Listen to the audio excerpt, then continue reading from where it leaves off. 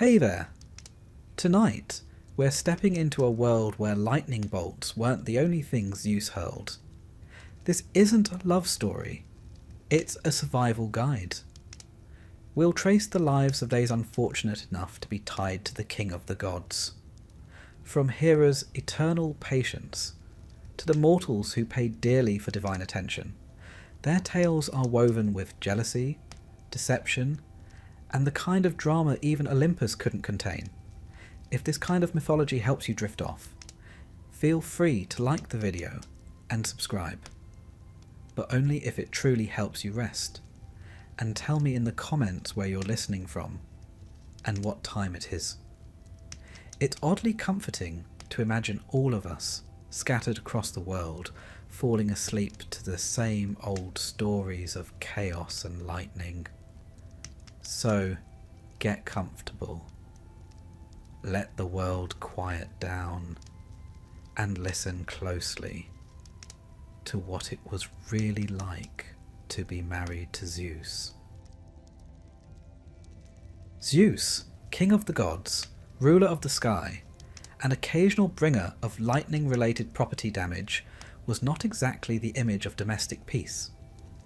He was the final child of Cronus and Rhea, and like most of his family, his early life began with an act of mild horror.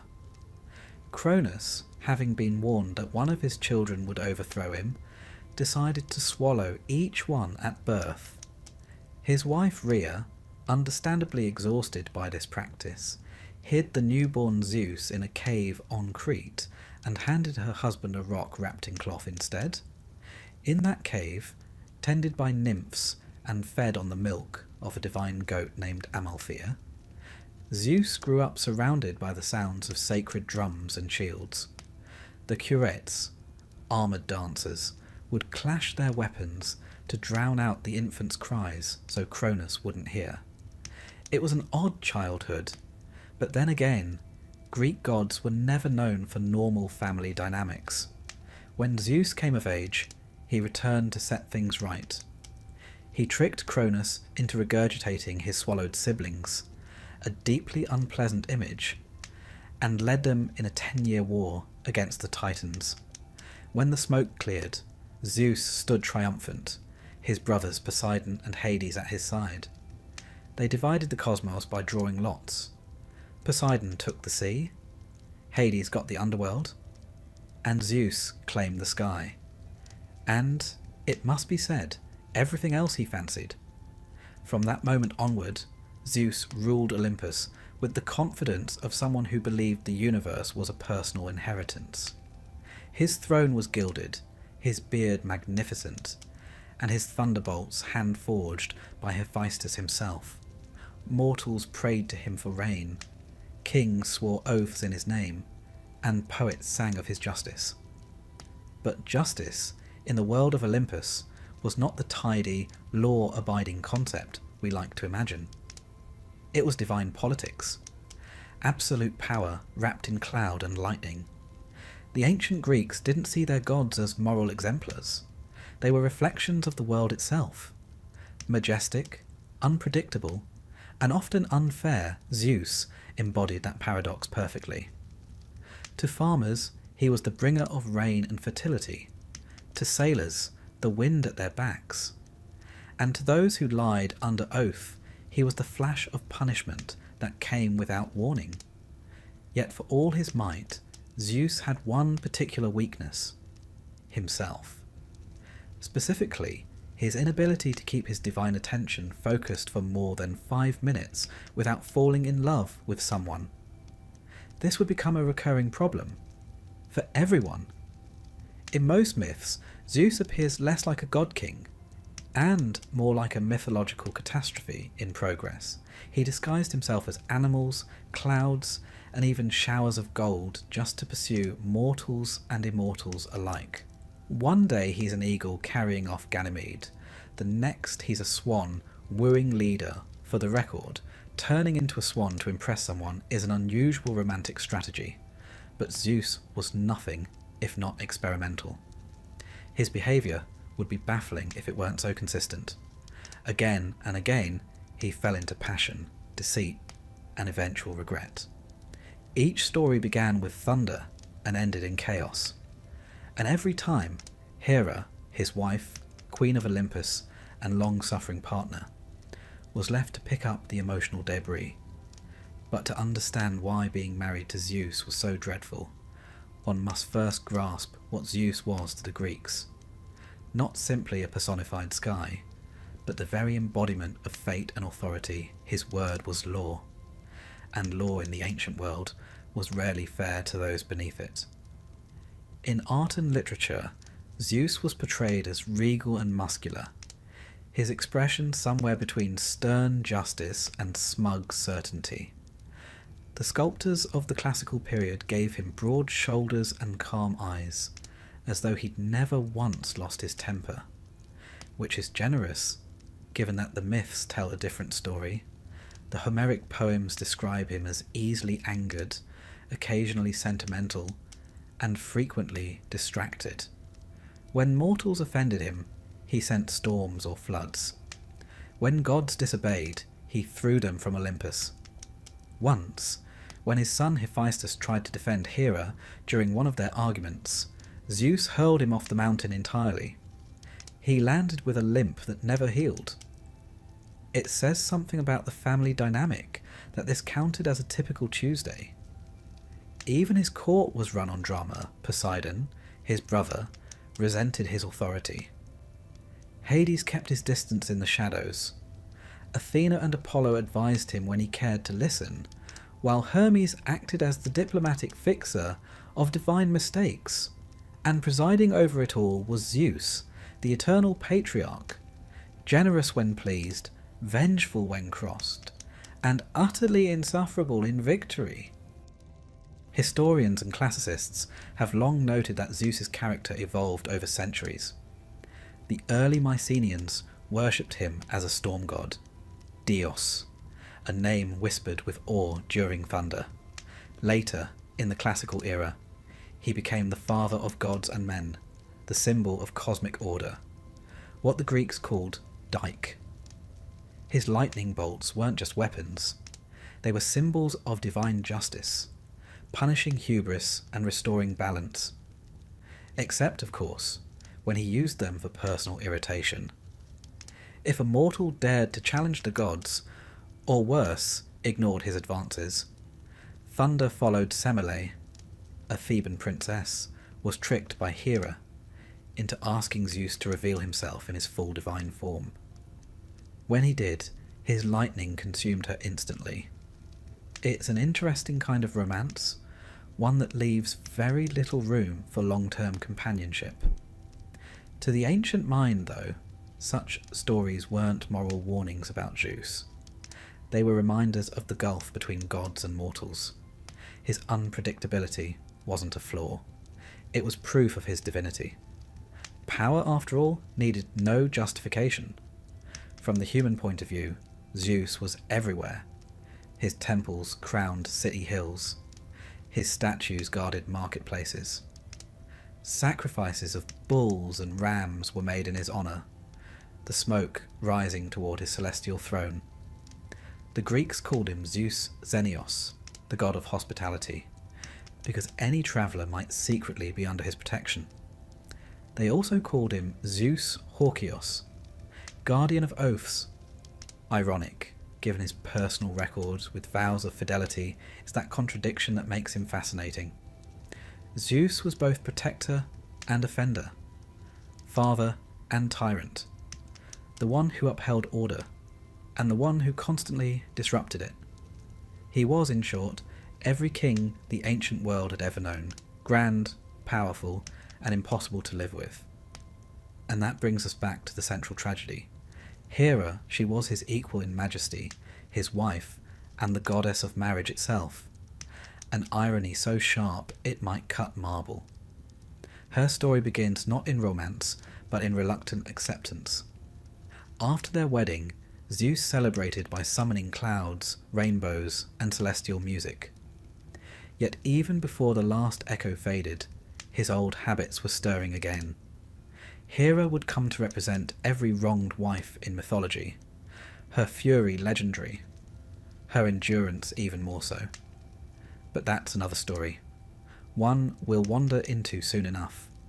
For now, as the thunder fades into soft rain and Olympus settles into uneasy quiet, it's worth remembering that Zeus, despite his glory, was less a god of peace than of restless energy. His terrible habits shape not only his marriage, but the entire mythic world around him. The heavens, the earth, and the underworld all bent to his will. And yet, not even the king of the gods could conquer his own impulses. If Olympus had a throne beside Zeus's, it belonged to Hera, the queen of the gods, goddess of marriage, childbirth, and the sort of patience that could only be forged in divine misery. She was majestic, poised, and relentless, not only in power, but in endurance. For while Zeus ruled the sky, Hera ruled the silence that followed his every thunderclap. In the ancient Greek world, Hera was one of the most deeply revered goddesses. Her temples at Argos and Samos stood as architectural marvels centuries before the Parthenon people prayed to her for stability in their marriages, for fertility, and for the well-being of the household. She was the divine embodiment of union. Except, of course, for her marriage to Zeus was the ancient equivalent of a mythological cautionary tale, a partnership built on lightning and resentment. According to myth, Zeus pursued Hera with the same persistence he showed toward nearly everyone he wanted. She wasn't easy to impress, though. Hera knew his reputation, and being his sister, she knew him rather too well. Zeus resorted to trickery, which, in his defence, seemed to be his favourite form of courtship. He transformed himself into a helpless cuckoo bird, shivering in the rain outside her window. Moved by pity, Hera gathered the trembling bird against her chest to warm it. That's when Zeus transformed back into himself, declaring that her compassion had bound them together. One imagines the conversation that followed was awkward. Their wedding, however, was magnificent. All the gods attended, nymphs danced, and the earth itself supposedly blossomed with new flowers. The divine couple was celebrated as the ideal union of masculine and feminine power. Order and authority joined forever. It was, as these things often are, a symbol of hope and a warning all at once, because, as the poets like to remind their audiences, Zeus's promises tended to last precisely as long as his attention span. From the beginning, Hera faced what we might call an occupational hazard. Zeus, ever restless, was prone to wandering affections. His transformations, swan, bull, cloud, golden rain, were famous throughout Greece. Each new affair brought another mortal woman elevated, ruined, or both, and Hera was expected to carry herself with dignity through it all. The Greeks never described Hera as naive. Quite the opposite. She was sharp, calculating, and utterly unwilling to accept humiliation quietly, but she was bound by the divine order of things. She couldn't leave Zeus, not when her very domain was the sanctity of marriage itself. To abandon it would be to unmake part of her own power. So she endured, and in enduring, she became fearsome. When the ancient playwrights wrote about her, they gave her a complex kind of wrath. Not blind jealousy, but a queen's wounded pride. Aeschylus and Homer both portray her as politically intelligent, often acting against Zeus when she believed he was unjust. Yet, no matter how cunning her schemes, the cosmic balance always restored Zeus to dominance. Hera's story, then, is one of eternal opposition, resistance without victory. It didn't help that Olympus itself was a nest of gossip. Every divine infidelity became a celestial headline.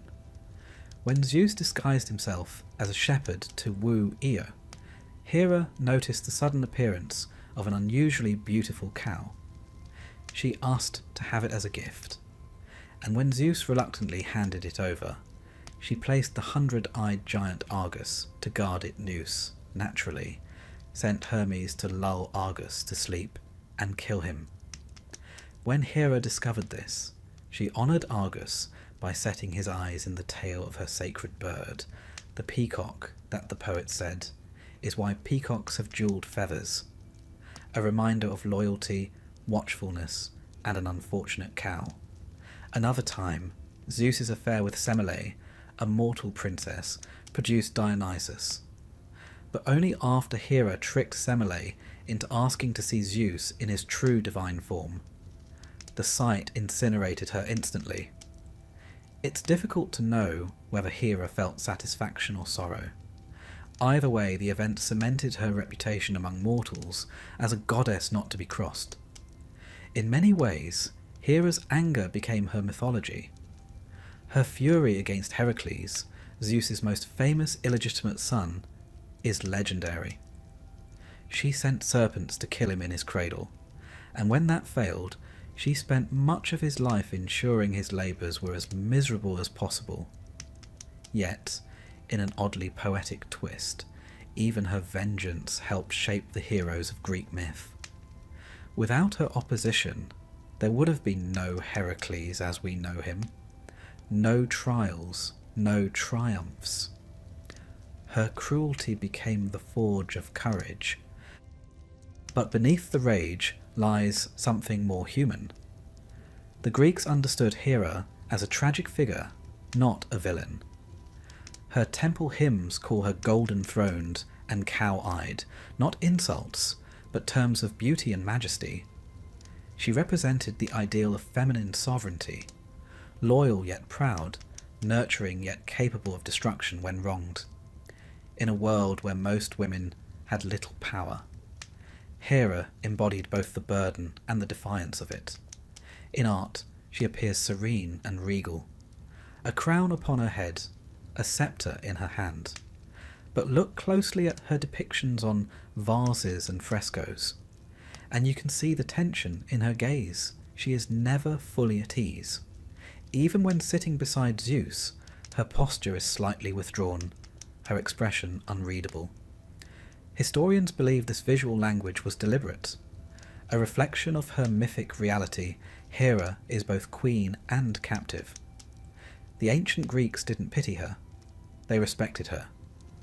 Her temples were among the oldest in Greece, and her worship often centred around rites of marriage and fertility.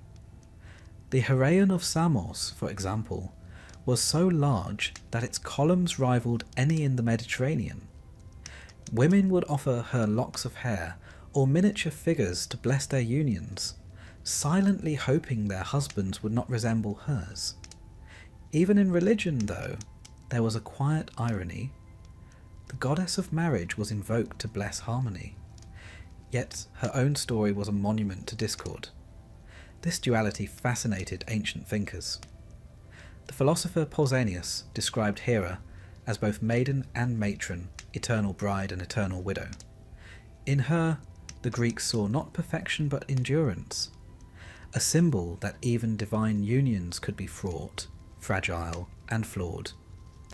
Zeus, for his part, seemed fond of her. In his own unhelpful way, their arguments shook Olympus.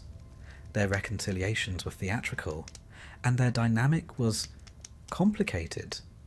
Once, in Homer's Iliad, Hera seduced Zeus to distract him during the Trojan War, hoping to aid the Greeks while he slept.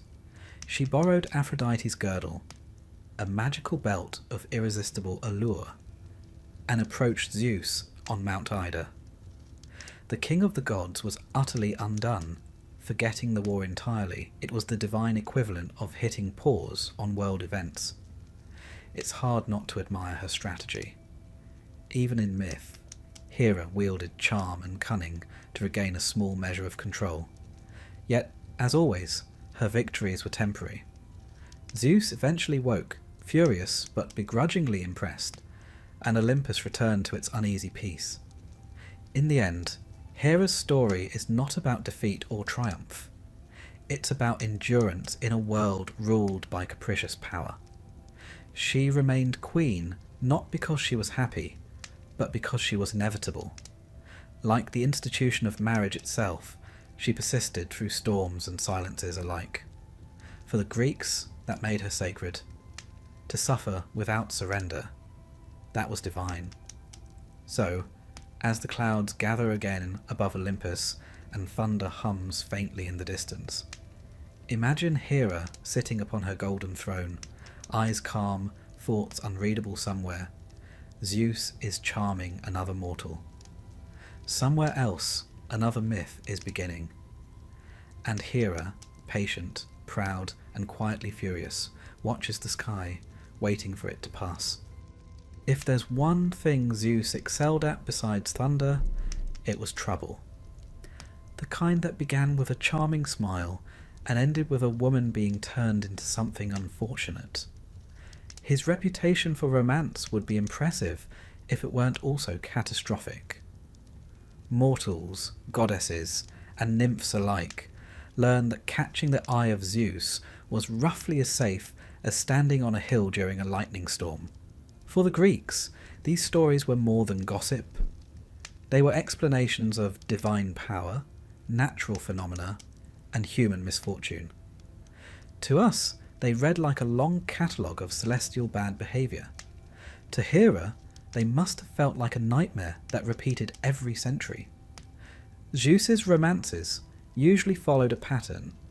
Transformation, pursuit, calamity. One of the earliest was with Io, a priestess of Hera herself.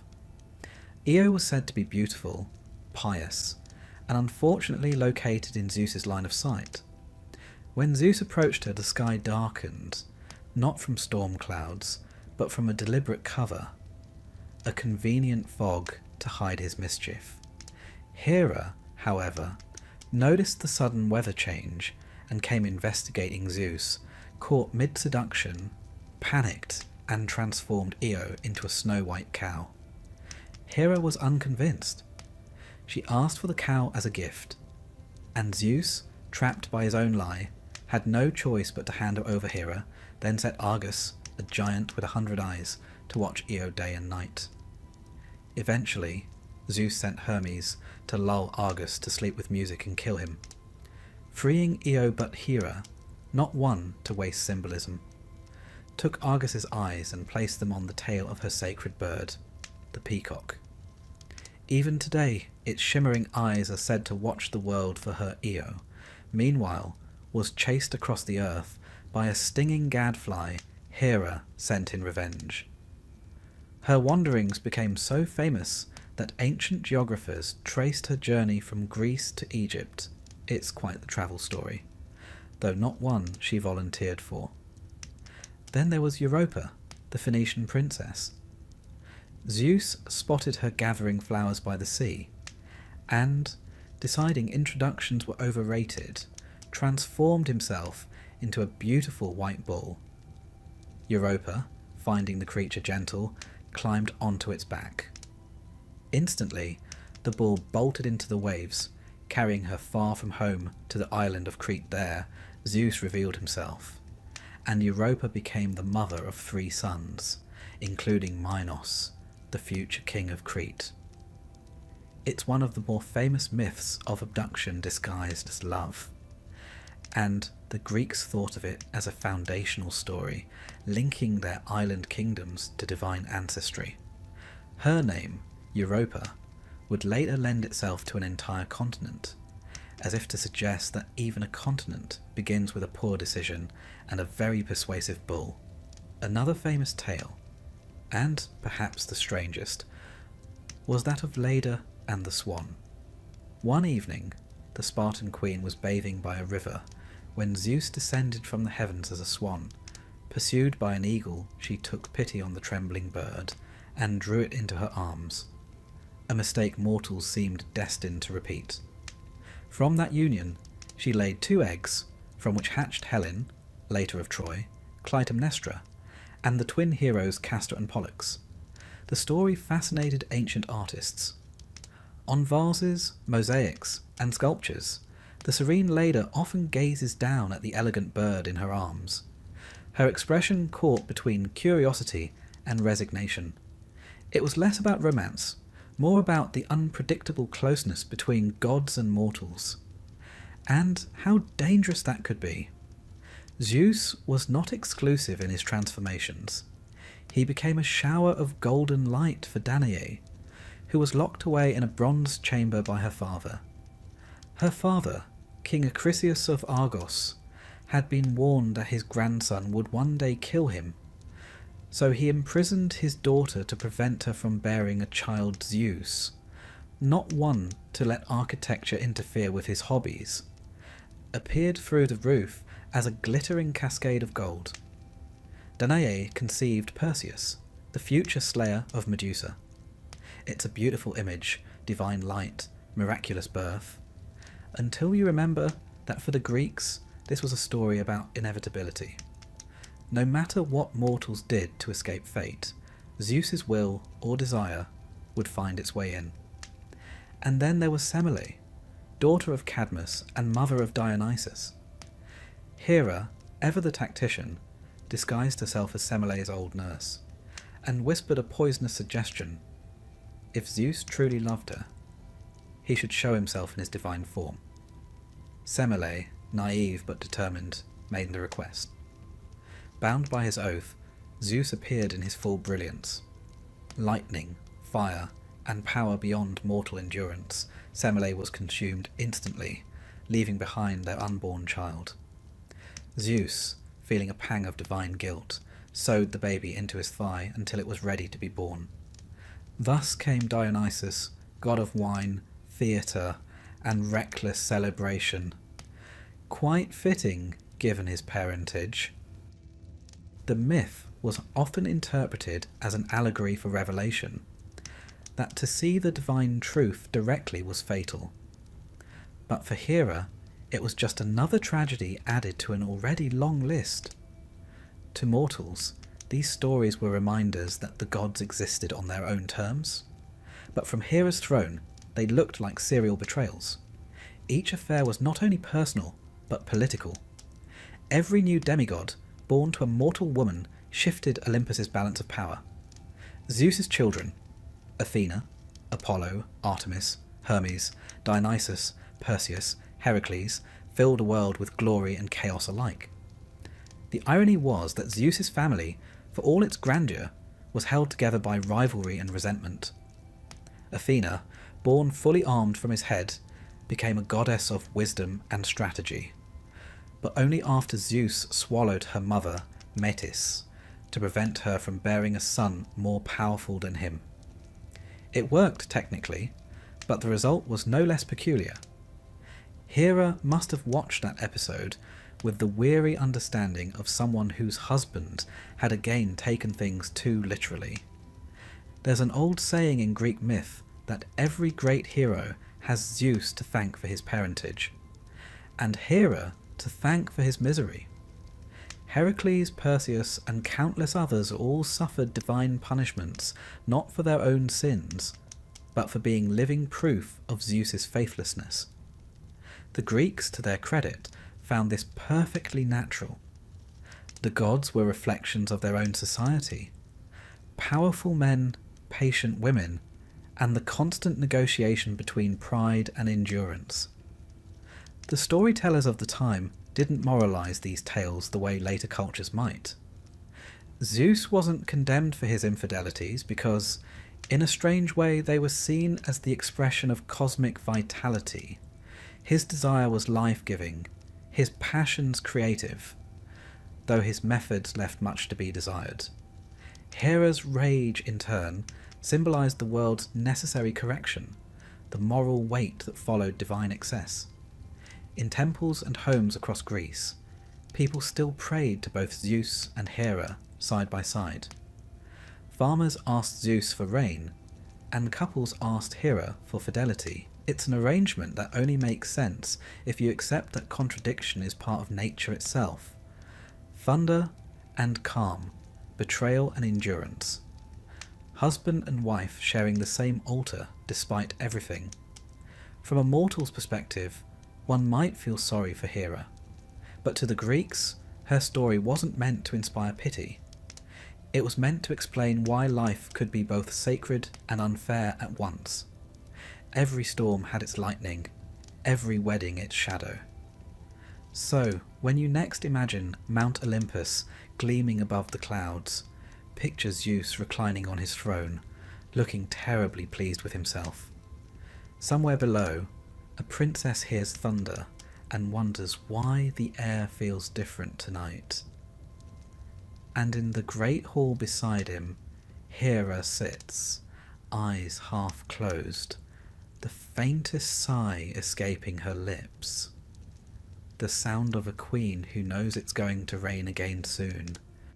When mortals prayed to Hera, they called her Queen of Heaven, but among the gods she was something far more formidable.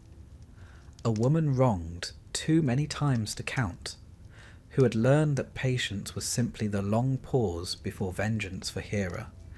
Every betrayal from Zeus was followed by a plan, a scheme, or a curse.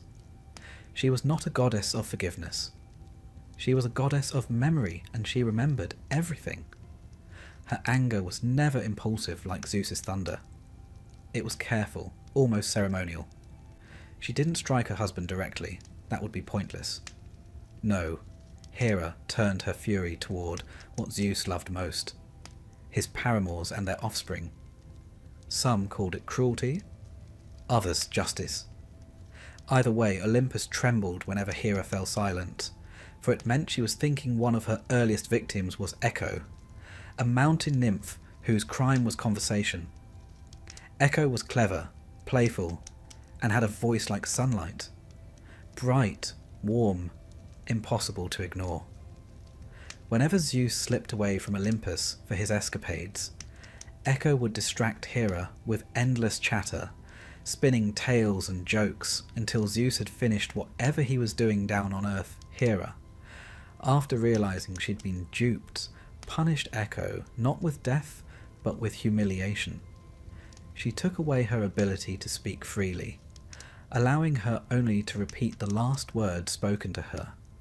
From that day forward, Echo's voice became nothing more than a reflection of others.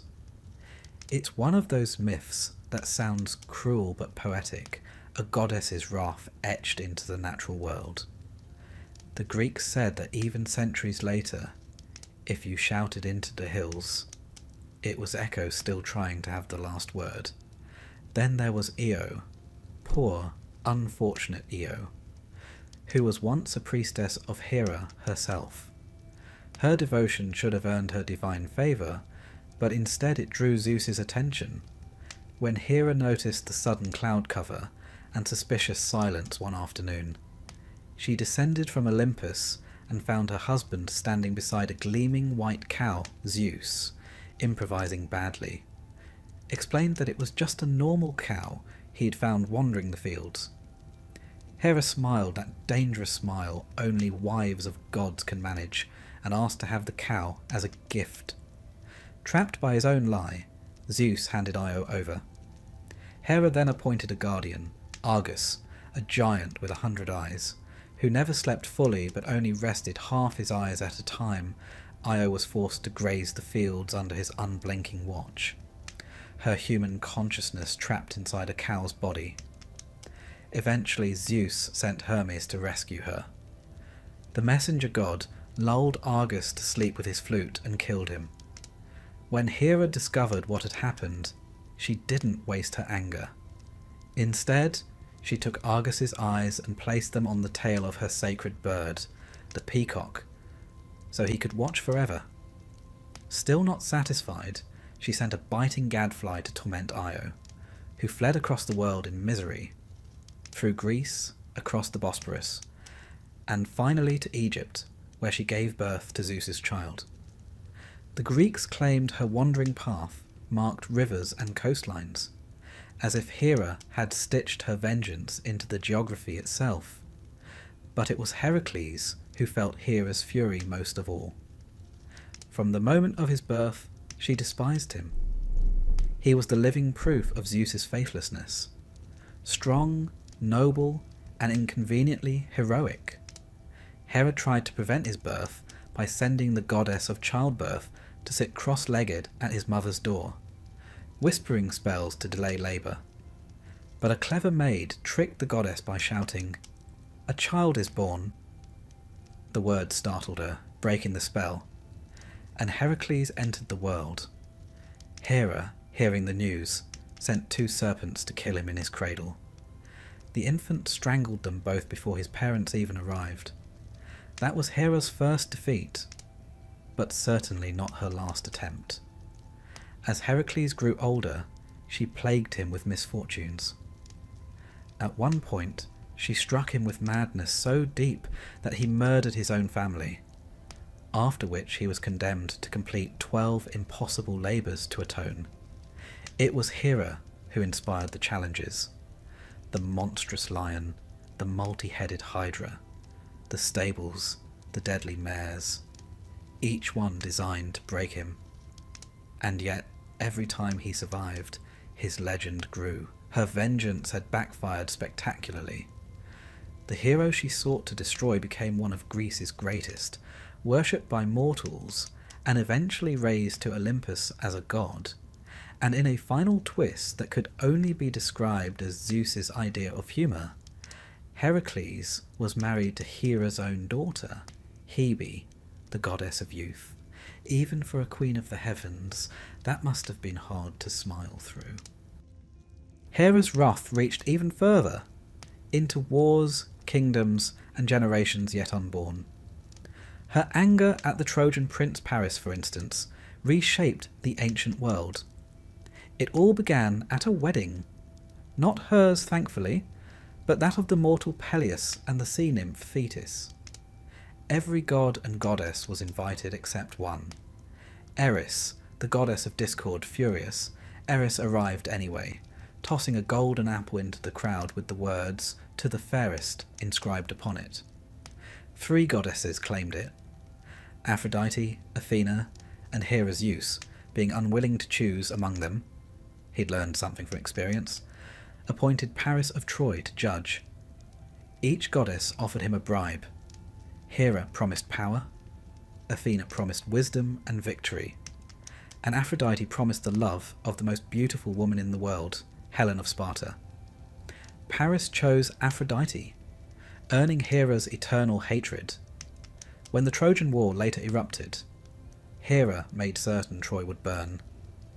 She supported the Greeks with unrelenting fervour, manipulating gods, storms, and heroes until the city was ash to mortals. Her vengeance might have seemed excessive. But to Hera, it was justice, drawn out over years. Not quick retribution, but patient correction. Every deceit had its echo, every betrayal its reckoning. And yet, even her victories carried sorrow. No amount of divine punishment could undo the simple truth. Zeus would never stop, and Hera could never leave. In this endless cycle, she became something larger than vengeance. She became inevitability itself, the divine embodiment of reaction, the eternal consequence to every thunderbolt thrown in passion.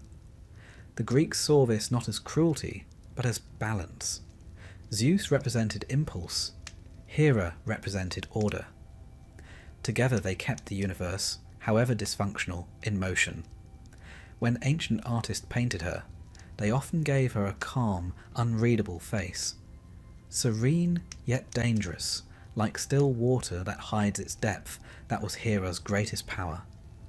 The dignity that endured, even through humiliation. Her revenge was not the tantrum of a jealous wife.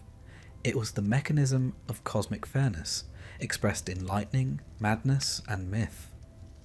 So, as the night settles over Olympus and the gods sleep, or pretend to, you can almost imagine Hera sitting by her window of clouds, looking down on the mortal world somewhere below.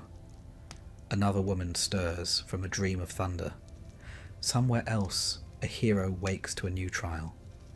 And above them all, Hera watches, not with fury anymore, but with that quiet, knowing calm of someone who understands that storms always come back around. Zeus was never short on offspring.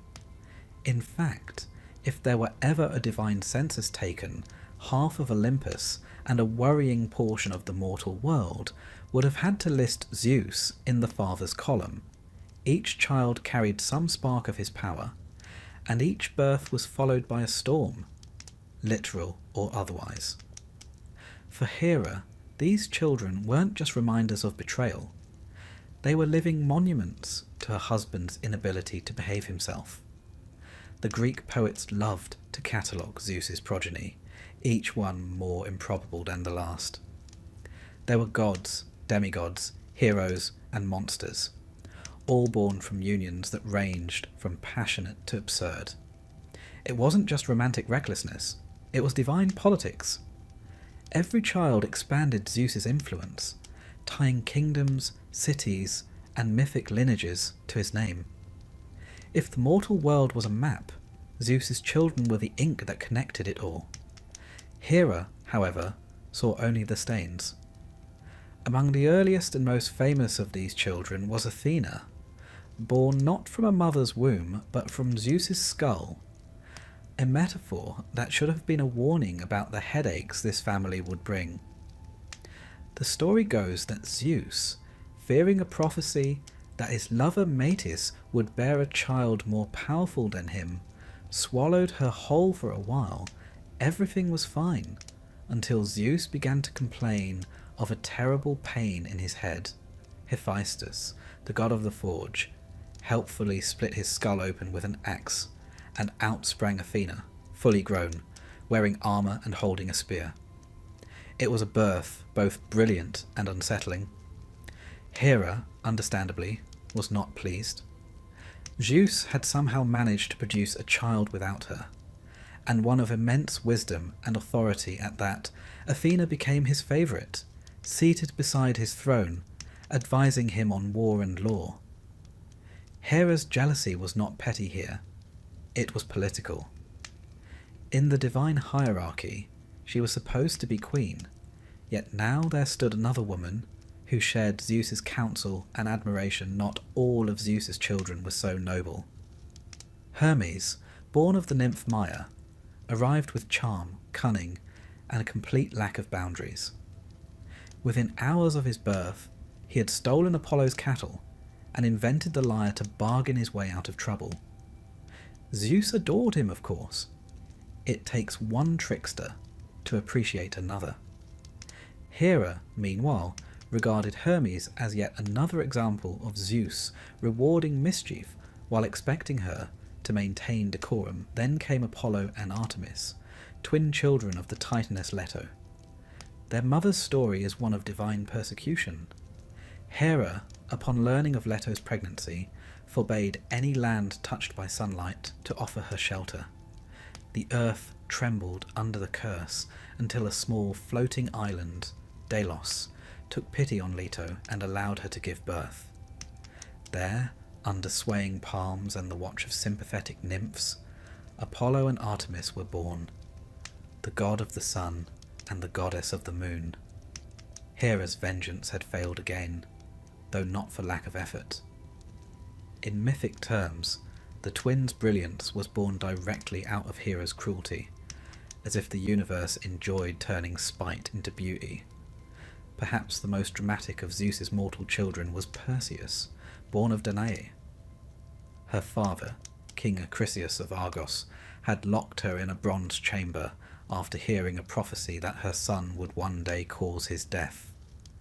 But Zeus, not one to be stopped by architecture, entered her prison as a shower of golden light. From that union came Perseus, the hero who would later slay Medusa and rescue Andromeda. Hera, curiously, left him alone. Perhaps she considered the situation beneath her notice, or perhaps even she knew that some fates were better left unprovoked. Heracles, however, was another matter entirely. He was the most famous of all Zeus's mortal children, and Hera's sworn enemy from the moment he drew breath.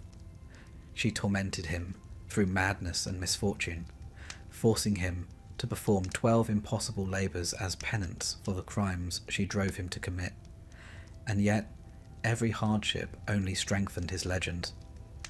By the end of his mortal life, Zeus raised him to Olympus as a god. Hera, after centuries of hatred, was forced to accept him as family. In a gesture of divine irony, she even gave him her daughter Hebe as a bride.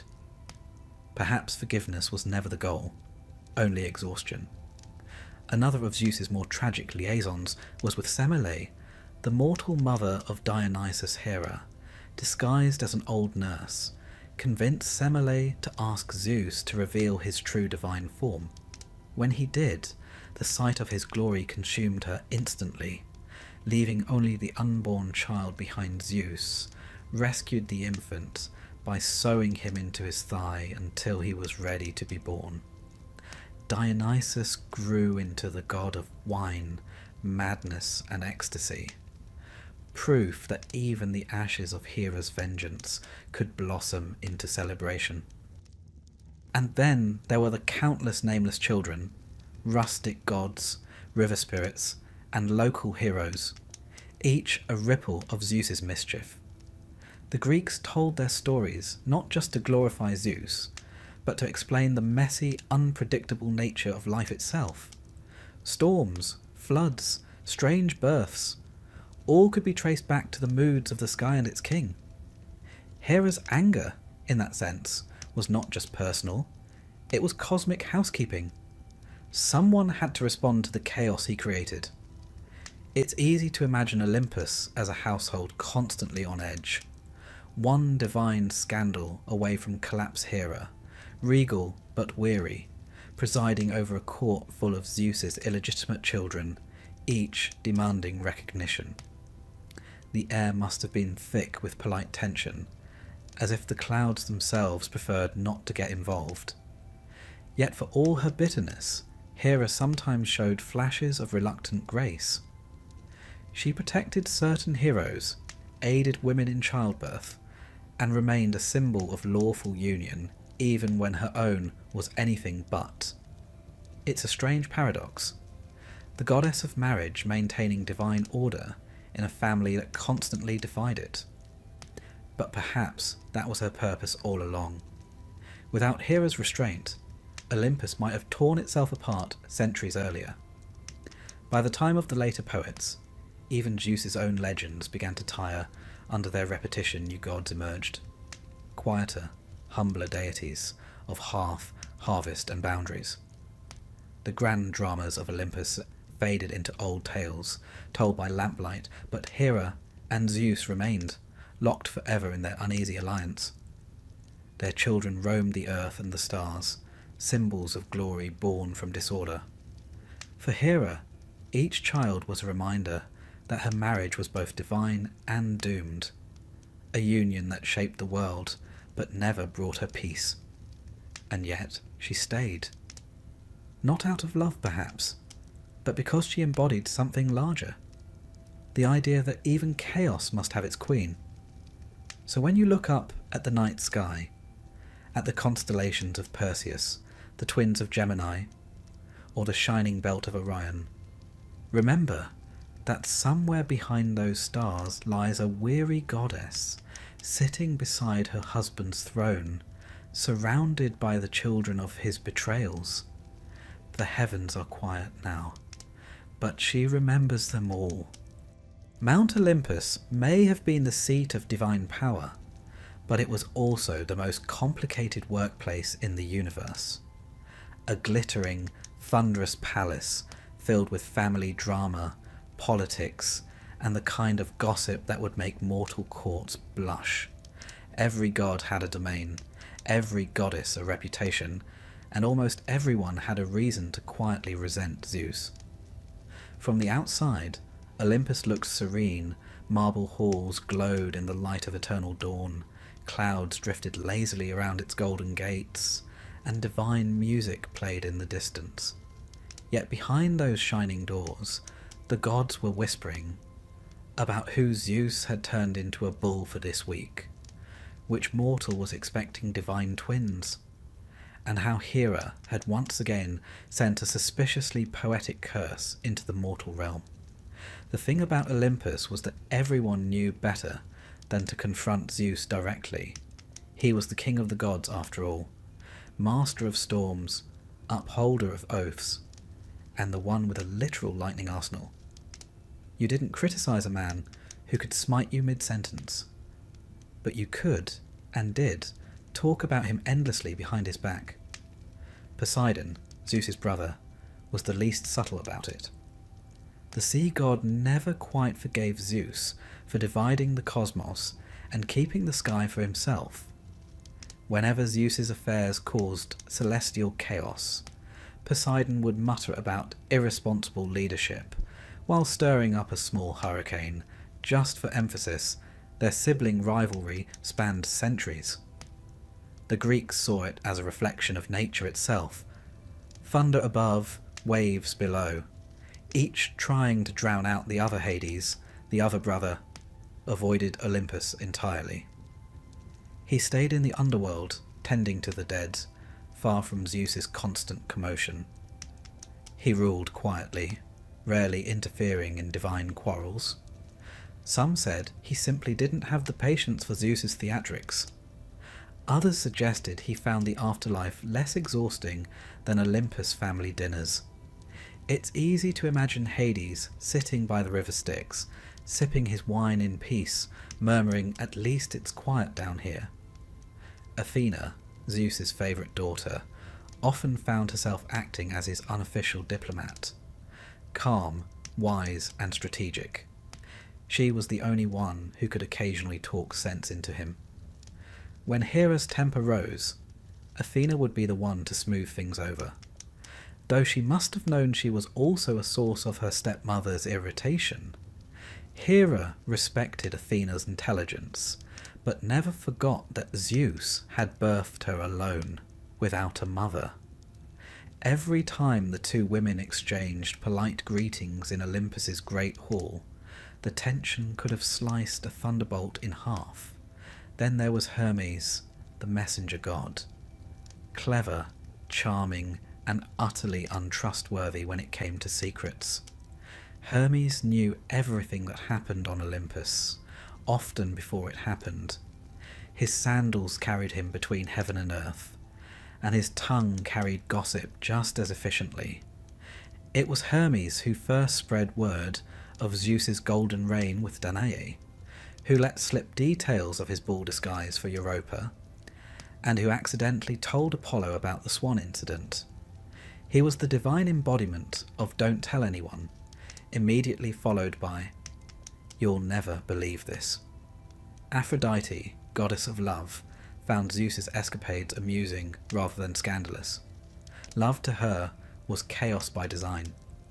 She would sit among the other goddesses, idly combing her golden hair, remarking that at least Zeus kept things interesting.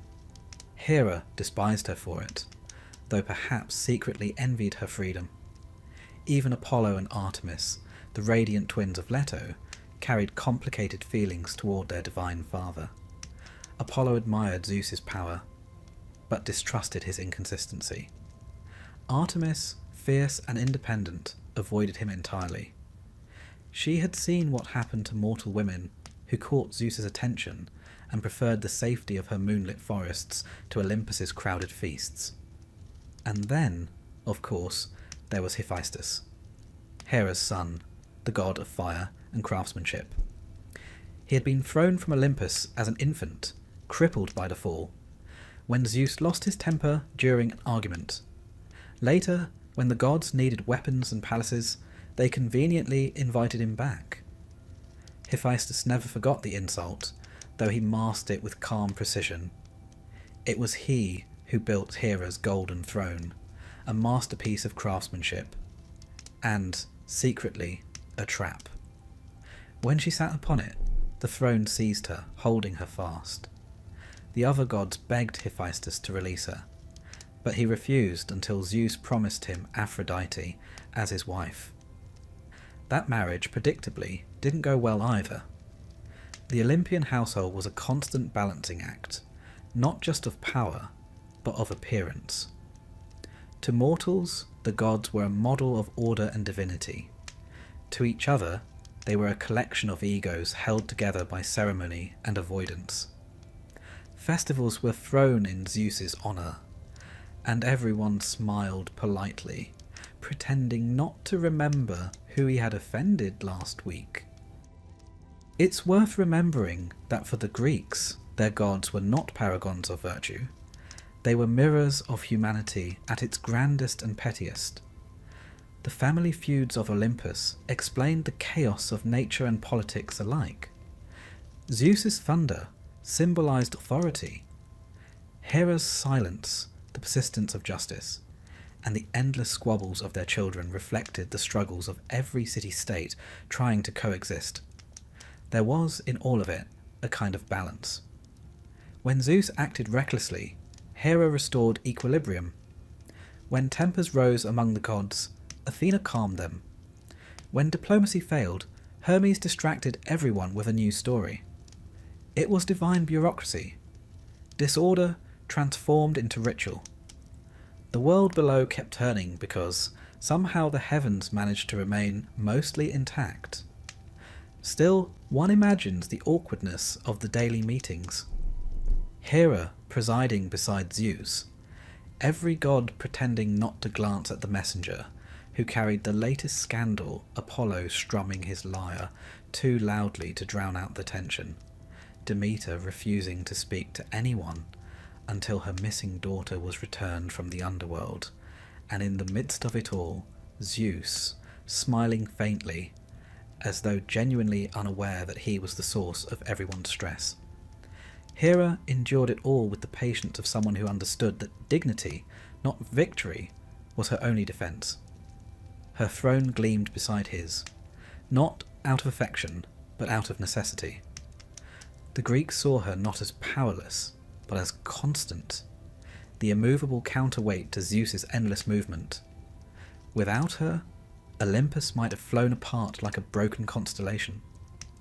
When poets described the divine banquets, they spoke of golden cups and immortal ambrosia, of laughter that shook the clouds. But if you listen closely between the lines, you can almost hear the weary sighs, the whispered alliances, the soft clinking of restraint. Olympus was less a paradise than a family dinner that never ended, with thunder as background music.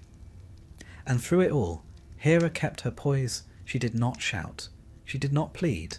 She simply watched, listened, and remembered. Power, she knew, was not only in thunder, but in silence, in the ability to outlast chaos, and that she did beautifully. So while Zeus's affairs made legends, Hera's composure made history. Her quiet endurance became the foundation of Olympus itself, the thread that held the heavens together, even as its ruler unravelled it, one scandal at a time. When Zeus looked down from Olympus, he didn't see mortals the way humans see one another. To him, they were as fleeting as sparks from his own lightning, bright for a moment, then gone. And yet, somehow, he found them irresistible. Time and again, he descended from his throne to chase mortal women, leaving behind chaos, heartbreak, and a very long list of half-divine offspring. For Zeus, these encounters were acts of passion. For the mortals involved, they were often tragedies waiting to happen. To understand these myths, you have to think the way the ancient Greeks did. The gods weren't moral beings. They were forces of nature, vast, unpredictable, and unconcerned with fairness. When Zeus fell in love, it wasn't romance, it was weather. It happened suddenly, violently, and mortals could do little more than survive it. The story of Danae is one of the most famous examples. She was a princess of Argos, locked away in a bronze tower by her father, King Acrisius. An oracle had warned him that his daughter would one day bear a son who would kill him. So he did what all mythological fathers did when faced with prophecy. He overreacted dramatically. He sealed her in an underground chamber, away from men and daylight. But prophecies in Greek myth are like rivers. They always find their way. Zeus visited Danae not as a man, but as a shower of golden light. It must have been dazzling. Divine radiance falling like sunlight through cracks in the bronze walls. From that impossible encounter came Perseus, who would one day slay Medusa, and yes, fulfill the prophecy. Acrisius's attempt to defy fate only made it happen, and Zeus. He was long gone by then, off chasing someone else. There was Alcmene too, the mother of Heracles. Zeus disguised himself as her husband while the man was away at war, and visited her for a single, extraordinarily long night. When the real husband returned, there were 2 sons, one mortal, one divine. Hera's rage was immediate and lifelong. She sent serpents to the infant's cradle, then madness to his adult mind.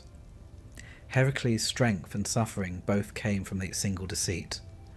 A god's brief pleasure paid for with a hero's lifetime of pain. And then came Leda, the queen of Sparta, who was visited by Zeus in the form of a swan. It sounds ridiculous. A swan. But to the Greeks it symbolized seduction wrapped in softness. The divine disguised as the harmless, the union produced eggs from which hatched Helen, later of Troy, whose beauty would ignite a war lasting 10 years. It's difficult not to notice the pattern. Zeus's affairs had a way of rewriting history, while leaving others to deal with the aftermath. Callisto's story was even darker. She was one of Artemis's followers, a virgin huntress sworn to chastity. Zeus disguised himself as Artemis to trick her, a deceit that even the ancient storytellers found disturbing. When Callisto gave birth to a son, Hera's fury erupted. She transformed Callisto into a bear and sent her wandering through the forests, hunted by the very companions she once called sisters. Years later, her son, grown into a hunter, unknowingly aimed his spear at her. Zeus intervened at the last moment, placing them both in the stars as Ursa Major and Ursa Minor, the Great Bear and Little Bear, a family portrait written in starlight, born of tragedy. Semele's tale might be the most haunting of them all. A mortal princess of Thebes, she caught Zeus's eye, and soon she was pregnant Hera, disguised as an old nurse, visited her with gentle, poisonous words. "If Zeus truly loves you," she said, "make him show himself to you as he appears to Hera." It was advice laced with death. When Zeus came again, Semele asked her wish, and he, bound by oath, could not refuse. He revealed himself in all his divine glory, lightning, fire, radiance unbearable to mortal sight. Semele was consumed instantly, leaving only her unborn child behind. Zeus sewed the baby into his thigh until it was ready to be born. And thus came Dionysus, god of wine and madness, the only god born twice. Mortals often paid the price for Zeus's whims long after he'd gone. Their children, though gifted, lived uneasy lives. They carried both human fragility and divine expectation. Belonging fully to neither world, Perseus was haunted by prophecy, Heracles by guilt, Dionysus by madness. Even Helen of Troy, said to be the most beautiful of all women, found her life turned into legend by men who went to war over her. None of them had asked to be born into such chaos. But that was the nature of Zeus's affection. Brief, brilliant, and ruinous. To the Greeks, these myths explained the unpredictability of fate. The gods' desires shaped the world the way storms shape mountains, leaving beauty, destruction, and rivers of consequence behind. Zeus's pursuit of mortals blurred the line between heaven and earth, reminding humanity that divine attention was as dangerous as divine wrath. Hera, of course, saw it differently. To her, each mortal woman was a fresh insult, each half-god child another scar on her pride.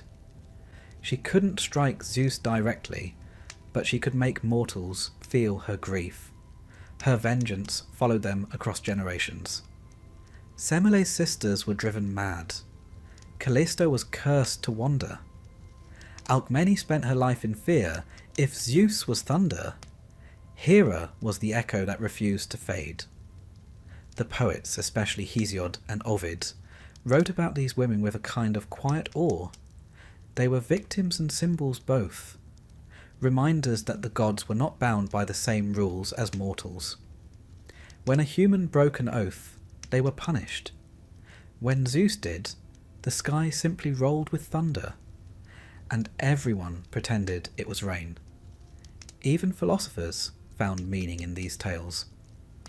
To them, Zeus's relationships represented the meeting of the mortal and the divine, the way inspiration, love, or catastrophe can strike from above and change the course of a life.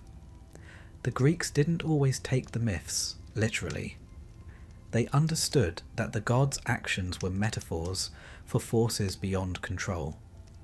Love that burns, fate that cannot be avoided, and the arrogance of thinking one can escape either. Still, one can't help but imagine the awkwardness of it all. The mortal world trembling in awe at Zeus's thunder, not realizing that half of that storm was domestic tension. Hera, seated on her golden throne, watching the world below and thinking, another one? Really? Somewhere Hermes was probably whispering updates to Athena, and Aphrodite was sighing dreamily, insisting that love makes fools of everyone, even King Zeus himself. If he ever reflected on the chaos he caused, likely saw it as proof of his vitality, the endless reach of his will across heaven and earth. Yet for all his power, there was something pitiful about it too. His conquests never brought him peace, only more storms to manage, more hearts to mend, more apologies he never quite made. And below, in the human world, people built temples to him. They sacrificed bulls, prayed for rain, and thanked him for victories, all while quietly accepting that their god was also a source of misery. To worship Zeus was to accept contradiction. The same hand that blesses also burns. So when thunder rolled across the ancient skies, farmers might look up and mutter, Zeus is at it again. They weren't wrong. Somewhere above the clouds, the king of the gods was smiling, while Hera, ever patient, kept count. It is easy to imagine Hera only as a storm, jealous, vengeful, and unrelenting. That is how most myths describe her. Forever raging, forever wronged. But there's another side to her, one quieter and lonelier. Beneath the crown and the thunder sat a goddess who embodied constancy in a world that refused to stay still. While Zeus roamed and Olympus gossiped, Hera endured. That endurance, more than her temper, was her true power. The Greeks called her Basileia, the queen. She was one of the eldest Olympians, sister to Zeus and his equal in birthright, if not in freedom. Before she became a figure of divine rage, she was a goddess of order, of lawful union, of sacred promises. She presided over marriage not as a sentimental ideal, but as a solemn covenant, binding, permanent, and sometimes quietly suffocating. To be the goddess of marriage in a marriage like hers must have been a divine joke, though not a funny one. Hera's temples were full of prayers from women asking for love, fertility, and peace in their homes. They lit lamps to her, offered small sacrifices, and braided her name into their wedding songs. None of them, one suspects, realized the goddess they prayed to was herself trapped in the very thing they feared, a union that could not be undone. In the oldest hymns, Hera is described not with malice, but majesty. She is golden-throned, cow-eyed, the one of noble step. The poets meant these as praises of beauty and dignity. The epithet cow-eyed, so often misunderstood, referred not to dullness, but to depth. Large, serene eyes that saw everything and gave nothing away. She was not soft, but composed. It was the kind of beauty that came with self-control, the quiet power of one who has learned to master her own heart. Yet even among gods, control had limits. Zeus's endless wanderings through a mortal and immortal worlds left Hera isolated. The halls of Olympus rang with music and laughter, but Hera's chambers were silent. Every feast reminded her that her husband's affection was divided across the sky. And while the other goddesses found new lovers or retreated to their domains, Hera had nowhere else to go. Marriage was her realm, and her prison. Still she remained dutiful. When Zeus held court, she sat beside him. When mortals sacrificed in his name, her image stood beside his. To defy him would have meant unravelling the divine order itself. And Hera valued order even more than vengeance. She understood that chaos was the one thing Zeus could never resist, and the one thing she must never allow. So she stayed, regal and unyielding, the still point in a swirling cosmos of thunder and desire. The ancient world respected that strength. In cities like Argos, Samos and Mycenae, Hera's worship was among the most ancient and revered. Her temples were older than Zeus's. Her cult, more local and personal pilgrims, brought offerings of peacock feathers, woven robes, and delicate carvings. Newly married couples would dedicate strands of hair or small wooden effigies, asking for her blessing. Archaeologists have found thousands of such offerings, tokens of gratitude or perhaps of sympathy. It seems mortals, especially women, felt a quiet kinship with her. They understood what it meant to smile through endurance. In Argos, her priestesses tended a sacred hearth that burned without ceasing, an eternal flame symbolizing the constancy of her spirit. During festivals, her image was bathed and dressed anew, not as an idol of wrath, but as a bride restored. It was a ritual of renewal, perhaps for her, perhaps for those who needed to believe that even the bitterest marriage could be made pure again, at least for a moment. On the island of Samos, the Heraion stood so vast that ancient travellers mistook it for a palace.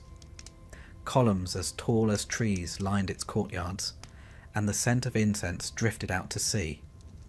There, Hera was honoured not as Zeus's wife, but as a sovereign in her own right, the matron of women, the guardian of legitimacy.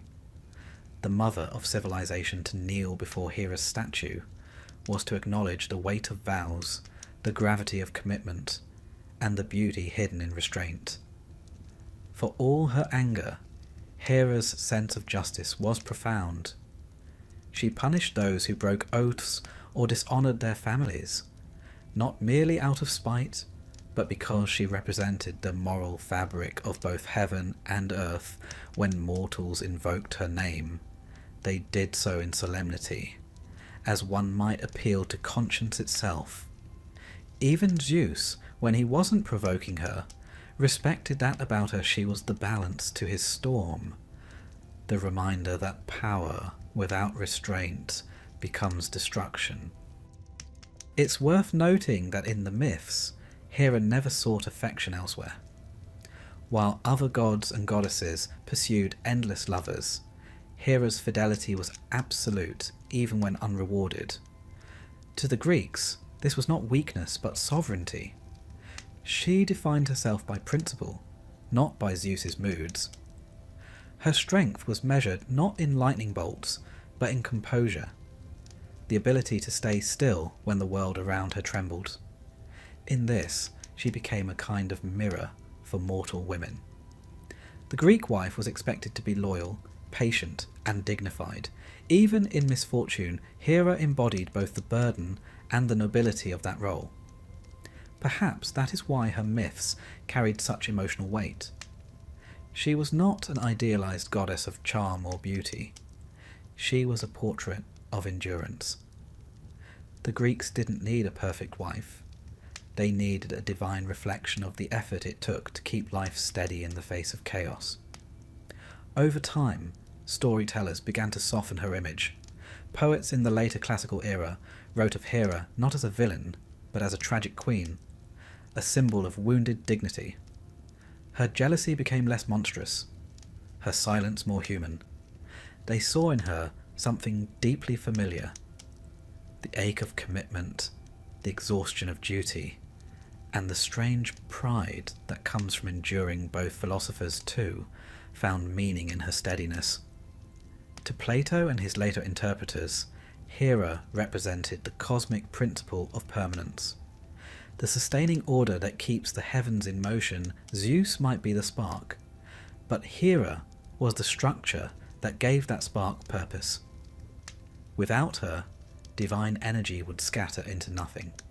Her silence, then, was not submission, but wisdom. In art, Hera's transformation continued. On ancient vases, she stands tall beside Zeus, her veil cascading like a waterfall of gold, her expression calm but distant. She rarely looks at him. Instead, her gaze drifts outwards, towards something beyond even Olympus, perhaps a horizon she can never reach. Her peacock stands beside her, feathers fanned in quiet splendour, its jewelled eyes glimmering like fragments of Argus's eternal watchfulness. Some artists painted her alone, seated upon a high throne of marble, her sceptre tipped with a lotus bloom. There is no anger in these portraits, only stillness, the kind of peace one earns after realising that nothing left to break is worth breaking. Those who studied such works said they could almost hear her sigh, the sound of eternity's quiet disappointment. If Zeus was the symbol of divine power, Hera became the emblem of endurance. She was the unmovable heart of Olympus, the quiet authority that survived scandal, neglect, and betrayal. Mortals feared Zeus's wrath, but they respected Hera's silence. When storms passed, her constancy remained, a reminder that dignity is its own form of divinity. And perhaps that's why her temples outlasted his. In some places the people did not pray to her for thunder or victory. They prayed for patience, for balance. For the courage to stay when leaving wasn't an option. Hera's worshippers didn't ask her to forgive. They asked her to help them endure. So when we think of Hera, queen, wife, goddess, victim, judge, perhaps we should see not a jealous woman, but a weary sovereign sitting beneath the same stars her husband commands. Her crown is heavy, her silence immense, but her gaze is steady. The thunder may be his, but the endurance is hers. The poets ended her stories not with triumph or tragedy, but with stillness. Hera remains on her throne beside Zeus, watching, listening, and waiting. Somewhere far below, mortals light candles for her, not because she was kind, but because she understood. Zeus was the god who had everything: the throne of heaven, the worship of mortals, the respect of the gods, and the endless luxury of being right even when he wasn't. And yet, for all his power, he was never entirely in control. That was the irony of his divinity. The more he ruled, the more he was ruled. By destiny, by desire, by the very forces that defined him, he was the embodiment of authority, and the victim of it too. To the Greeks, Zeus was more than a personality. He was a principle, the idea that order, law, and justice must exist, even when they are inconvenient. They called him Zeus Xenios, the protector of guests; Zeus Horkios, the guardian of oaths; Zeus Ombrios, the bringer of rain; and Zeus Panhellenios, the unifying god of all Greeks. His presence was woven into the rhythm of daily life. A farmer praying for rain invoked him. A king swearing an oath feared him. Even a traveller setting out on the road offered him a silent nod. But while mortals saw Zeus as the embodiment of divine law, the poets saw something else. A ruler constantly testing the limits of his own authority. Every myth about Zeus carries the same strange contradiction. He is both the enforcer of order and its greatest violator. The god who punishes oathbreakers is also the god who deceives mortals. The god who upholds justice is the same one who terrifies those who cross him. It is as though Zeus himself was the storm, sometimes nourishing, sometimes devastating, but always beyond reasoning, with the philosophers noticed this too. Hesiod, in his Theogony, presents Zeus as the great stabilizer of the cosmos. After the chaos of the Titans, Zeus brings hierarchy, balance, and justice. But the poet of later centuries, especially Euripides, painted him as a figure of moral confusion, a divine king who behaved like a flawed man. By the time of the classical age, the Greeks were already asking the uneasy question, how can the ruler of all be so human? Perhaps that was the point. The gods were never meant to be examples of virtue. They were mirrors of the human soul, magnified and eternal. Zeus's contradictions reflected humanity's own, the constant struggle between reason and impulse, justice and desire, restraint and indulgence.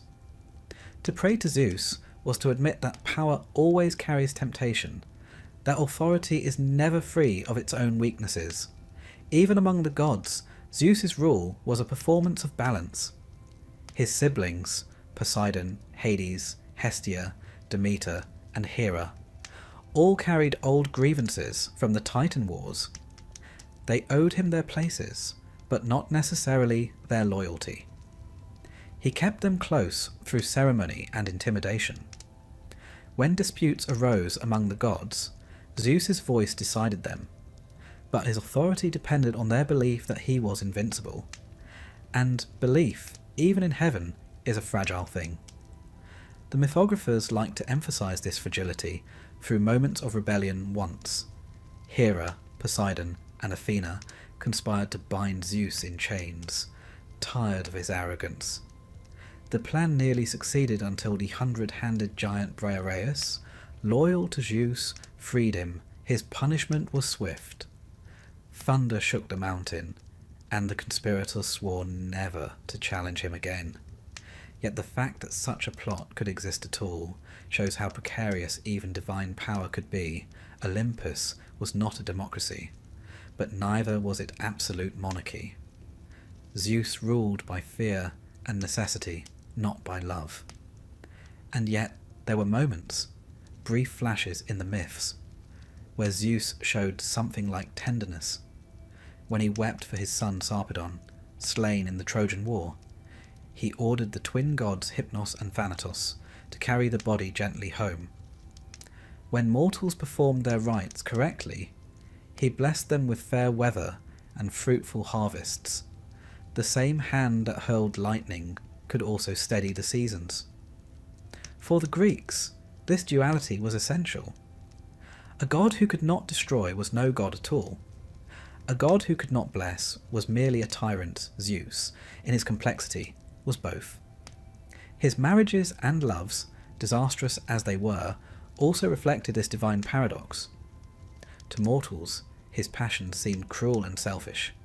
To the poets, they were metaphors for the world itself, the union of sky and earth, of spirit and matter, of will and creation. His union with Hera represented the marriage of power and order. His affair with Demeter symbolized the fertility of the land. His pursuit of Io, transformed into a cow, mirrored the transformation of nature through suffering. Even his more scandalous escapades could be read as myths of the cosmos, where desire and creation were inseparable. Still, the human image of Zeus was difficult to reconcile. Artists carved him in marble with perfect symmetry, the broad chest of a warrior, the calm face of a judge, the eyes of one who knows everything and forgives nothing. He looked eternal. But behind that idealized form lay unease.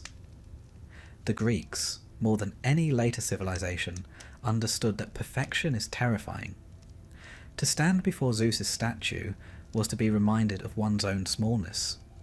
the fragility of being human in a world ruled by moods larger than weather.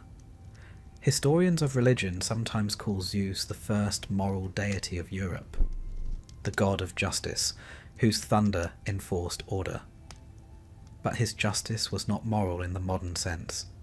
It was cosmic balance, indifferent and absolute.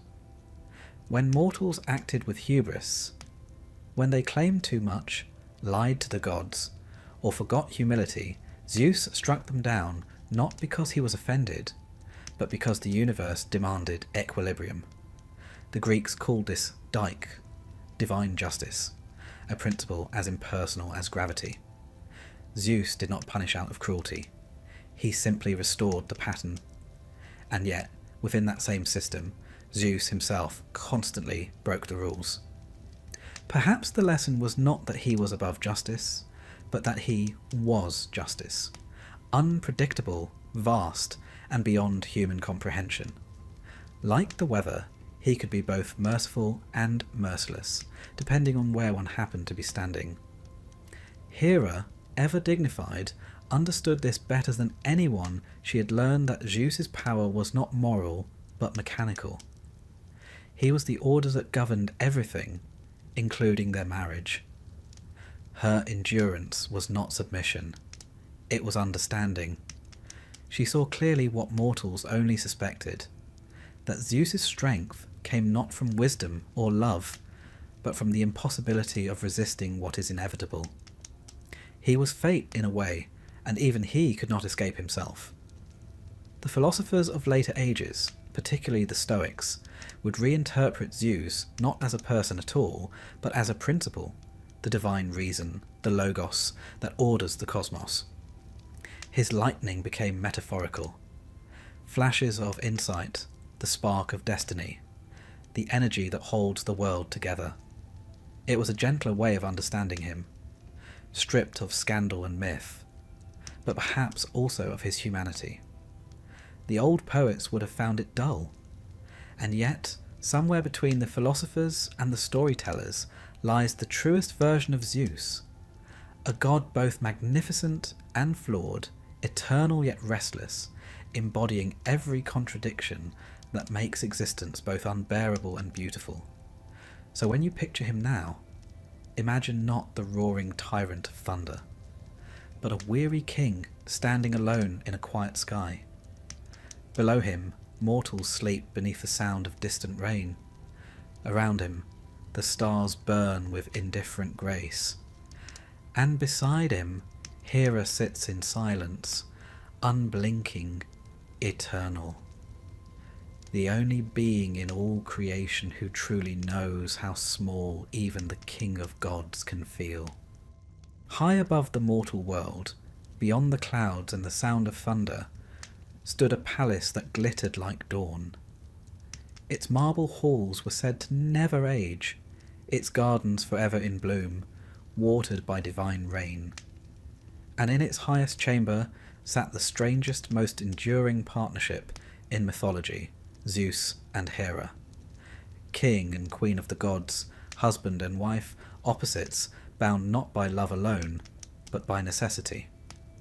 For all their quarrels, betrayals and heartbreaks, they were inseparable. The Greeks saw them not just as divine beings, but as the very pattern of the cosmos. The storm and the stillness, the will and the law, the spark and the balance. If Zeus represented power, Hera represented its limit. And between them lay everything else, sky, earth, and the delicate order that kept the world turning. Their marriage began, as so many things in Greek myth did, with deception. Zeus had courted Hera endlessly, but she refused him. Tired of her resistance, he transformed himself into a small cuckoo bird, shivering in the rain outside her window.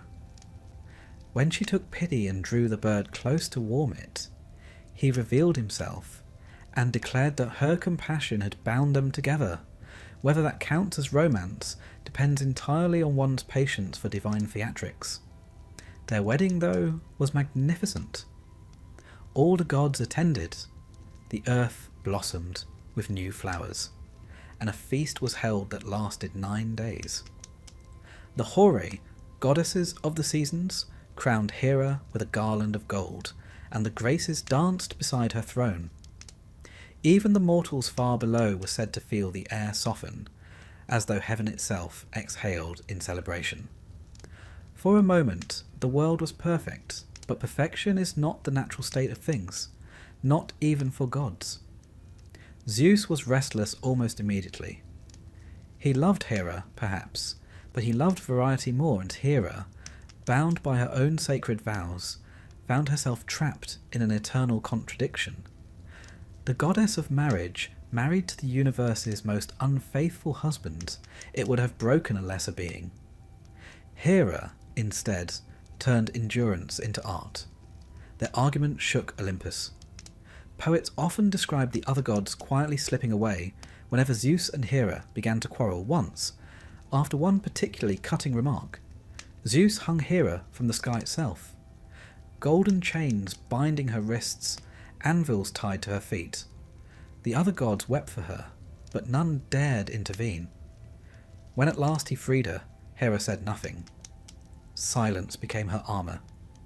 From then on, her vengeance was quieter, more patient, more terrifying. And yet, despite everything, they always reconciled. The myths say that when Hera bathed in the waters of Canaphos, near Argos, she was renewed, not just in beauty but in spirit. Each time she emerged, Zeus would come to her, contrite for a moment, and they would be together again. Some scholars believe this ritual reflected the Greek belief in the cyclical nature of relationships: destruction, forgiveness, renewal, a pattern as old as the seasons. The Greeks didn't see their gods' marriage as tragic. They saw it as essential. The sky and the earth were not always kind to one another, but without their union, the world would collapse. Zeus's thunder fertilized the ground. Hera's stillness received it. Every storm was a conversation between them. One loud, one quiet, both necessary. When the rain fell softly, the poet said Hera had forgiven him. When the lightning flashed, Zeus was explaining himself again. Their story fascinated philosophers. Plato once remarked that the balance between Zeus and Hera symbolized the harmony of opposites: reason and passion, male and female, authority and restraint. To him, the gods were metaphors for the forces that shaped existence. Hera was the binding principle, the law that kept creation coherent. Without her, Zeus's energy would scatter into chaos. Without him, her order would stagnate into stillness. Together, they were the endless rhythm of creation, tension and resolution, storm and calm, betrayal and reunion. But in mythic poetry, it feels more human. You can almost see them in the quiet hours after another celestial quarrel. Zeus sitting on his golden throne, thunderbolt dim in his hand. Hera beside him, refusing to meet his gaze. The air still hums with the echo of their shouting. Somewhere below, mortals light fires and tell stories about their divine rulers, unaware that even gods sit in silence after love has burned too hot. Hera, for all her wounds, remained his counterpart in every ceremony. When the sacrifices were made to Zeus, her name followed his. When temples were built for him, hers often stood nearby. Even mortals, for all their gossip about the gods' affairs, prayed to them together. It was a kind of divine resignation, the acceptance that love, even divine love, is as much endurance as affection. Some ancient festivals reenacted their marriage each spring. A man and woman chosen from the city would stand as Zeus and Hera, exchange vows, and feast before the people. It was less about celebrating passion than honouring stability. The Greeks knew that constancy is not the absence of conflict, but the persistence through it. In their myth, as in their marriages, thunder was not failure. It was simply weather. Even the poets who mocked Zeus's appetites softened when they wrote about Hera. In Homer's Iliad, when she schemes against her husband, she is clever, not cruel. When she seduces him on Mount Ida, she does it not from vanity, but from a longing to feel equal again. And when Zeus wakes afterward, furious but admiring, we glimpse something rare, mutual respect, even affection. It's a strange love story, fierce, exhausted, and eternal. In later centuries, the Romans reimagined them as Jupiter and Juno, smoother, more stately, less tempestuous. But the Greeks' version is the one that lingers, because it feels honest. Their marriage was messy, unkind, and inescapable, just like the world itself. Zeus and Hera weren't moral examples. They were the mythic machinery that explained why creation endured despite its flaws. And perhaps that's why their union never truly ended. Even when Zeus wandered, even when Hera plotted, they remained bound. Their conflicts shaped the weather, the seasons, and the rhythm of mortal life. Each storm was their argument, each dawn their reconciliation. If you could drift up to Olympus at night, when the gods are quiet and the stars burn steady, you might find them there still. Zeus leaning back, watching the horizon. Hera beside him, eyes half closed, neither speaking. Perhaps they've reached a kind of peace by now. The peace that comes when two eternal forces realise they've grown tired of fighting, or perhaps, even now, they're only resting between storms. Either way, their silence is what holds the heavens together. The Greeks understood that they knew that even divine discord could be sacred, that the tension between love and resentment was not a flaw in the world, but its foundation, Zeus and Hera, were not a warning. They were a truth, that creation survives because opposites remain in dialogue, because pride and patience keep each other alive, because even gods cannot exist alone. So, as the night deepens and the thunder grows distant, imagine them there, the eternal couple, king and queen of a restless sky. He with his restless eyes and quiet regret, she with her heavy crown and unreadable calm together. They are the sound of the storm fading into rain. Together, they are the uneasy peace that follows. Together, they are Olympus itself, bright, impossible, and everlasting. Once upon a time, though, as with all Greek myths, once is more a suggestion than a precise timestamp, there lived a man named Orpheus. Now, Orpheus was not a warrior, nor a king, nor even a demigod, which made him something of a novelty in Greek storytelling. Instead, he was a musician, but not just any musician. Orpheus was said to play the lyre so beautifully that even stones wept, and rivers slowed their flow to listen. Birds paused mid-flight, and wild beasts lay down like house cats at his feet. Quite the concert, really. His mother was Calliope, the muse of epic poetry, and his father was either the Thracian king Oeagrus, or, as some rather proud sources claim, Apollo himself. Whether it was royalty or divinity that accounted for his talent, it didn't much matter. The important bit is that Orpheus was a master of his craft, a one-man orchestra with a flair for the melancholic.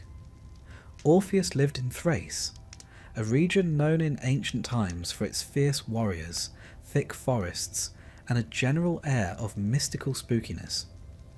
It was not a place one wandered without a torch and a healthy respect for nature spirits. But for Orpheus, the land sang back to him.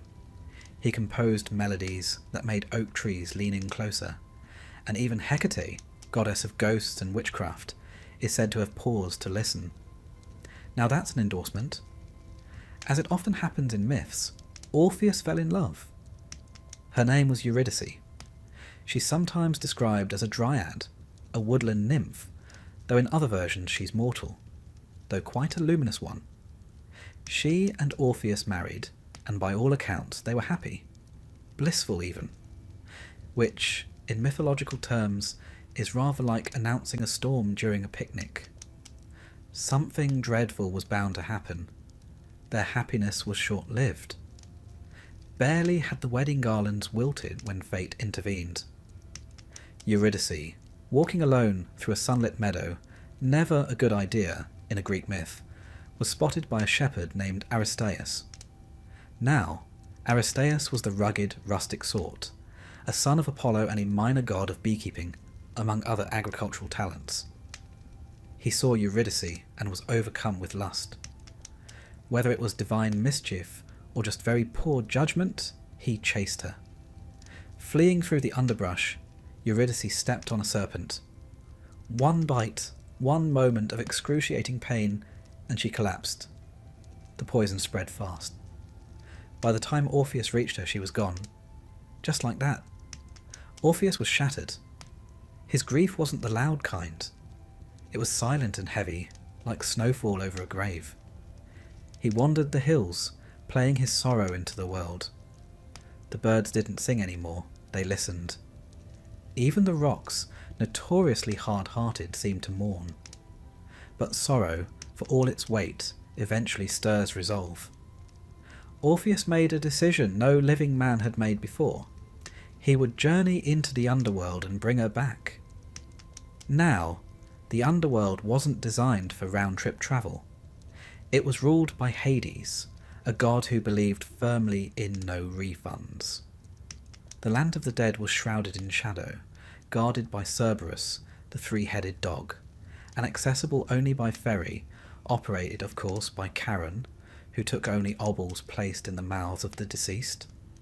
Fortunately, Orpheus had not only charm, but also a certain confidence in his lyre. He arrived at the river Styx and played for Charon, whose grumpy demeanour melted like butter on a forge. For the first time in perhaps centuries, Charon ferried a living soul across.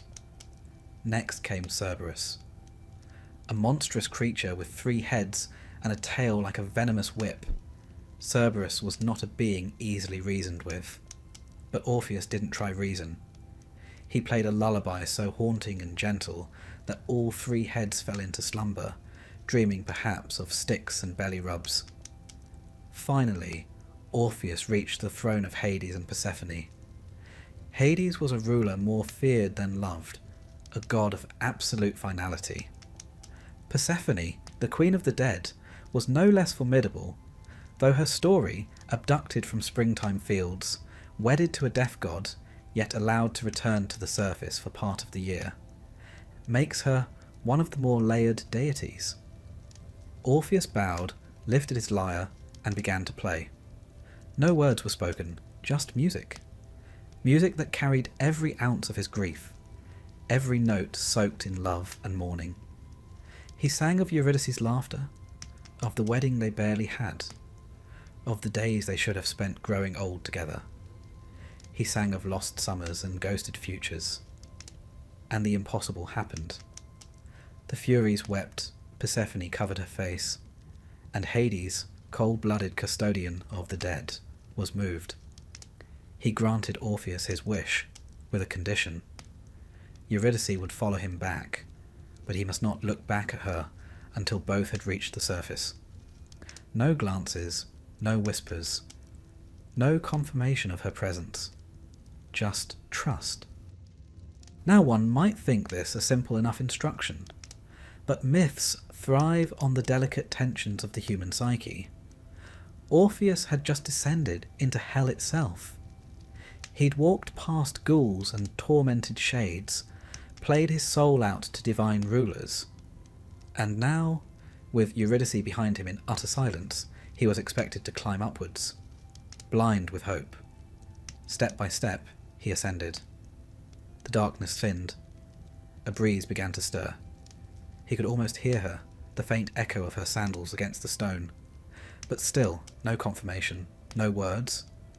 And just as he reached the threshold, just as daylight broke across his face, he turned. Some say it was instinct. Others say he doubted. Or perhaps it was love itself, too overwhelming to resist. Regardless, His eyes met hers for one brief, frozen instant, and she began to vanish. Her form blurred like fog, drifting back into shadow. Her hand reached forward, lips parted, but no sound came. Then she was gone, again. Only this time, forever. Orpheus tried to descend once more, but the passage was closed. The gods had made their mercy clear. There would be no repeat performance. So he returned to the world above, alone, again. And here, perhaps, the myth becomes most human. Orpheus did not move on. He did not remarry. He shunned all lovers and wandered the earth, playing his sorrow into the winds. Trees bent to listen, animals followed, and even the gods seemed to leave him alone, out of pity, or perhaps reverence. Now you might wonder, what exactly was the point of such a cruel test? Why allow him so close, only to snatch her away? In part, it reflects an ancient theme, the fragility of human hope. Greek tragedy isn't about happy endings, it's about the beauty of striving, even in the face of certain doom. Orpheus becomes a symbol of love's reach and the peril of doubt. Historically, Orpheus became a central figure in what would be called the Orphic Mysteries, a spiritual movement that believed the soul could ascend beyond its mortal coil through purity, music, and understanding. His journey to and from the underworld was seen not just as a tale of love, but as a metaphor for enlightenment and transcendence. Poets and artists adored him. Virgil, in his Georgics, gave Orpheus a beautifully tragic ending. Ovid, in Metamorphoses, added emotional resonance. Later, medieval and Renaissance thinkers reimagined him as a Christ-like figure, a martyr for beauty and love. But the ancient Greeks? They were both more honest and more ruthless. They believed in fate, and in their telling, Orpheus' end came not from age or grief, but from the Maenads, the wild, frenzied followers of Dionysus. Offended by his rejection of women, or perhaps incited by some frenzied ritual, they tore him apart, limb from limb. His head and lyre, still singing, floated down the river Hebrus, carried to the sea. His final song, they say, was one of peace. The Muses, his divine kin, retrieved what they could and buried his remains at the foot of Mount Olympus. There, the nightingales sing more sweetly than anywhere else. There's a certain poetry in that ending. Orpheus, the man who loved too deeply, now rests in eternal harmony. His lyre became a constellation, Lyra, placed in the sky by the gods, as if even they could not bear to let him fade entirely. So what does this all mean for us? Perhaps Orpheus teaches us that love, even doomed love, holds a kind of sacred power. That beauty lies not just in happy endings, but in the striving. And that doubt, while painfully human, is the shadow cast by our brightest hopes. And now, as you lie here, drifting into the soft haze of sleep, let the gentle hum of Orpheus's lyre follow you. He played not to win, but because he must. Because love, however cursed, demanded it. And in that quiet place between dreaming and waking, perhaps Eurydice hears it still. Ah, ancient Athens, a city of philosophers, of democracy, and, quite helpfully for our story, of operatic family dysfunction. Our tale this evening unfolds in the shadow of kings and gods, among bloodlines so tangled you'd be forgiven for needing a corkboard and red string. At its heart lies a woman named Phaedra, a man named Hippolytus, and the kind of cursed romance that makes one grateful for rather ordinary heartbreaks. Let us begin, as all good tragedies do, with Theseus. Yes, that Theseus, the slayer of the Minotaur, the proud prince who navigated the labyrinth, string in hand, and then, somewhat less impressively, abandoned his lover Ariadne on a random island like last week's olives. Charming fellow. Years later, Theseus married Ariadne's sister, Phaedra. because why suffer a clean break when one can embroil an entire bloodline? Phaedra was the daughter of Minos, king of Crete, and Pasiphae, daughter of the sun god Helios. Her sister Ariadne had helped Theseus slay her own monstrous half-brother. So you might say Phaedra's family gatherings were complicated. Now when she married Theseus, Phaedra became stepmother to his son Hippolytus, born of an earlier union with the Amazon queen, Hippolyta. The Amazons, you'll recall, were a fierce band of warrior women who didn't especially care for traditional domestic arrangements, or indeed men. So Hippolytus was raised more in their vein, aloof, chaste, and frankly more interested in hunting than in humans. He worshipped Artemis, goddess of the hunt and protector of virgins, and actively avoided Aphrodite, goddess of love and lust. This, as it turns out, was an ill-advised theological stance. You see, in Greek myth, the gods don't much care for being snubbed, especially not Aphrodite. She didn't just encourage passion, she demanded it. And when Hippolytus dismissed her realm in favour of Artemis and his virtuous, abstinent pursuits, Aphrodite was, shall we say, not amused. So, in a fashion that only the gods could consider just, she decided to teach him a lesson, not by striking him directly, but by orchestrating a most exquisite disaster. Her target, Phaedra. Aphrodite caused Phaedra, the respectable queen, to fall violently, hopelessly in love with her stepson. Now pause a moment. This is not your garden variety crush. This was a supernatural compulsion, a divine manipulation of the heart. Phaedra fought it, she tried everything. She prayed, she wept. She contemplated death as a preferable option. But the passion remained, feverish, shameful, and utterly destructive. Eventually, Phaedra confided in her nurse, an elderly servant with all the discretion of a town crier on market day. The nurse, thinking she was helping, approached Hippolytus and revealed the queen's feelings. Now Hippolytus, remember, was not exactly a people person.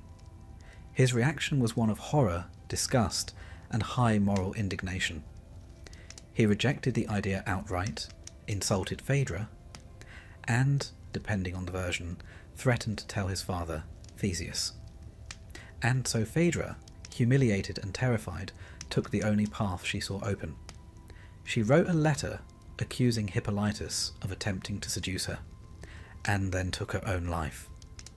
When Theseus found her lifeless body and read the note, he was consumed with grief and fury.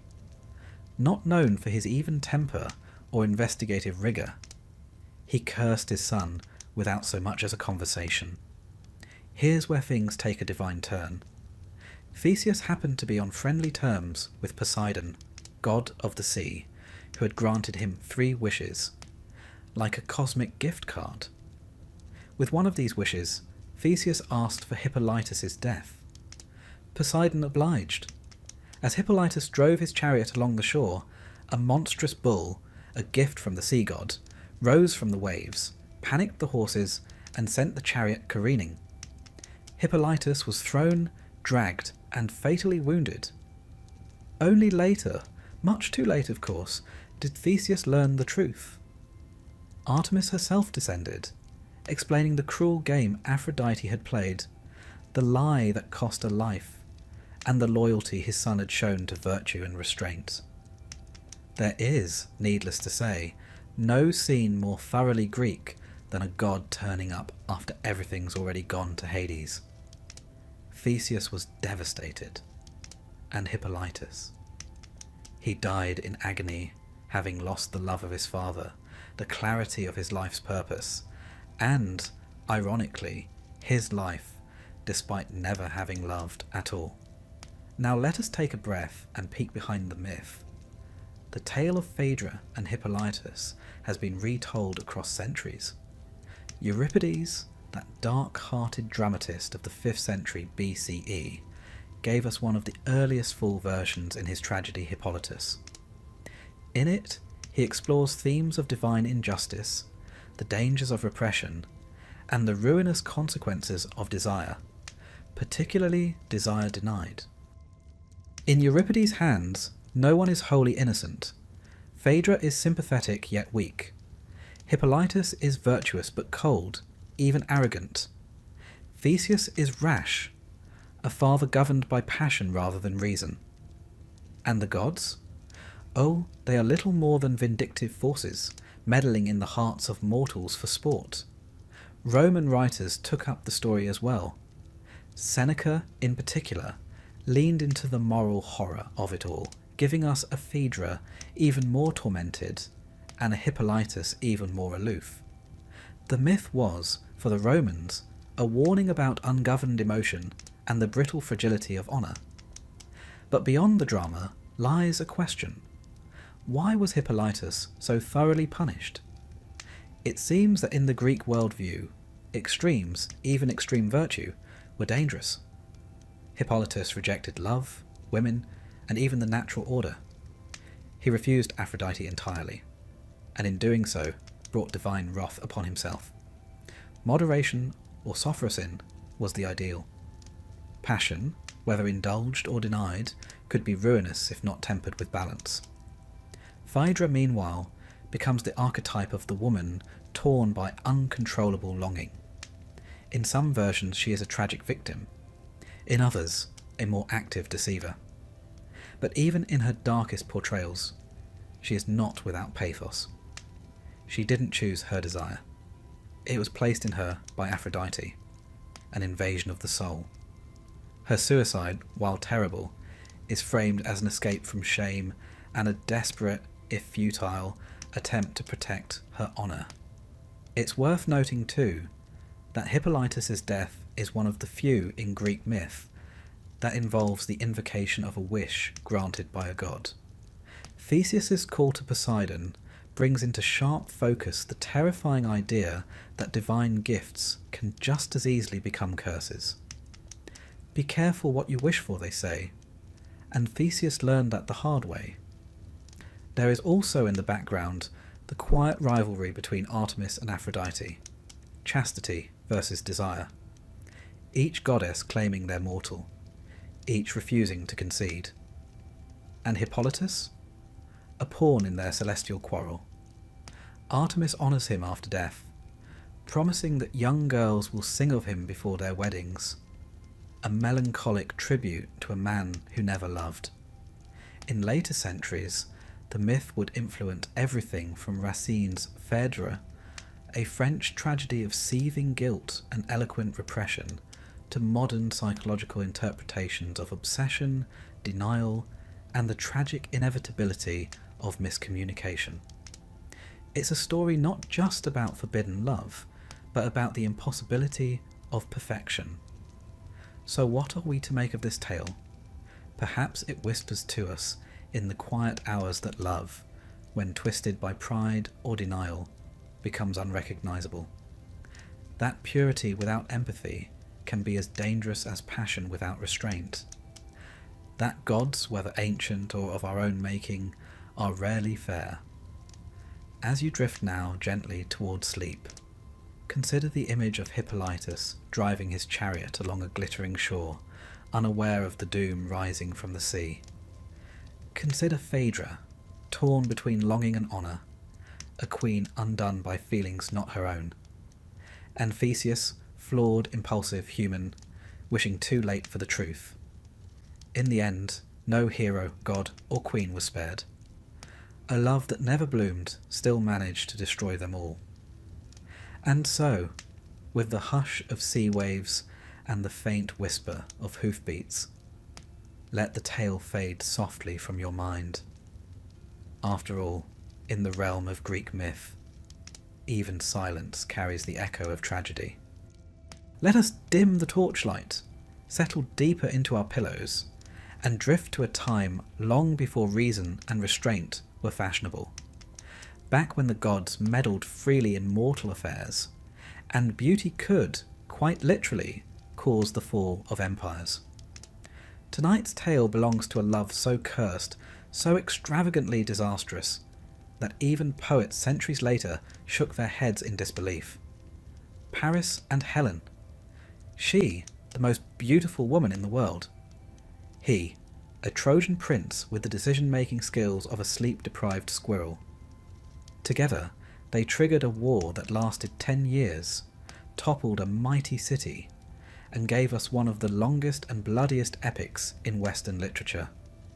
Romance, anyone? Let us begin, appropriately, with a wedding. But not of Paris or Helen. No, this was the wedding of Peleus, a mortal, and Thetis, a sea nymph. A curious pairing, certainly, but the gods were all invited, except, crucially, for Eris, goddess of discord. As you might imagine, Eris did not take kindly to being snubbed. So, in a move of divine pettiness that would make any soap opera villain blush, she crashed the party and tossed a golden apple into the crowd. Upon the apple were inscribed the words, "To the fairest." Now, if you know anything about Greek goddesses, you know this sort of thing is best avoided. Immediately, 3 stepped forward to claim the prize. Hera, queen of the gods, Athena, goddess of wisdom and war, and Aphrodite, goddess of love and beauty. Not a trio known for sharing. Zeus, wisely refusing to choose between his wife and 2 of his most powerful daughters, appointed a mortal judge, Paris of Troy, a prince known more for his looks than his wit. Poor lad. He was tending his flocks on Mount Ida when the 3 goddesses appeared, shimmering and radiant, each offering a bribe more tempting than the last. Hera promised him power, rule over vast lands and mighty kingdoms. Athena offered wisdom and victory in battle, eternal glory on the field. And Aphrodite, she offered him love. Specifically, the love of the most beautiful woman in the world. Paris, ever the romantic, or perhaps simply a man with an eye for aesthetics, chose Aphrodite. Thus, with the flick of a divine promise, the stage was set. Now, the most beautiful woman in the world was Helen of Sparta, daughter of Zeus and Leda.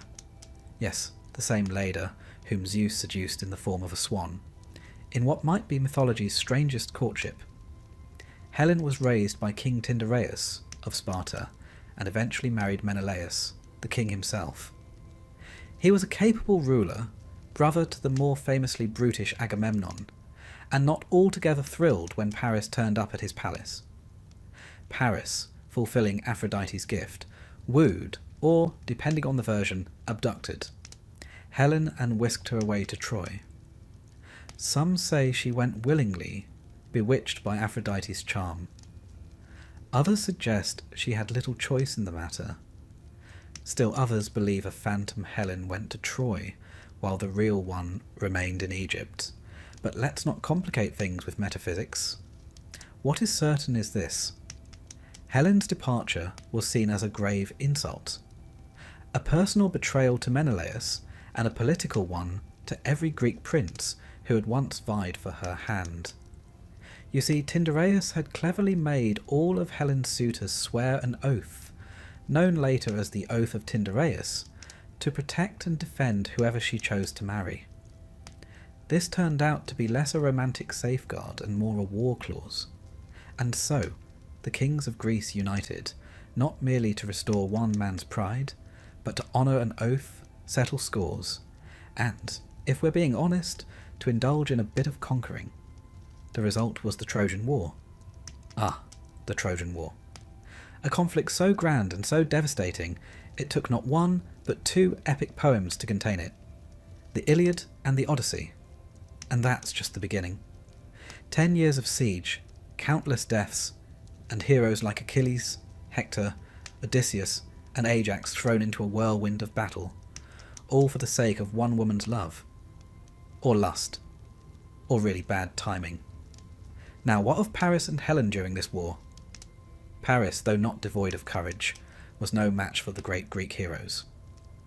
He was better with words than weapons, and preferred archery to hand-to-hand combat, a rather unmanly thing in Homeric eyes. It was he who shot Achilles in the heel, though with some divine assistance, of course. Even his most famous kill comes shrouded in debate. Helen, meanwhile, remained in Troy, often portrayed as guilt-ridden and conflicted. Homer gives us glimpses of her regret, her sense of alienation. In the Iliad, she calls herself a shameless whore, blaming herself for the bloodshed. Yet we also see her cleverness, her nobility, and her strange affection for her new Trojan family, even as the Greeks pound at the gates. The war eventually ends, as you may recall, with the ruse of the Trojan horse, a grand deception led by Odysseus, who tricked the Trojans into wheeling their doom inside the city walls. That night, Greek soldiers emerged from the hollow belly of the horse and opened the gates. Troy burned. The city was razed, men slaughtered, women enslaved, children thrown from walls. It was not a rescue. It was a reckoning. And Paris, he died before the fall, wounded by the Greek hero Philoctetes, his pleas for healing ignored. Helen, remarkably, survived. Here history takes a twist. Helen was taken back to Sparta by Menelaus. Not executed, not shunned, but restored as queen. In Euripides' play Helen, she's even portrayed as entirely innocent, a pawn of the gods. But what of the curse? Ah yes, the curse. For the love of Helen, countless lives were lost. Kingdoms fell. Heroes perished. The ancient Greeks believed in Moira, in fate. And when one tampered with the cosmic balance, say by giving a mortal woman the beauty of a goddess, and then having her abducted by a Trojan prince, retribution was inevitable. Helen and Paris were not simply two people in love. They were symbols of lust unbound, of divine meddling, of the fragility of peace. Their love wasn't just cursed. It was a curse laid upon them by forces beyond their ken. Aphrodite's gift turned out to be more of a trap, and Paris's choice, though his own, brought ruin. There's a poignant line in Homer's Iliad where Priam, the aging king of Troy, speaks to Helen and says, "I do not blame you." It's a rare moment of grace, and perhaps an acknowledgement that no one in this tale was truly in control. The gods pulled the strings, and the mortals danced or stumbled accordingly. And yet, generations later, artists and poets continue to return to Paris and Helen. Why? Because theirs is the quintessential tale of beauty and destruction, of the irresistible pull of desire, even when we know the cost. Helen becomes not just a woman, but an idea, of longing, of regret, of the havoc that follows when love is chosen above duty, above peace. In some versions, Paris and Helen are reunited in the afterlife. In others, Helen marries again, grows old, fades into legend. But always she remains the face that launched 1,000 ships, and, more accurately, 1,000 deaths. We might shake our heads at Paris's foolishness. We might pity Helen's fate. But deep down, we understand the perilous magnetism of what they shared. A beauty too perfect to hold. A love too cursed to survive. So, as your eyes grow heavy and your breath evens out, imagine Troy before the war. Its high towers gleaming, its gates strong, its people innocent of what's to come. Picture Helen on the walls, watching the ships sail toward her, each bearing the weight of vengeance. And Paris beside her, hand in hers, neither of them fully understanding the price of that golden apple. A single choice, a whispered promise, and the fall of a city. Sleep well. Let us drift now into the hush of a forest glade. The leaves shimmer gently overhead. The air is heavy with birdsong, not quite real. And from somewhere, not far, not near, a music stirs, sweet and aching. A lyre strummed by fingers so gifted they might well have been kissed by the gods. Tonight, dear listener, we speak of Orpheus. Now, Orpheus wasn't your typical Greek hero. No sword, no spear. He didn't slay monsters or outwit sphinxes or start a war over some wayward lover. No, Orpheus wielded only music, and yet with that he could do what no blade could, move the world itself. The rocks wept at his songs. The rivers paused their flow. Trees leaned in, and wild beasts sat quietly at his feet. Even Hades, lord of the underworld and notoriously difficult at parties, would in time grant him audience. But let us not rush. We must first meet Eurydice. Eurydice was a dryad, a nymph of the trees. Beautiful, yes, but also wild in spirit, elusive as a breeze in spring. She met Orpheus, or perhaps he found her, singing in some quiet glade, and the two fell into a love so pure, so gentle, it seemed untouched by fate. They married beneath the trees. The Muses blessed the union, and for a moment everything was as it should be. Ah, but this is Greek mythology. And if there's one thing we've learned so far, it's that happiness is rarely allowed to flourish unpunished.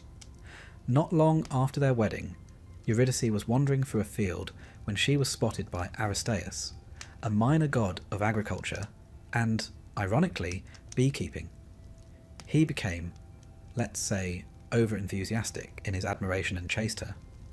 In her flight, Eurydice stepped on a serpent. The snake, perhaps insulted that its peaceful sunbathing had been interrupted, bit her. And just like that, she died. Now, in many stories, death is the end. But Orpheus was not content to mourn beneath the stars. He tuned his lyre, steadied his resolve, and descended into the underworld. Not metaphorically, literally. You see, unlike the Christian afterlife or the Buddhist wheel of rebirth, the Greek underworld was a shadowy, bureaucratic sort of place. There was paperwork, and rivers, and levels. The dead were sorted, seated, and generally discouraged from mingling with the living. But Orpheus, singing his sorrow, crossed them all. At the gates of the underworld stood Cerberus, the three-headed hound, a beast bred to devour hope. Orpheus played his lyre, and the great dog lay down and slept, all three heads dreaming different dreams. He passed the river Styx, that black ribbon of forgetfulness, where Charon the ferryman carried souls across for a fee, except this time no coin was needed. Music was payment enough. At last, Orpheus came before Hades and Persephone, lord and lady of the dead. Now Hades is often depicted unfairly, as cruel or malicious. But in truth, he was simply a man with a job no one else wanted, to oversee the realm where all things end. And he did it for the most part, without complaint. Persephone, of course, was the springtime bride who lived half the year below and half above. She understood sorrow. And so, when Orpheus played for them, he didn't plead, he didn't argue, he let the music speak. It was a song of loss, of sunlit mornings never to be shared, of laughter that now echoed too quietly, of a love that had bloomed and been severed in a moment. It was said that even the Furies, those ancient goddesses of vengeance, shed tears. Hades, unmoved by speeches, found his cold heart softened. And so, the lord of the underworld made a rare concession. Eurydice would be returned to life. But there is always a but in Greek mythology, only on one condition. Orpheus must lead her out. She would follow behind, silent and unseen, and he must not look back until they had both emerged into the world of the living. Simple, you think? A stroll and a bit of self-control? But remember, this is not a stroll through a sunny meadow. This is the land of shadows. The silence is thick. The air tastes of iron. And the mind, when anxious, whispers. What if she isn't there? It says. What if they've tricked you? What if she stumbles? What if you are alone? Orpheus walked. His steps echoed through the endless gloom. Behind him he felt a presence, light as breath. He resisted the urge to turn. Step after step, he climbed the dark tunnel toward the light, And then, just as the first sunbeam kissed his face, he turned. He turned. Eurydice was behind him, her hand reaching out. But she was still in the shadowed threshold, not quite free. And so, before his eyes, she faded, silently, back into the dark, this time forever. Some say she looked at him with sorrow, others with forgiveness.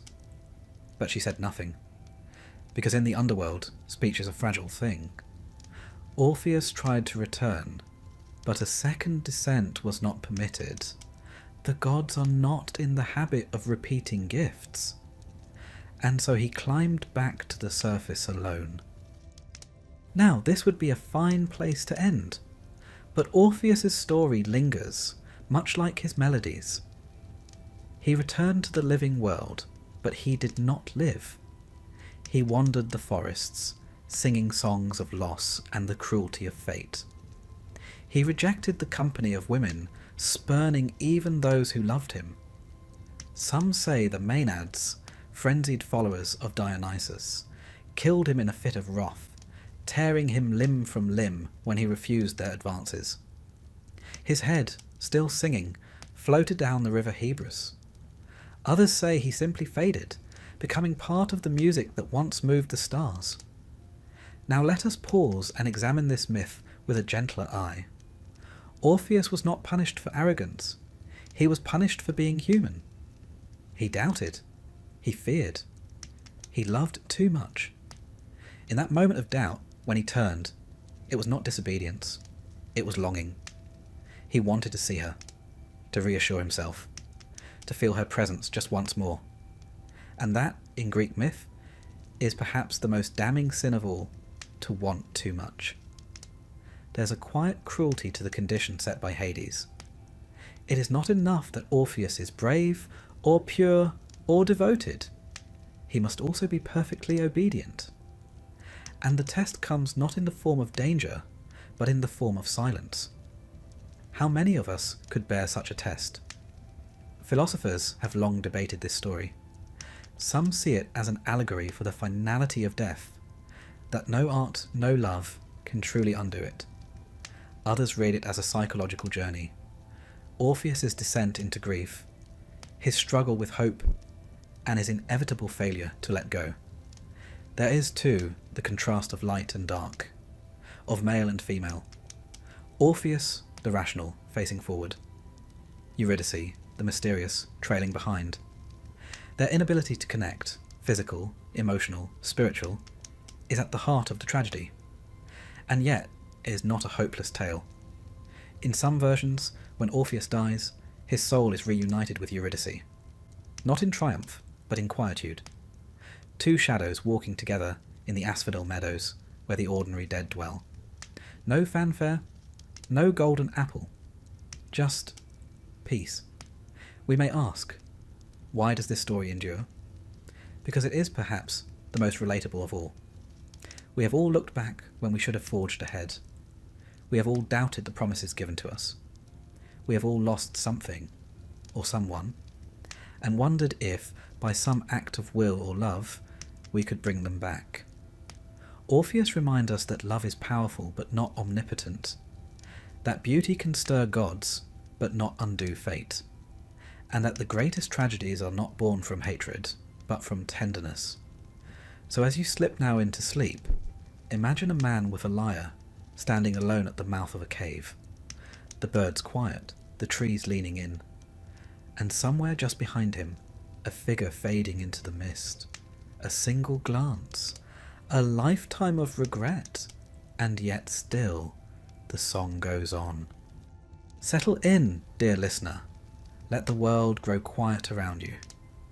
In this chapter, we descend into one of the darkest corners of mythic romance, a tale not of hearts gently entwined, but of loyalty twisted into vengeance. A love so cursed, even the gods seem to wince and look away. Tonight, we meet Medea and Jason, a couple whose story begins with daring quests and dragon-guarded treasures, but ends, well, rather differently. If you've ever thought your exes were a bit dramatic, rest assured, They've got nothing on this pair.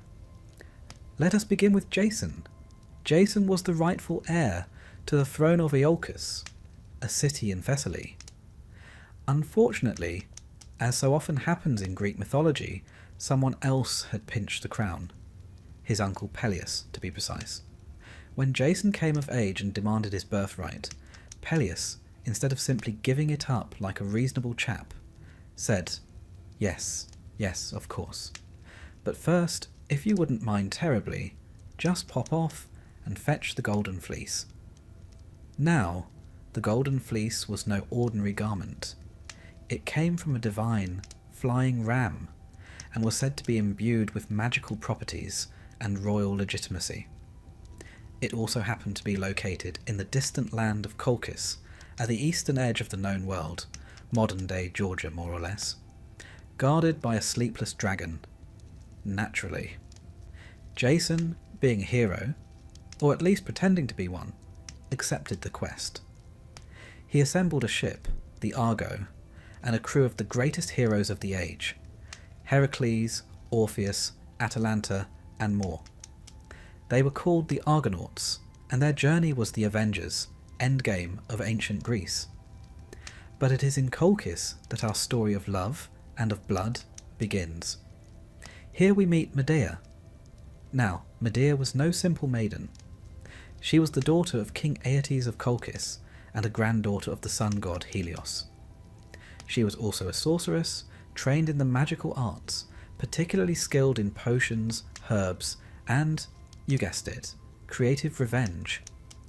When Jason arrived in Colchis and asked for the fleece, King Aeetes, in a truly Olympic act of poor hospitality, agreed, on the condition that Jason yoke a pair of fire-breathing bulls, plough a field with them, sow it with dragon's teeth, and defeat the army of warriors that sprang up from the soil.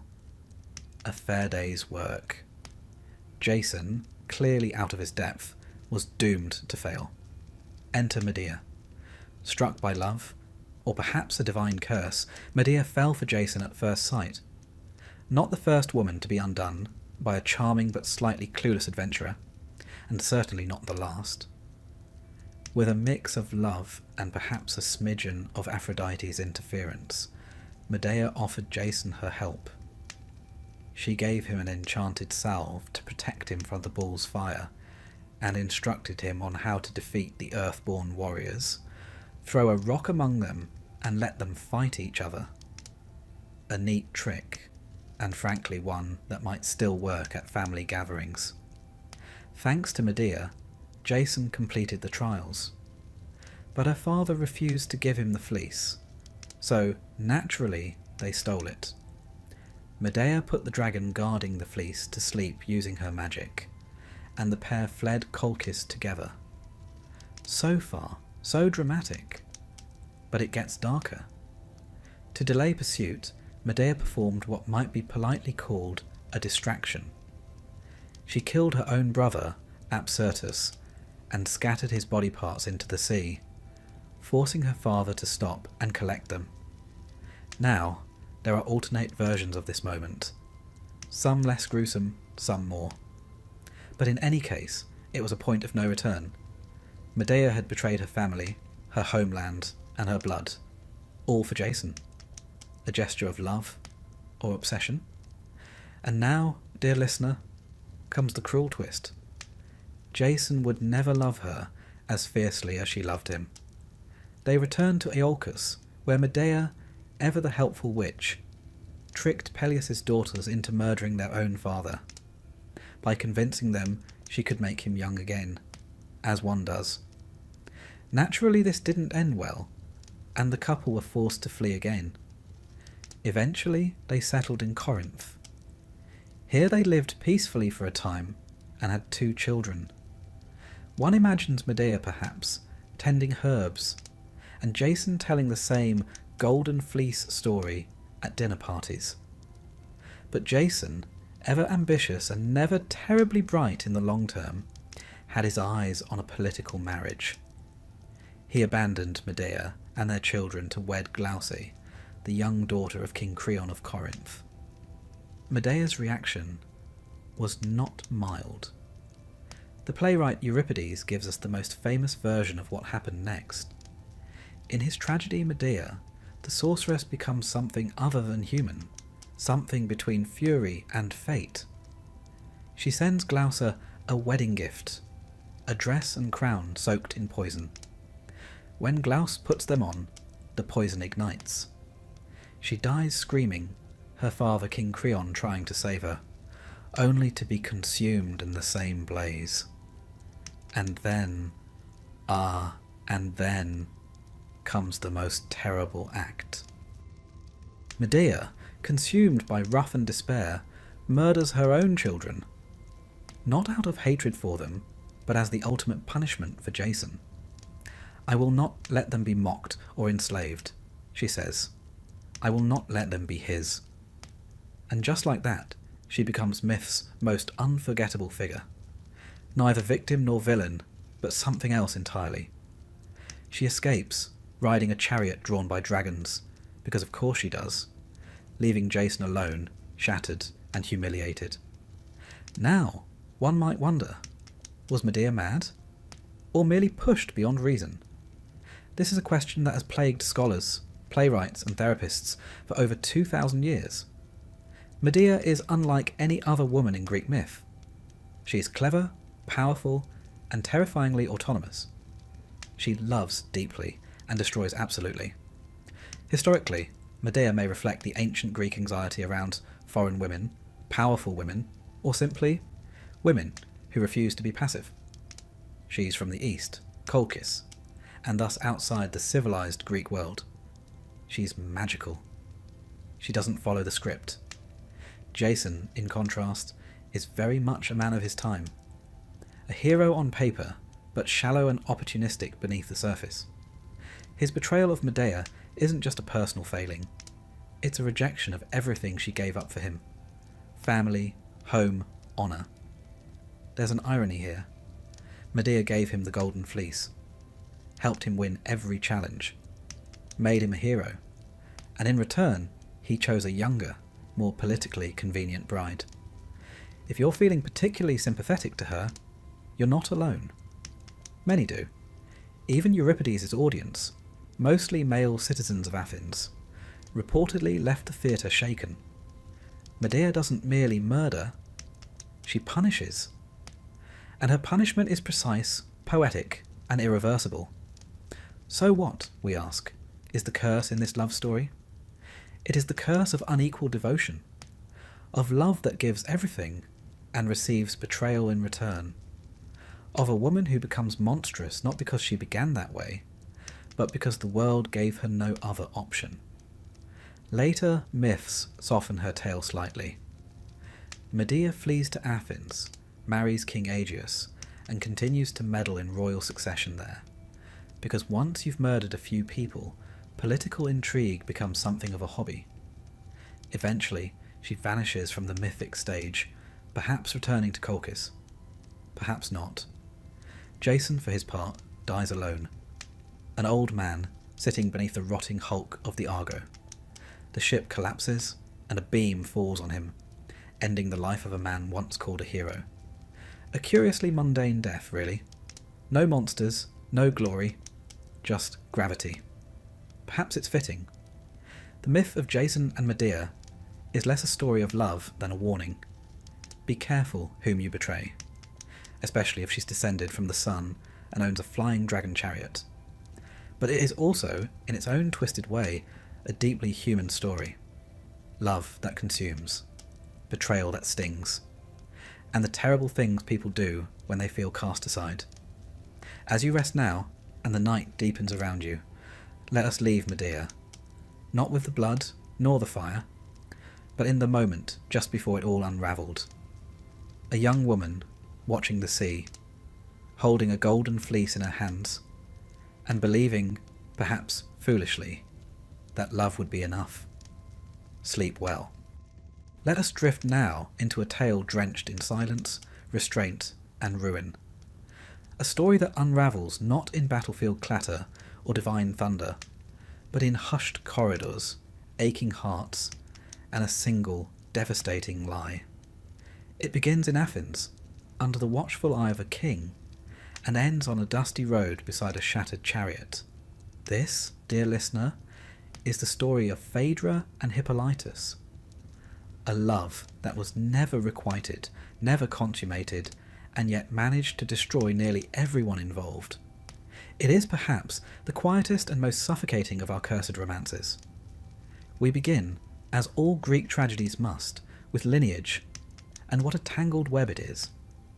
Phaedra, our ill-fated heroine, was a Cretan princess, daughter of King Minos and Queen Pasiphae, and sister to Ariadne, yes, the same Ariadne who helped Theseus defeat the Minotaur, and was then unceremoniously abandoned on an island. Romance was clearly not in the family's bloodline. Theseus, king of Athens, hero of legend, had once been the toast of Greece, defeater of bandits, slayer of beasts, and an enthusiastic philanderer. After a string of dalliances and one catastrophic marriage to the Amazon queen Hippolyta, by whom he fathered a son, Hippolytus, he settled into royal life with his new bride, Phaedra. Now, Phaedra was beautiful, refined, and quite a bit younger than her famous husband. Their marriage, like many royal unions, was more alliance than romance. But she did her duty, bore children, and walked the marble halls of Athens with quiet grace. All might have continued peacefully, if not for the gods. Enter Aphrodite, goddess of love, beauty, and, when provoked, astonishing levels of spite. You see, Hippolytus, Theseus' son, was a proud devotee of Artemis, the chaste huntress. He spurned the affections of women, dedicated himself to purity, and, most disastrously, publicly mocked the power of love. Now, mocking love in ancient Greece was about as wise as insulting the sea when Poseidon's watching. The gods did not take criticism well, and Aphrodite in particular had a long memory and a short temper. To punish Hippolytus, Aphrodite devised a cruel strategy. She would destroy him not with sword or pestilence, but with love, someone else's love. She inflicted upon Phaedra a violent, helpless passion for her stepson. Not a crush, not a fascination, a full, mind-drowning obsession. Imagine it. A queen, upstanding and noble, suddenly possessed by desire for a young man who could barely meet her eye. The shame, the confusion, the slow unravelling of the self. Phaedra fought it. She fasted, wept, prayed. She clung to dignity as if it might pull her back from the brink. But desire, when laced with divinity, does not retreat. Now, rather than acting on her feelings, Phaedra did something unexpectedly modern. She suffered in silence. For quite some time, she simply withered. Euripides, in his haunting play Hippolytus, portrays her as a woman gnawed by internal torment, desperate not to commit sin, and equally desperate for relief. But silence is rarely sustainable. Eventually, Phaedra confided in her old nurse, an unfortunately meddlesome soul who thought it wise to resolve matters by telling Hippolytus everything. Yes, without asking permission. Because what's a Greek tragedy without one loyal servant doing exactly the wrong thing at the worst possible time? Now, Hippolytus, upon hearing this disturbing revelation, reacted with the emotional sensitivity of a bronze statue. He recoiled in disgust. He berated the nurse. He threatened to go public with the scandal. Now, a lesser woman might have screamed, or fled, or begged. But Phaedra, already on the edge of despair, took a different path. She wrote a note accusing Hippolytus of trying to seduce her, then took her own life. It's the sort of moment that lands like thunder. Quiet, sudden, and irreversible. Theseus returned home to find his wife dead and a damning letter in her hand. As one might expect from a man whose default setting was overreaction, he immediately cursed his son, calling upon Poseidon, who had once granted him 3 deadly wishes. He used one. Shortly after, Hippolytus set off in his chariot. As he rode along the coastline, Poseidon, true to his vengeful brand, unleashed a sea monster, or perhaps a monstrous wave that spooked the horses. They bolted, the chariot overturned, and Hippolytus was dragged, crushed, and left dying beneath the Athenian sun. Enter Artemis. As Hippolytus lay broken and bloodied, the goddess appeared, not with healing, but with truth. She revealed to Theseus the terrible misunderstanding. Phaedra had lied. His son was innocent? The entire tragedy had been the result of Aphrodite's vengeance. Too late, of course. Theseus rushed to his son's side. In one of Greek mythology's rare glimmers of grace, Hippolytus forgave his father. And then, as is tradition, he died.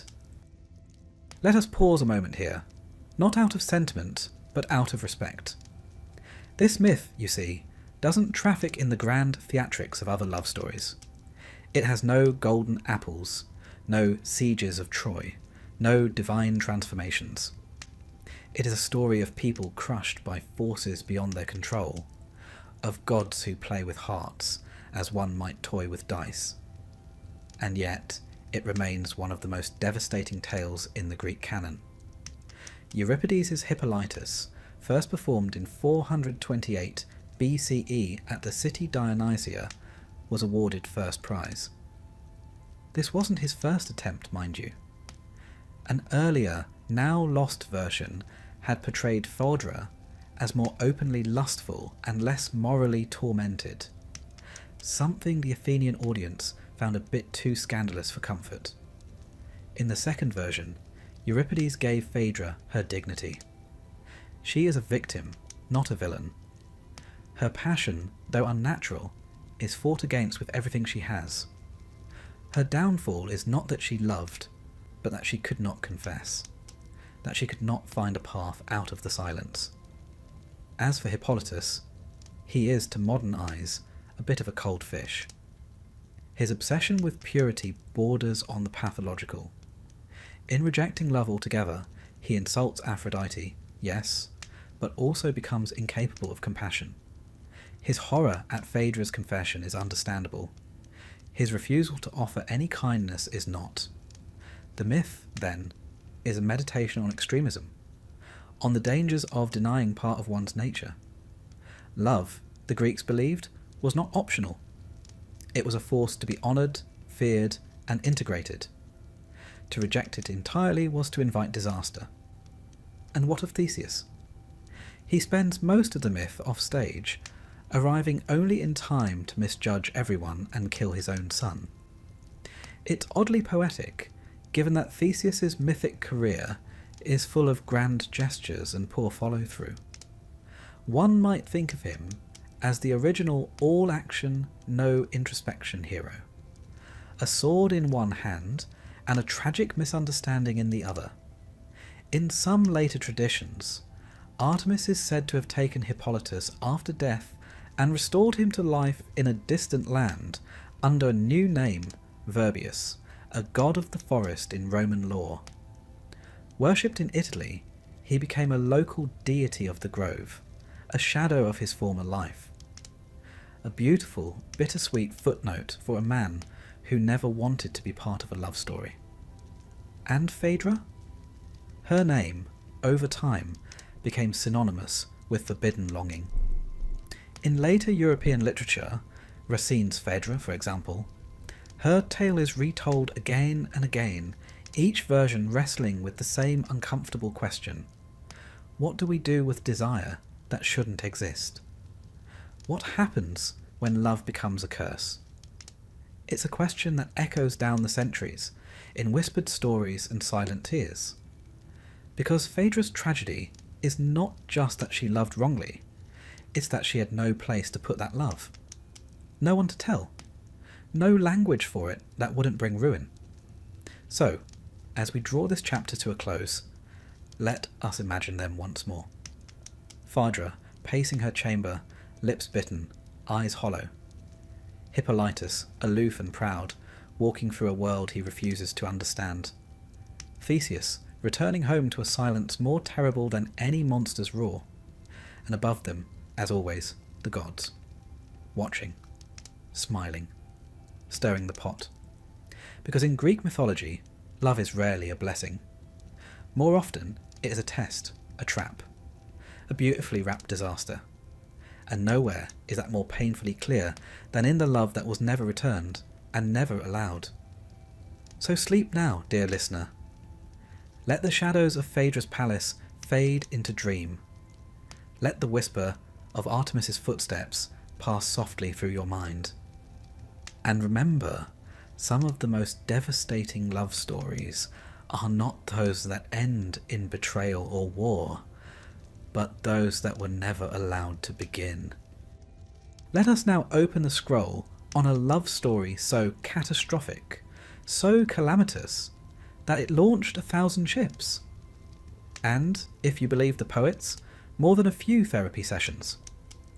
It is a tale soaked in passion, betrayal, and the kind of poor decision-making that only comes from involving far too many gods in your dating life.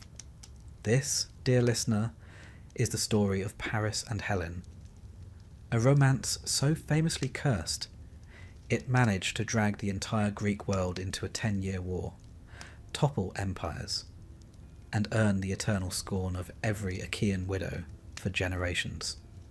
Now, before Helen's abduction, before the Greeks set sail for Troy, and before Homer even sharpened his quill, there was a wedding. Not Paris and Helen's, mind you. This whole tragedy begins at someone else's reception. The wedding in question was between Peleus, a mortal king, and Thetis, a sea nymph. It was a divine affair, with the whole Olympian guest list in attendance. That is, except for one, Eris, the goddess of discord. An oversight, perhaps. Or, given her reputation, a deliberate exclusion. Either way, Eris didn't take it well. She crashed the party anyway, bringing a gift as only a goddess of chaos could. A golden apple inscribed with 3 haunting words. To the fairest. Now, one might think that tossing such an apple into a room full of immortals is a touch irresponsible. And one would be absolutely correct. Hera, Athena, and Aphrodite immediately began to bicker over who deserved the prize. Rather than settle the matter like mature goddesses, they did what any supernatural being would do. They found a mortal to judge them. Enter Paris, a Trojan prince and part-time shepherd, full-time heartthrob. The goddesses appeared before him, each offering a bribe. Hera promised power and kingship. Athena offered wisdom and military glory. Aphrodite, ever the strategist, offered the love of the most beautiful woman in the world, Helen of Sparta. Paris, not exactly known for his political foresight, chose Aphrodite. And just like that, the stage was set. Helen, unfortunately, was already married. Her husband, Menelaus, king of Sparta, a sturdy man with red hair, a temper, and the kind of pride that doesn't take kindly to foreign princes running off with his wife. Now let's pause here for a moment to consider Helen herself. Not the myth, but the woman. Born from an egg, yes really, Helen was the daughter of Zeus and Leda, though the logistics of that union are best left politely unexamined. Some say her divine lineage made her irresistibly beautiful. Others that her beauty was a curse in itself. Either way, every king in Greece wanted her hand. To avoid war, her foster father, Tyndareus, made all suitors swear an oath that they would defend Helen's chosen husband against any who tried to steal her away. The irony, of course, is that this oath would be used precisely when Helen decided, or was persuaded, to leave. The great question that has haunted poets for centuries is this: did Helen go willingly? Some versions say she fell madly in love with Paris, enchanted by Aphrodite's promise and the prince's charms. Others suggest she was abducted, spirited away from Sparta without consent. And a few, like the playwright Euripides in his play Helen, suggest the real Helen never even went to Troy, and a phantom double was sent in her place. Whichever version you favour, the result is the same. Helen ended up in Troy, and the Greek world erupted in outrage. Menelaus, understandably miffed, called in the old oath. Agamemnon, his brother, and High King of Mycenae rallied the Greek forces. One by one, the greatest heroes of the age were summoned. Odysseus, cunning and reluctant. Ajax, towering and unbreakable. Nestor, old and wise. And of course, Achilles, the peerless warrior with the infamous heel. Thus began the Trojan War, a campaign of epic proportions, immortalised by Homer in the Iliad, which, curiously, covers only a small segment of the war, specifically a spat over a different woman entirely. We'll get to that drama in another chapter. For now, let us turn to the heart of the matter, the cursed love of Paris and Helen. Within the golden walls of Troy, they lived in uneasy splendour. Paris, brave enough to charm a goddess, but not quite brave enough to win a war. Helen, torn between guilt, longing, and the smouldering ruins of her reputation. The Trojans for the most part despised her. Though royalty by association, she was seen as the cause of endless death. The poet Homer describes her walking the battlements, cloaked in shame, haunted by her choices. And yet she remained. Why? Perhaps love, perhaps fear. Perhaps the gods simply wouldn't let her leave. The Greek poet Stesichorus, writing in the 6th century BCE, tried to condemn Helen in verse, only to be struck blind. When he recanted and praised her instead, his sight was restored. The message was clear. Speak ill of Helen at your peril. Paris, for his part, was not especially helpful. Though handsome, he lacked his brother Hector's honour or strategic mind. He preferred archery to close combat, charm to discipline.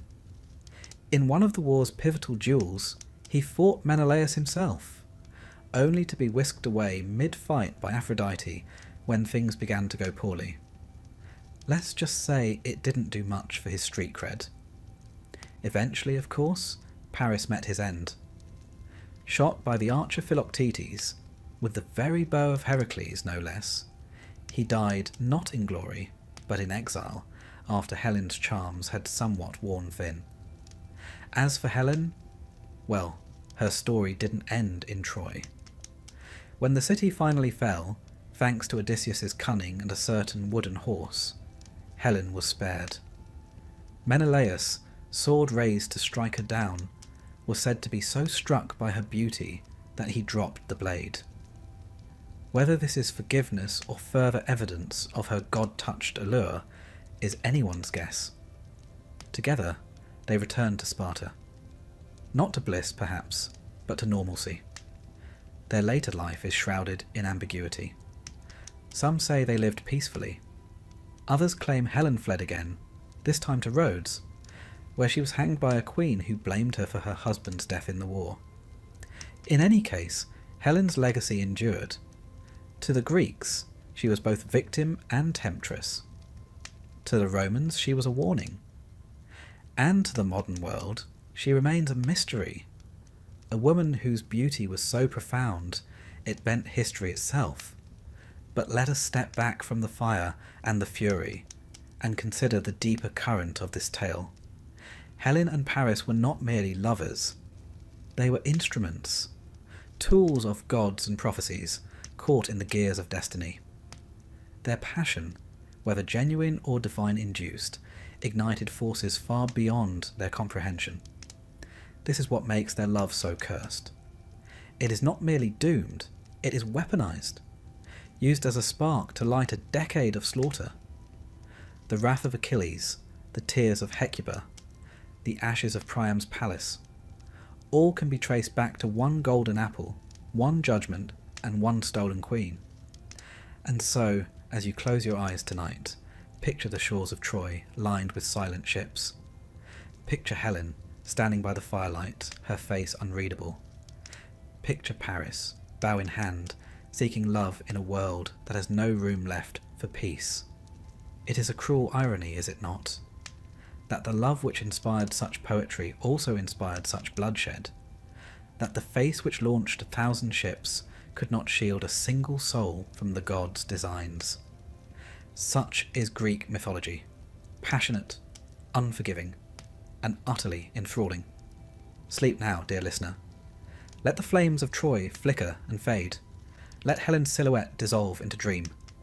And remember, in the world of myth, love may be the noblest of emotions, but it is also the most dangerous.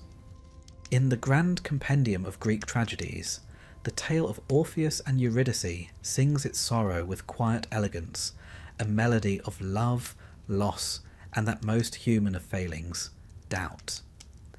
Unlike the thunderous epics of heroes with bulging biceps and egos to match, this story is far more delicate, and perhaps all the more devastating for it.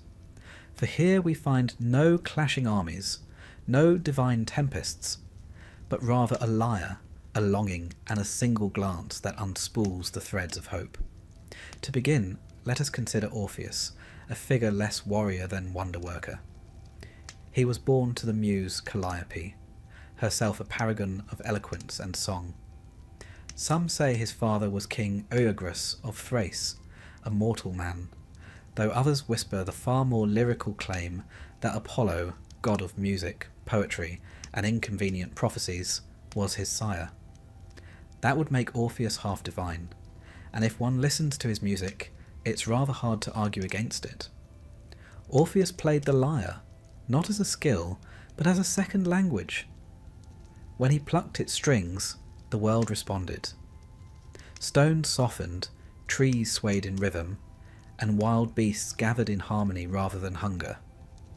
Even the gods, notoriously difficult to impress, were said to pause mid-squabble to catch a note or two. In time, Orpheus's music found a muse of its own, Eurydice, a dryad nymph. Her presence in the myth is tantalizingly brief, yet powerful. Her name, meaning true justice, suggests a quiet dignity. She was no demigoddess or tempestuous deity, just a forest spirit with grace enough to ensnare the heart of the world's greatest musician. The two fell in love, and in mythological terms, that's saying something. Their union, by most accounts, was genuine, unmarred by trickery or divine coercion. For once, love was just love.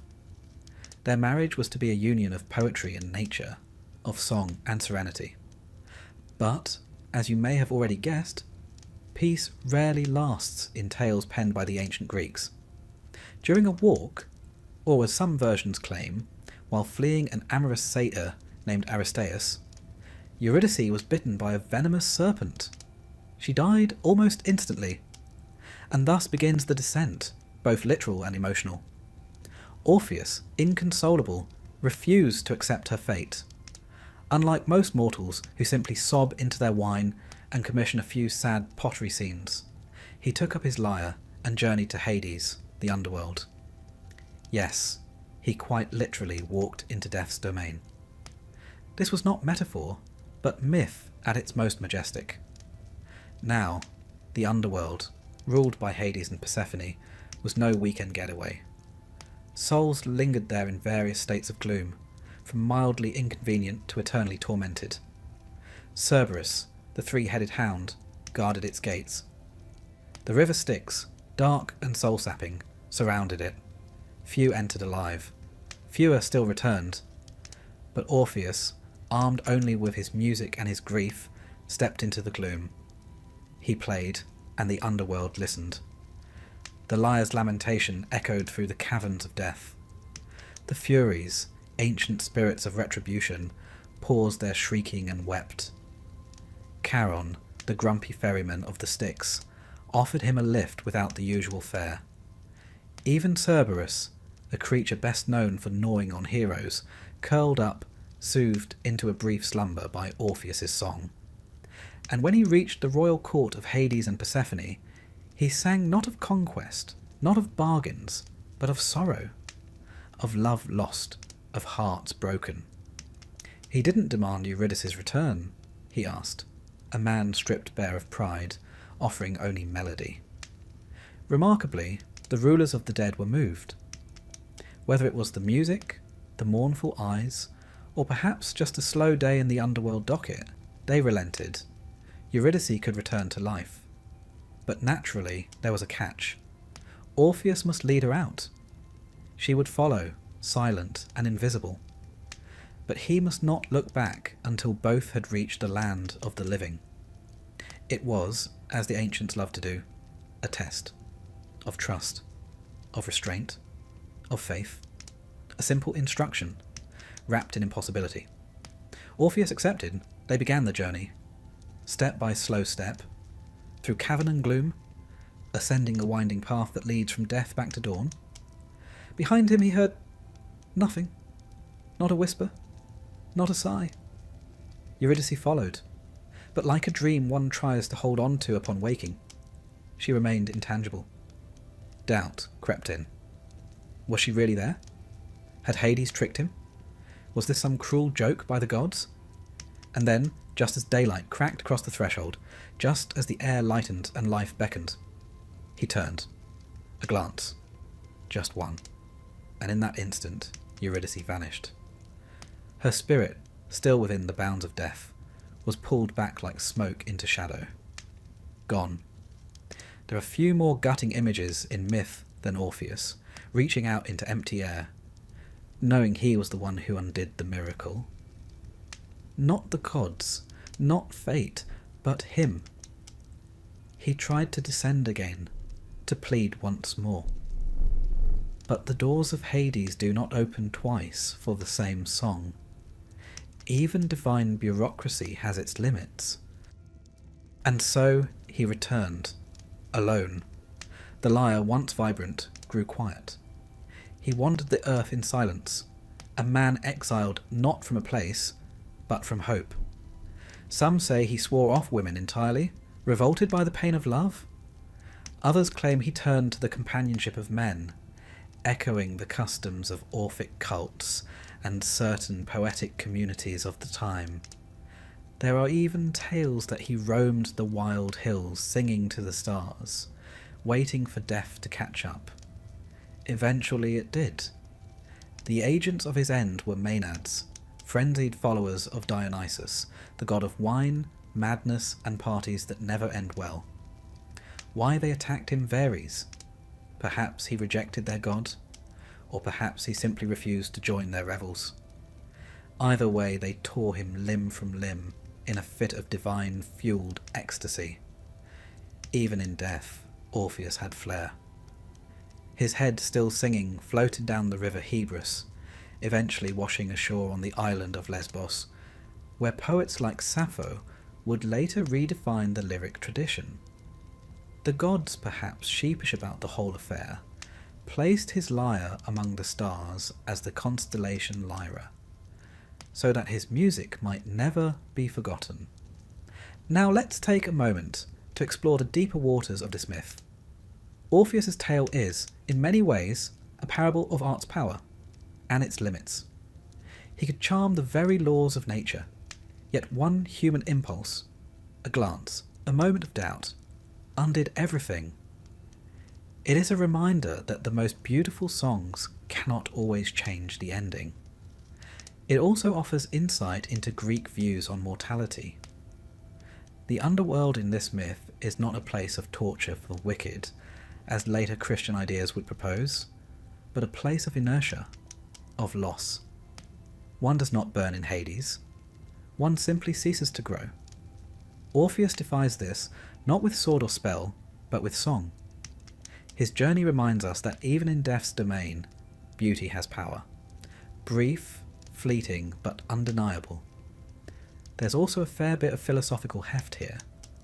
The Orphic tradition, an actual religious movement in ancient Greece, believed in the soul's immortality, reincarnation, and the redemptive power of music and ritual. Orpheus, in this sense, becomes more than a tragic lover. He is a prophet, a bridge between life and death. And that glance, oh, the infamous glance, was it foolishness Impatience? Or was it, perhaps, the final proof of his love? That he could not bear to wait another heartbeat without her presence confirmed? That as a musician, he had to see the beauty behind the song? One could say he failed. Or one could say he proved what it meant to be human. Flawed, yearning, and ultimately incapable of blind faith when the heart is involved. So now, as the lyre's echo fades and your breathing slows, let this tale settle gently upon your thoughts. Let Eurydice's footsteps echo just behind your dreams. Let Orpheus's song wind its way around your slumber. Because in the end, it is not the curse that defines the story, but the love that dared to defy it. And remember, dear listener, next time you're walking out of the underworld with your beloved behind you, don't look back, even if it's just to check whether they're rolling their eyes. Let us now delve into one of Greek mythology's most uncomfortable tales, a story so laden with awkwardness, repression, and tragedy that it might make a family reunion feel like a walk in Arcadia. This is the tale of Phaedra and Hippolytus, a cursed love story that manages to entangle gods, kings, and horses, and culminates in one of the most painful misunderstandings in all antiquity. Our story begins, as many do, with the house of Theseus, and I must warn you, this family makes Shakespeare's tragedies look like bedtime stories.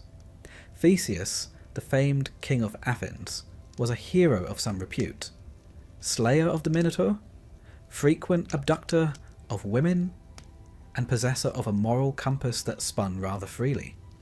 In his later years, Theseus married Phaedra, daughter of Minos, king of Crete, and Pasiphae, the same woman who, through divine mischief and bovine seduction, gave birth to the Minotaur. Yes, that Minotaur. Suffice to say, Phaedra came from a complicated lineage. Now, Phaedra herself was not initially marked for tragedy. She was royal, refined, and according to ancient dramatists, possessed of considerable beauty. But as is often the case in Greek mythology, her downfall came courtesy of the gods, specifically Aphrodite, who was having a bit of a sulk. You see, the object of Aphrodite's ire was not Phaedra herself, but Hippolytus, Theseus' son by the Amazon queen Hippolyta, or sometimes Antiope, depending on which mythological gossip column you read. Hippolytus was young, noble, and exceedingly devoted to Artemis, goddess of chastity and the hunt, and that's where the trouble began. Hippolytus had taken a rather public stance against the delights of love. He disdained Aphrodite and her followers, spurning all romance and sexuality in favour of virtue, wilderness, and a good gallop through the woods. This, to Aphrodite, was not just offensive, it was heresy. One does not simply ignore the goddess of desire without consequences. So, as a punishment, most cruel and cunning, Aphrodite decided to strike him where it would hurt the most, through love. Not his love, of course. No, she would make Phaedra, his stepmother, fall madly, hopelessly in love with him. What followed was an agony of silence and longing. Phaedra, struck by this unnatural desire, tried everything to resist. She withdrew from court life, fasted and brooded, always a worrying sign in ancient drama. Her nurse, a character who surely deserves some kind of tragedy support award, eventually dragged the truth from her, and then, in what might be the least helpful act of confidenting in history, told Hippolytus. Now, one must feel at least a modicum of sympathy for the lad. He had done nothing to encourage this. In fact, when he learned of Phaedra's feelings, he reacted with horror, disgust, and, to be quite honest, a bit of self-righteous monologuing about how wicked women could be. He stormed off, leaving behind a nurse wringing her hands and a Phaedra drowning in shame. Seeing no escape from the ruin her desire had wrought, Phaedra wrote a letter accusing Hippolytus of attempting to seduce her, and then took her own life. It was a lie born of despair, perhaps even a desperate attempt to preserve her honour in death. But the damage was done. Theseus returned, read the letter, and without so much as a trial or a cross-examination, invoked a curse upon his son. Not just any curse, mind you. He called upon his own father, Poseidon, to destroy Hippolytus. And Poseidon, never one to ignore a good curse request, obliged. As Hippolytus drove his chariot along the coast, Poseidon sent a monstrous bull from the sea. The horses panicked, the chariot shattered, and the young man was dragged to his death. Limbs shattered, body bloodied, virtue intact. It was only after his son lay dying that Theseus learned the truth. Artemis, in one of her rare public appearances, descended to reveal the full story. The boy had been innocent. The gods had played their cruel games. The father had believed a lie, and it was all too late. Theseus, for all his heroism, was left with the bitterest of punishments, surviving his mistake.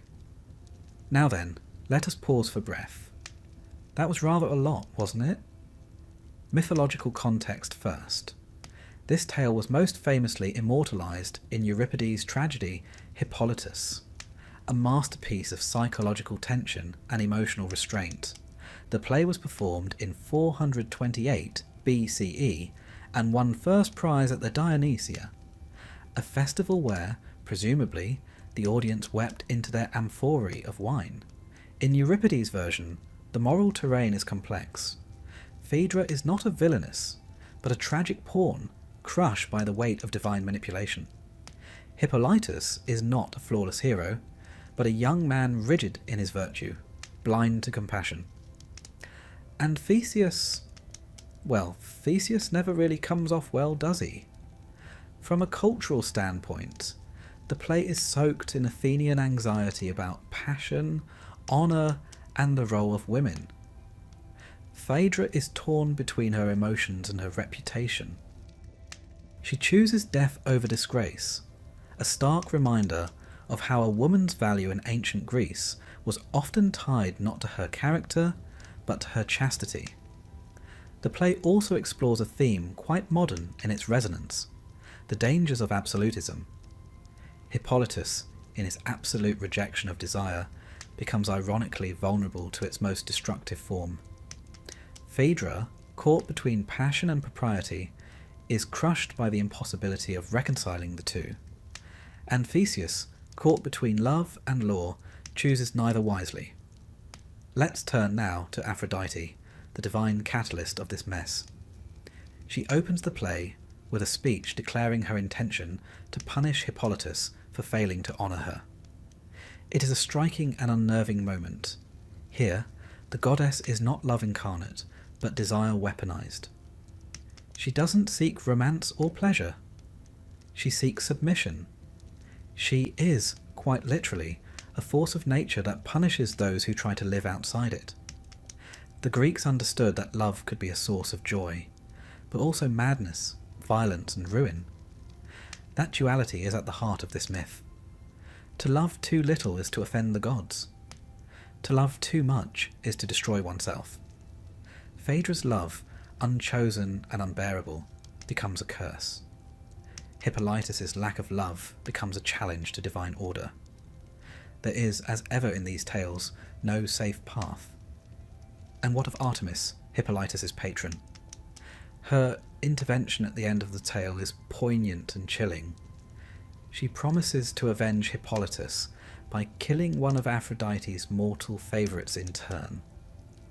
There's a sense that even the gods are trapped in an eternal cycle of retaliation, unable to protect those they favour. There is a version, softer and less devastating, found in Roman literature. Seneca, and later the French dramatist Racine, offer variations in which Hippolytus survives, carried off by Artemis to be healed and hidden. But the Greeks, ever the pessimists, preferred their endings sharp and tragic. And now, dear listener, as your head rests softly upon your pillow, and the night air carries the fading echoes of ancient grief, let us reflect once more. Phaedra and Hippolytus are not lovers, not in any conventional sense. They are strangers caught in the same terrible web. Their love story is not about love at all, but the distortion of it, the curse of desire without choice, the silence of truth unheard, the ruin that comes not from malice, but from fear. It's a tale that asks us to look closely, not just at actions, but at motives, to consider how easily misunderstanding can destroy. How often, in myth as in life, tragedy blooms not from hatred, but from miscommunication, pride, and the inability to pause and ask, what really happened here? So as you drift now into sleep, let this story settle quietly in your thoughts. Not as a cautionary tale, but as a gentle reminder. Speak gently. Doubt slowly. And whatever you do, never underestimate a horse, a letter, or a god with a bruised ego. Paris and Helen. A pairing so legendary, so famously infamous, that it has come to symbolise the very notion of doomed romance. You'll find them in poetry and opera, in oil paintings and war propaganda, in dusty textbooks and dodgy pub quizzes. And yet, for all the attention they have received, one thing is certain: this was never a love story, not truly. No, this was a cautionary tale masquerading as a romance, a myth soaked in beauty, blood, and a great deal of poor decision-making. Let us begin not with Helen, nor with Paris, but with a wedding. Specifically, the ill-fated nuptials of Peleus and Thetis. He a mortal king, she a sea nymph of the highest pedigree, with a temper that could sink a fleet. Their union, blessed and meddled with by gods alike, marked the beginning of what would soon unravel into the Trojan War. You see, as with many a Greek tale, it all began because someone wasn't invited. The goddess Eris, deity of discord, had not received an invitation to the festivities, and rather than sulk quietly in the shadows like a modern office colleague left off the group lunch email, Eris stormed the wedding and tossed a golden apple into the feast. Upon the apple was inscribed just 3 words: to the fairest. Now, when 3 goddesses lay eyes on a golden apple and read the phrase, to the fairest, one can assume a certain level of measured response. Not here. Hera, Athena, and Aphrodite all claimed it. And so began one of the pettiest yet most consequential beauty contests in history. Enter Paris, a Trojan prince living rather peaceably on Mount Ida, having been exiled in infancy due to a prophecy foretelling he would one day bring ruin to Troy. Spoiler alert, the prophecy was quite accurate. The goddesses, unwilling to share a title or an apple, decided he would serve as the judge of their divine pageant. Each goddess, like a contestant on an especially high-stakes talent show, offered Paris a bribe. Hera promised power. Athena promised wisdom and military glory. Aphrodite, the ultimate romantic, offered him the most beautiful woman in the world. Paris, being young, impetuous, and deeply committed to surface-level beauty, chose Aphrodite. In doing so, he not only secured a place in history, but signed a celestial permission slip for disaster. And who, you ask, was this promised paragon of beauty? Helen of Sparta, daughter of Zeus and Leda, the latter famously seduced or assaulted, depending on one's translation, by Zeus in the form of a swan. Helen's beauty was said to be unparalleled, so much so that Theseus, yes, our old friend from chapter 9, once kidnapped her in her youth.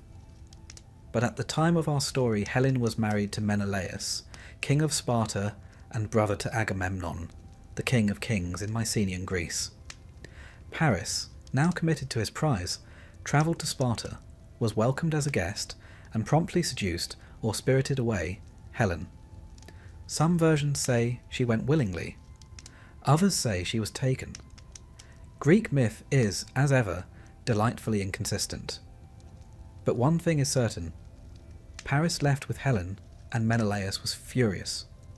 Cue the most ambitious retrieval operation of the Bronze Age, the Trojan War. Now it's worth pausing here to reflect. This wasn't just a domestic dispute. This was an all-star ensemble cast of Greek mythology. Achilles, Odysseus, Ajax, Nestor, Patroclus. A who's who of ancient heroism. And all supposedly rallied not merely to help Menelaus reclaim his wife, but to uphold a pact. When Helen was of marrying age, her suitors had all sworn to defend the chosen husband against anyone who tried to take her. You see, everyone expected trouble. Helen was, after all, the mythical equivalent of a diplomatic incident waiting to happen. But beyond the shimmering surface of abducted wife lies a tangle of deeper themes. Helen wasn't merely a prize passed between men. She became a symbol of male pride, national honour, divine interference, and the enduring fear of feminine allure. Her beauty was seen not just as a blessing, but as a destabilising force. A thing too powerful to exist unguarded. And what of Paris? Was he a great lover? A romantic hero? Not exactly. In Homer's Iliad, he is portrayed as, well, a bit soft. More fond of lounging in his chambers with Helen than facing the Greek champions on the battlefield. His brother Hector, a genuine paragon of nobility, frequently rebukes him for his laziness and cowardice. Even Helen, in moments of weary honesty, mocks his martial inadequacy. Their relationship is complicated. In many retellings, Helen spends much of the war in Troy as a woman trapped by fate, by guilt, by circumstance. She is neither villain nor victim, but a blend of both. At times she regrets leaving Sparta. At others she blames the gods. Her ambiguity makes her one of the most psychologically rich characters in the mythological canon. Let us now turn to the war itself. 10 years of bloodshed, the death of heroes, the wrath of Achilles, the trickery of Odysseus, all to reclaim one woman, or more accurately, to restore male honour after it had been bruised. At least, that's what the song said. But beneath the surface, the Trojan War became a mythological crucible, a space where love, duty, revenge, and divine will collided. Helen's role after the war varies by source. In Homer, she is welcomed back by Menelaus. No trial, no execution, no banishment. It's as if the war never happened. The Trojans are dead, the city burned, but Helen returns to her palace and resumes her life. The ancient Greeks, it seems, had a rather flexible approach to reconciliation, provided you were beautiful enough. Later sources are less forgiving. Euripides, in his tragedy Helen, posits a version in which the real Helen was spirited away to Egypt by the gods, and a mere phantom, a cloud image, was taken to Troy in her place. This reinterpretation attempts to absolve Helen of blame entirely. A clever mythological loophole, one might say, though it does raise the question, why didn't the gods intervene earlier? The image of Helen, as seductress, scapegoat, symbol, is perhaps the most potent in all classical mythology. She becomes a mirror for whatever society wishes to see. To some, she is the ultimate femme fatale. To others, a tragic pawn. Her story shifts with the teller, reflecting the anxieties of the age. And Paris? His end, unsurprisingly, is not heroic. He is mortally wounded by Philoctetes, wielding the very bow of Heracles. Paris seeks help from Oenone, his former lover, and a nymph who had the power to heal him. She refuses, still hurt by his betrayal. And so Paris dies. Later, filled with remorse, she throws herself onto his funeral pyre. A rather fiery footnote to an already charred love story. One might ask, Did Helen and Paris ever really love each other? Or were they both caught in a storm of divine meddling, political ambition, and their own vanity? There's a line in Euripides' Trojan Women where Helen defends herself before Hecuba, queen of the fallen city. She says, "It was the gods, not I." And perhaps that's true. In Greek myth, mortals are so often vessels for divine caprice, and yet they suffer the consequences. The tale of Helen and Paris endures not because it is romantic, but because it is recognisably human. A tangle of desire, mistake, pride, and regret. A tale where no one is truly innocent and everyone pays the price. As you close your eyes tonight, consider this. The face that launched 1,000 ships also left 1,000 widows. The beauty that sparked a war ended in ruin. And the love that defied kings and gods alike ultimately led nowhere at all. Greek myths rarely offer happy endings, but they do offer truth, wrapped in grandeur, adorned with gods, and echoing with the weight of mortal folly. So, rest now, dear listener. Let Helen and Paris fade into the sea mist of memory, two shadows walking among the ruins of Troy. May your dreams be free of golden apples and vengeful goddesses. And if someone offers you a prize for being the fairest, politely decline. Or at the very least check for curses. Good night. We begin our journey into the most cursed families of Greek mythology with a dinner invitation. But this is not the sort of feast you'd like to attend. It is the sort of meal that becomes legend for all the wrong reasons. At its head sits Tantalus, king of Lydia and favoured son of Zeus, at least once upon a time. Now, Tantalus wasn't your average mortal. He was granted the rare honour of dining at the table of the gods themselves, lounging amongst ambrosia and nectar, partaking in divine conversation. For a while it seemed he had it all: status, wealth, access to Olympus. But as with most mortals given a seat too close to the heavens, he made the rather unfortunate choice of trying to outwit the gods. And so, in a gesture of pure madness, or perhaps twisted curiosity, Tantalus invited the gods to a feast of his own, a banquet prepared in his palace with golden vessels and ivory platters. And at the centre of it all he served stew, rich, fragrant stew, the main ingredient, his own son, Pelops. This was not a culinary misstep, this was a test. Tantalus, in his arrogance, wanted to see whether the gods could tell what they were eating. Could divine beings truly detect mortal meat when disguised with garlic and herbs? Could he trick omniscience? As one might expect, the gods were not amused. Most recognized the atrocity immediately and refused to partake. Poseidon pushed away his bowl in disgust. Hermes turned pale. But Demeter, distracted by grief over her abducted daughter Persephone, absent-mindedly nibbled on a shoulder before anyone could stop her. The gods, horrified, brought Pelops back to life, reassembling him like a macabre puzzle, and replacing the missing shoulder with one of ivory. The young man, to his credit, returned to the land of the living with remarkably little complaint. But Tantalus was cast into the deepest pits of Tartarus, where he would forever stand in a pool of water beneath fruit-laden branches, unable to drink or eat. The water always recedes, the fruit always pulls away. Thus we have the word tantalize, to reach forever and grasp nothing. And so begins the tragedy of the House of Atreus. A tale so thoroughly soaked in treachery, vengeance, and familial bloodshed that it makes other dynasties look positively functional by comparison. Pelops, restored and glistening with his new ivory shoulder, went on to marry Hippodamia, the daughter of King Oenomaus. But even that came at a cost. King Oenomaus, fearing a prophecy that his son-in-law would kill him, devised a deadly courting ritual. he would challenge each of his daughter's suitors to a chariot race.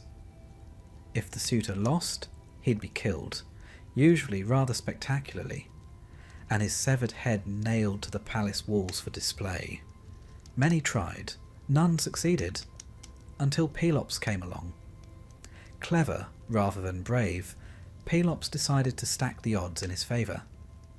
He convinced the king's charioteer, Myrtilus, to sabotage the king's vehicle, replacing the bronze linchpins with ones made of wax.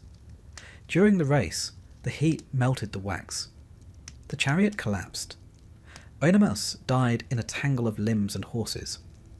Pelops married Hippodamia, and Myrtilus, expecting a reward, reminded Pelops of their deal, which, depending on the version, included a promise of one night with the bride. Pelops did what many mythological heroes do when someone becomes inconvenient. He pushed Myrtilus off a cliff. As the charioteer plummeted to his death, he laid a curse on Pelops and all his descendants. It is this curse, born not of divine wrath, but of personal betrayal, that truly haunts the house of Atreus. Pelops and Hippodamia had children, sons who would carry the curse forward like a poisoned torch. Chief among them were Atreus and Thyestes. Now, the feud between Atreus and Thyestes is the stuff of family nightmares. It makes sibling squabbles over inheritance look charming. When the throne of Mycenae became vacant, the two brothers competed for power. Initially, Atreus seemed the rightful heir, but Thyestes tricked him out of the throne by seducing Atreus' wife and stealing a golden lamb, a symbol of kingship. Having been thoroughly betrayed, Atreus plotted revenge with the same culinary flair that had defined his grandfather. He invited Thyestes to a reconciliation banquet. The wine flowed, the courses were lavish, Thyestes ate heartily. Then Atreus presented the heads and hands of Thyestes' sons on a platter, revealing that he had unknowingly dined on his own children. Yes, again with the cannibalism. You might be noticing a pattern. The gods, if they were still watching, must have winced. But there were no lightning bolts this time. No divine retribution. Only the heavy silence of a curse continuing to seep into the stonework of the palace. Thyestes, devastated, fled. He consulted an oracle, hoping for some form of justice. The oracle, cryptic as always, told him the only way to avenge his children was to father another child with his own daughter, Pelopeia, which he did, quietly, disguised. Pelopeia later gave birth to a son named Aegisthus. And yes, if you're counting, that makes Aegisthus both son and grandson to Thyestes. Aegisthus was raised under strange circumstances and only later discovered his true parentage. Meanwhile, Atreus maintained power, and the next generation began to come of age. Atreus had two sons of his own, Agamemnon and Menelaus. They were raised in a court haunted by betrayal and blood. When Agamemnon came of age, he married Clytemnestra, and Menelaus married Helen. Yes, that Helen, the one whose abduction sparked the Trojan War. But before ships could sail, the winds died. The fleet sat motionless in the harbour. Agamemnon had offended Artemis, goddess of the hunt. Some say he killed one of her sacred stags. Others claim he boasted of being the better hunter. Either way, Artemis demanded a price, the sacrifice of his daughter, Iphigenia. Agamemnon faced an impossible choice. He chose ambition. Iphigenia was summoned under false pretenses, told she was to marry Achilles, and then led to the altar. In some versions, Artemis replaced her with a deer at the last moment. In others, she died. Either way, the moral debt was incurred, a debt that would be collected soon enough. Agamemnon sailed to Troy. 10 years passed, 10 long, brutal years. And when at last he returned home triumphant, he brought with him a Trojan princess, Cassandra, as a war prize and concubine. An insult Clytemnestra did not take lightly. She had waited. She had brooded. She had taken Aegisthus as her lover, and when Agamemnon stepped into his palace, she welcomed him with warm smiles, soft robes, and a bath. Then she killed him, possibly with an axe, possibly entangled in a net. The details vary, but the outcome does not. Cassandra, cursed always to speak truth, and never be believed, was murdered too. The palace once again soaked in royal blood. Now the curse turned to the children of Agamemnon, Electra and Orestes. Exiled, grieving and vengeful, they plotted their return. Years later, Orestes crept back into Mycenae. With Electra's help, he killed Aegisthus. Then in a final shattering act, he murdered his mother. Matricide. A crime so terrible, even the gods refused to look away. Orestes fled, hounded by the Furies, ancient spirits of vengeance. They were relentless, shrieking, clawing, driving him mad. He found no peace. He begged Apollo for help. The gods sent him to Athens, where the matter was put before a court, the Areopagus. This trial, recounted in Aeschylus's Eumenides, is more than a mythic episode. It marks a cultural shift, from blood vengeance to civic justice. Athena, goddess of wisdom, cast the deciding vote. Orestes was acquitted, and the Furies, soothed and renamed the Kindly Ones, were given a new role as protectors of justice rather than instruments of wrath. And so, the house of Atreus, after generations of horror, finally found a form of peace. Not through revenge, but through law. Through a jury, not a sword. The curse, it is said, was broken. But of course, stories never end so neatly. The legends of Atreus remained alive in the Greek mind for centuries. The family became a symbol of how wrongdoing echoes down generations, how the past grips the present, and how even the greatest houses can rot from within. They were reminders that pride, ambition, and betrayal never go unpunished. Not by gods, not by fate, not by memory. And so we leave them now. Picture the palace of Mycenae, its golden halls dimmed, its stones bearing silent witness to secrets too old to speak. The dining table sits empty. Somewhere in the shadows, a servant sweeps the floor where kings once bled. Outside, the wind rustles through olive trees, and above, the stars flicker with quiet indifference. The house is still, but the echoes remain.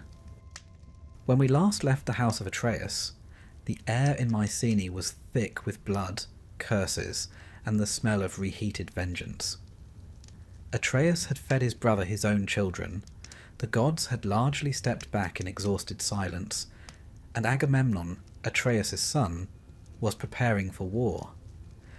Now we turn our attention more closely to Agamemnon himself. You may have heard of him in passing, most likely as the leader of the Greeks in the Trojan War, or that king with the daughter sacrificing problem. And both are true, though neither does justice to the man's particular talent for choosing the worst possible option in almost any situation. To begin, Agamemnon was king of Mycenae, a powerful Bronze Age city-state said to glitter with gold, command armies, and echo with secrets. His wife was Clytemnestra, a formidable woman in her own right, clever, proud, and with a memory like a steel trap. Together they ruled Mycenae and had several children, including Iphigenia, Electra, and Orestes. Then came Paris, not the city, the Trojan prince. He arrived in Sparta and stole away Helen, who happened to be Clytemnestra's sister, and, unfortunately for everyone involved, the wife of Agamemnon's brother Menelaus. What followed was less a family reunion and more a pan-Hellenic temper tantrum. Menelaus wanted his wife back. Agamemnon, ever the statesman, agreed to lead the charge. The other kings and warriors of Greece, some eager and some less so, were gathered under Agamemnon's banner. But the gods had ideas of their own. As the fleet prepared to sail from Aulis, the winds died. The ships bobbed listlessly in the water, sails hanging limp as laundry. Days passed, supplies dwindled, morale waned. The seers consulted omens, birds, bones, and bits of burnt liver. The answer came: Artemis was angry. The reason? That depends. One version says Agamemnon killed a sacred stag in one of her groves. Another claims he boasted that he was a better hunter than the goddess herself. A laughable thing to say about a deity who could shoot a flea off a galloping deer. Regardless, Artemis demanded recompense. A life for a life, specifically the life of Iphigenia. The command was clear: sacrifice your daughter, and the winds will return. Refuse, and the fleet rots at harbour. Your allies turn on you, and the war ends before it even begins. Agamemnon hesitated. He was, after all, a father, but he was also a king, a general, and a man of ambition. Eventually, ambition won. He sent word to Clytemnestra, telling her to bring Iphigenia to Aulis under the false pretense that she was to marry Achilles. One can only imagine the mood when mother and daughter arrived. The joy of a royal engagement, the dressing in white, the proud father waiting, not with a ring, but a knife. What happened next depends on the storyteller. In some versions, Iphigenia is sacrificed on the altar, her cries silenced by the wind that finally returns. In others, Artemis has a last-minute change of heart, swaps the girl for a deer, and whisks Iphigenia away to serve in her temple at Tauris. But regardless of whether she died or was spirited away, one thing is certain. Clytemnestra believed her daughter was murdered, and Clytemnestra never forgot. Agamemnon went on to Troy, a city with high walls, high drama, and an unfortunate tendency to attract divine attention. There he clashed swords, shouted orders, and argued constantly with Achilles, whose ego could probably have sacked the city on its own. Years passed, 10 of them in fact. During that time, Agamemnon took a concubine, Cassandra, a Trojan princess cursed by Apollo. She had the gift of prophecy, but was doomed never to be believed, which made her something of a tragic Cassandra, in the original and most literal sense. Eventually, Troy fell. Agamemnon returned home in triumph. He brought spoils, stories, and Cassandra. What he did not bring was humility, remorse, or even a basic grasp of tact. Let us now turn to the Palace of Mycenae. Imagine it looming on the hill, built of great stones so massive that later generations would claim they were placed by giants, Cyclopean masonry they called it. Inside, the hearth glows faintly. Servants whisper, and in the hall stands Clytemnestra, waiting. For a decade, she has ruled in his absence. She has run the palace, raised the children, and endured the whispers about Iphigenia. And, most notably, she has taken a lover, Aegisthus, cousin to Agamemnon, and that same child born of incest between Thyestes and his daughter Pelopia. In many ways, Aegisthus was the curse personified, a walking, brooding embodiment of all the unresolved blood debts in the family. When Agamemnon arrived, he expected garlands and praise. What he received was a bath. Clytemnestra welcomed him graciously, helped him into the palace, and encouraged him to walk upon rich tapestries, an honour typically reserved for gods. Agamemnon hesitated, sensing hubris in the gesture, but relented. It was his last proud decision. Inside the bath, as he relaxed from his long journey, Clytemnestra threw a net over him, some say a robe or a fishing net, and struck him with an axe, repeatedly. Some versions have Aegisthus deliver the blow, but most agree it was Clytemnestra who killed him. Not in a fit of passion, but in cold, ceremonial vengeance. Cassandra, ever the prophet, knew it was coming. She had seen her own death and Agamemnon's before they stepped off the ship. No one listened, of course. They never did. She was dragged inside and murdered as well. And so Agamemnon, hero of Troy, fell not on the battlefield but in his own home, in his own bath, at the hands of his wife. Was it justice? Revenge? Curse? All of the above, really. The Greeks, who had a knack for tragic reasoning, understood that blood begets blood, and every wrong, even one sanctioned by the gods, carries a price. Clytemnestra took power, ruling alongside Aegisthus. For a time, there was uneasy stability, but Orestes, son of Agamemnon and Clytemnestra, did not forget. He was exiled, growing up in another court, told again and again of his father's murder. His sister, Electra, remained in Mycenae, nursing her own slow-burning fury. Years passed. Then Orestes returned. What followed was not swift. Greek revenge never is. Orestes plotted with Electra. He crept into the palace disguised, perhaps as a messenger or a stranger bearing news of his own death. The plan was theatrical, almost ritualistic. When the time came, Orestes killed Aegisthus. Then, face to face with his mother, he hesitated, but not for long. He struck her down, his mother. Her blood joined that of her husband, her lover, her daughter. The floor of the palace must have known its way around a stain by then. Yet this act, unlike Agamemnon's sacrifice, was not accepted in silence. The Furies came. Ancient, primal goddesses of vengeance, they pursued Orestes without rest. In every temple, in every dream, they howled. Not even Apollo could shield him for long. He sent Orestes to Athens to plead his case before the Areopagus, a jury of Athenian citizens presided over by none other than Athena. And for the first time in Greek mythology, justice became a matter not of blood, but of law. The trial was close. Half voted for acquittal, half for guilt. Athena cast the deciding vote, acquittal. She reasoned that the bond between mother and child, while sacred, was not greater than the father's claim, especially in matters of kingship and legacy. A legal decision, if not a warm one. The Furies, initially enraged, were given a new role, transformed from vengeful spirits into the Eumenides, the kindly ones. They would no longer torment, they would protect. A tidy ending, if you believe in such things. But the house still stood. The curse, perhaps lifted, perhaps merely dormant, lingered in the stones. And what of Agamemnon's folly? To the Greeks, he was both hero and cautionary tale.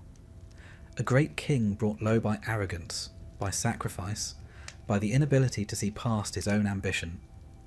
He led 1,000 ships, toppled a city, and returned to nothing. His story was told again and again, in Homer, in Aeschylus, in whispers beneath flickering torchlight. Not because he was noble, but because he was inevitable. The sort of man who always appears where curses linger. The kind of king who mistakes blood for legacy.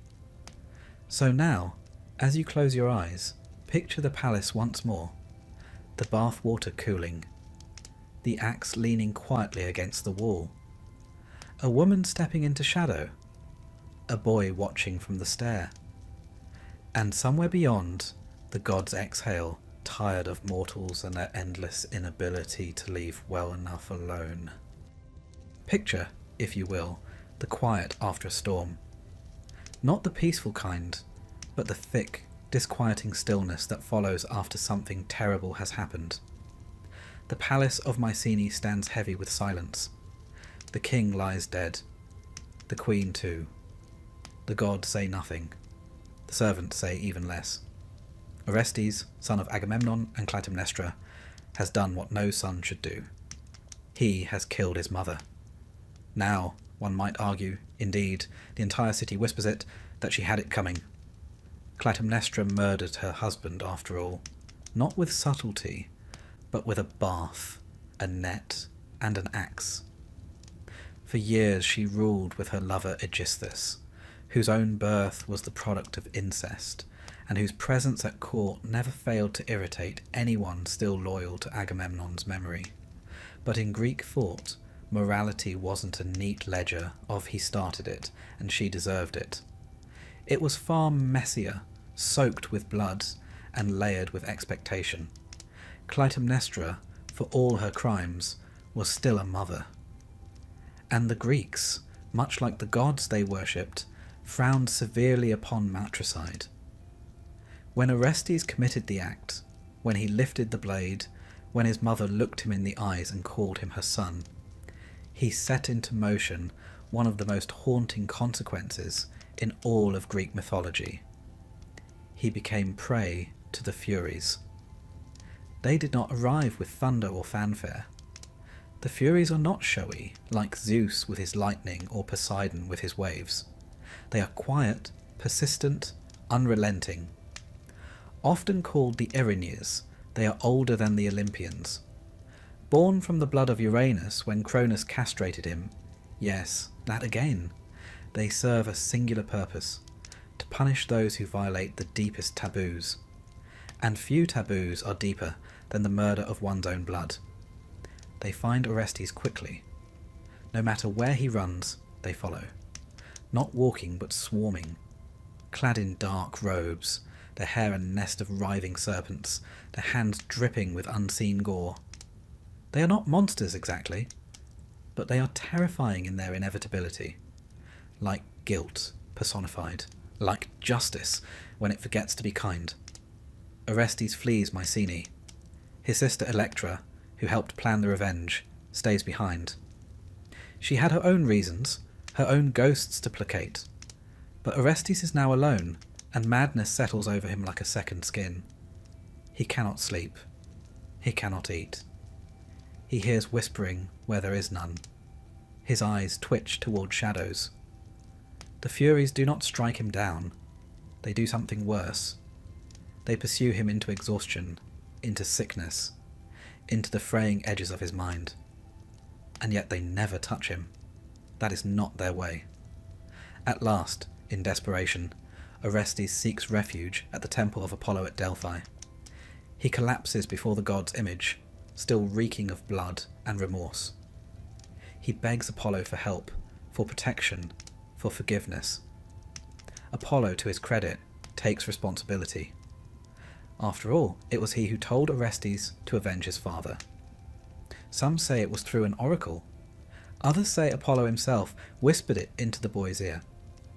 Either way, the god cannot very well abandon him now. Apollo tells Orestes to go to Athens. There, he will be judged. Not by gods, not by curses, but by mortals. A trial will be held. And for the first time in Greek myth, justice will be a question of law, not vengeance. Now this is rather important, because up to this point in the long, bleeding tale of the House of Atreus, there's been very little room for balance. Justice was personal. If someone murdered your father, you murdered them. If your brother stole your throne, you cooked his children. And if you were wronged by the gods, you'd better hope you had a daughter left to sacrifice. But Athens, glorious, infuriating, democratic Athens, was different, at least in principle. They believed in courts, juries, deliberation. Not perfect, certainly, but better than nets and axes in the bath. So, Orestes travels to Athens, a fugitive dragging his curse behind him. There, in the shadow of the Acropolis, the goddess Athena herself agrees to oversee the trial.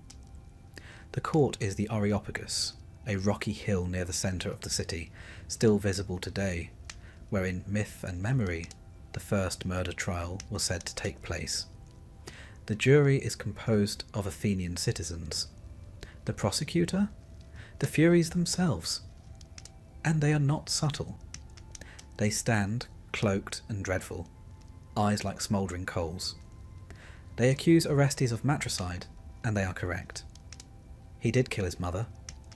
The facts are not in dispute, but they do not argue reason.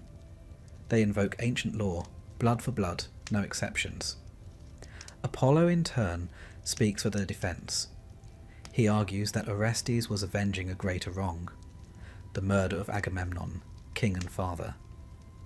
He even adds, somewhat awkwardly, that the bond between a father and son is stronger than that between a mother and child, since the mother is merely a nurse of the seed, while true parentage comes from the father. A bold argument, and one that reflects the uncomfortable gender views of the time, but it sways some of the jurors. The vote is taken, the results are split, a tie, the matter hangs like smoke. Then Athena steps forward. As goddess of wisdom, strategy, and law, she casts the deciding vote. She votes to acquit. Orestes falls to his knees. The Furies howl in protest, their shrieks echoing through the stone. But Athena does not silence them with threats. She speaks to them respectfully, offering them a new role in Athens. No longer vengeful spirits, they shall be honoured as the Eumenides, the kindly ones. They will protect the innocent, guard oaths, and ensure harmony.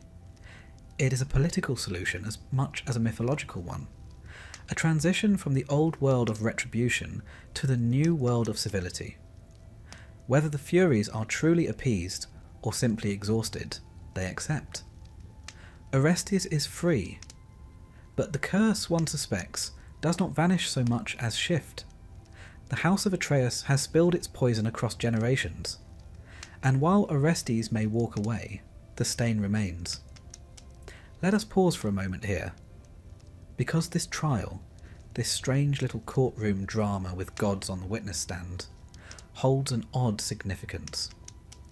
To the ancient Greeks, the story of Orestes wasn't just a myth, it was an allegory for the evolution of their society. From chaos to order, from family vendettas to civic responsibility. It told them that even the darkest crimes could be addressed without bloodshed, that a jury, not a sword, could end a cycle. Of course, whether the jury always got it right is another matter. But myth, like law, is as much about hope as it is about precedent. And what of Orestes? His life after the trial was not peaceful, but it was quieter. He returned to Mycenae, reclaimed the throne, and eventually married Hermione, daughter of Menelaus and Helen, which, yes, made her his cousin. But by Greek royal standards, that was practically progressive. Some stories say he later killed Neoptolemus, the son of Achilles, over a territorial dispute or possibly over Hermione herself. Others say he died peacefully, bitten by a snake in Arcadia. Either way, his life remained entangled in myth, a half-hero wandering the edges of a world that never quite forgave him. And the Furies, they lingered too, transformed but never forgotten. In tragedy, in temple rites, in whispered prayers before oath-taking, they stood in the background, dark, waiting, occasionally merciful. Even today, when we speak of someone being hounded by guilt, we invoke something very old, a sense that conscience is not just internal, but ancestral, that some voices come not from within, but from the past, dragging iron chains and ancient expectations. So now, close your eyes and imagine Athens at dusk. The sun sinks low over the marble columns. The streets hum with quiet life, merchants closing stalls, children chasing goats, philosophers squabbling over olives. On the Areopagus, a breeze stirs the dust where gods once stood, and mortals cast votes that changed history.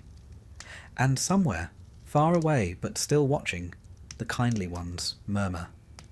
Not to punish this time, but simply to remember. Justice, once born in blood, now wears a robe and carries a scroll.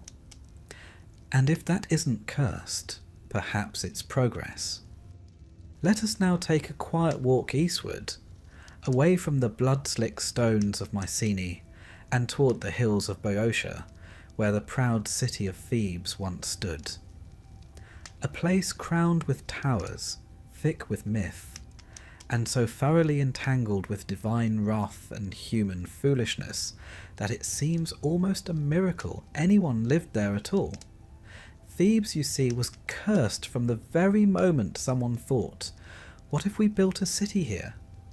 Our story begins not with a king, but with a cow. A white one, sent by the Phoenician prince Cadmus to guide him to the spot where he was to found his city. Apollo, never one to offer straightforward advice, had told Cadmus to follow the cow and build where it lay down.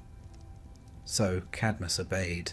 He followed the cow until it collapsed from exhaustion, and there he began to lay the first stones of Thebes. Then he made the mistake of needing water. Nearby was a spring, guarded by a serpent. A very large one.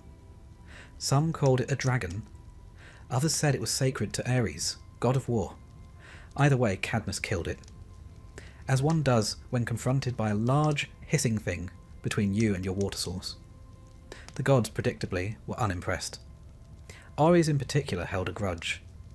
As punishment, Cadmus was sentenced to serve Ares for 8 years. Something not many mortals lived to describe. But more importantly, before leaving the spring, Cadmus buried the serpent's teeth into the soil. Whether this was divine instruction or a peculiar gardening impulse is unclear. What matters is what grew. Warriors. Fully formed, armoured men, erupting from the earth like crops. They were called the Sparti, or sown men, and they immediately started killing each other. Cadmus, sensibly, threw a rock among them, tricking them into thinking one of their own had attacked first. By the end of it, only 5 remained. These 5 would become the ancestors of Thebes' noble families.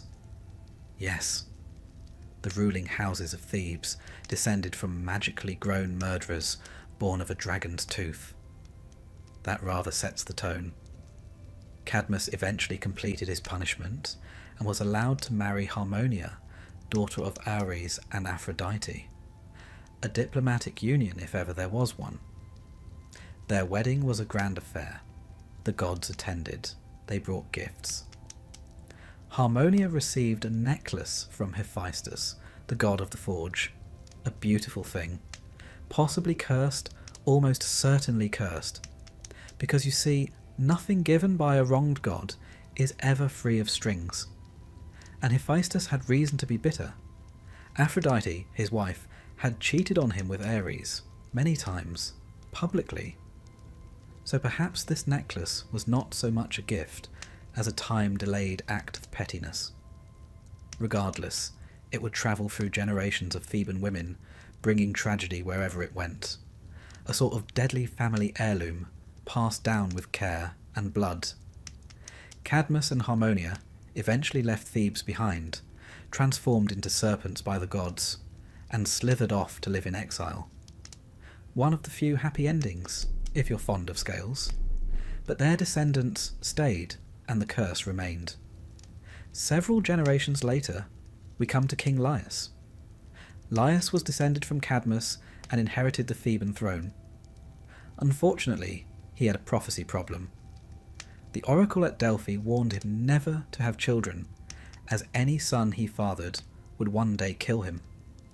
Now, Laius might have avoided this fate if he had followed the very basic rule of not angering both the gods and his wife. But alas, he failed at both. He assaulted a young man named Chrysippus. Yes, assaulted, which earned the wrath of both the gods and the boy's father, King Pelops. And then, despite the prophecy, he fathered a child with his queen Jocasta. Upon the boy's birth, Laius panicked. He ordered the infant to be exposed on a mountainside, abandoned to die with a spike through his ankles. A shepherd was tasked with the deed, but in true mythological fashion, he passed the boy to another shepherd, who passed him to another, and eventually the child ended up in Corinth, raised by the king and queen there, who had been childless and were delighted by the mysterious bundle of doom. They named him Oedipus. Yes, that Oedipus.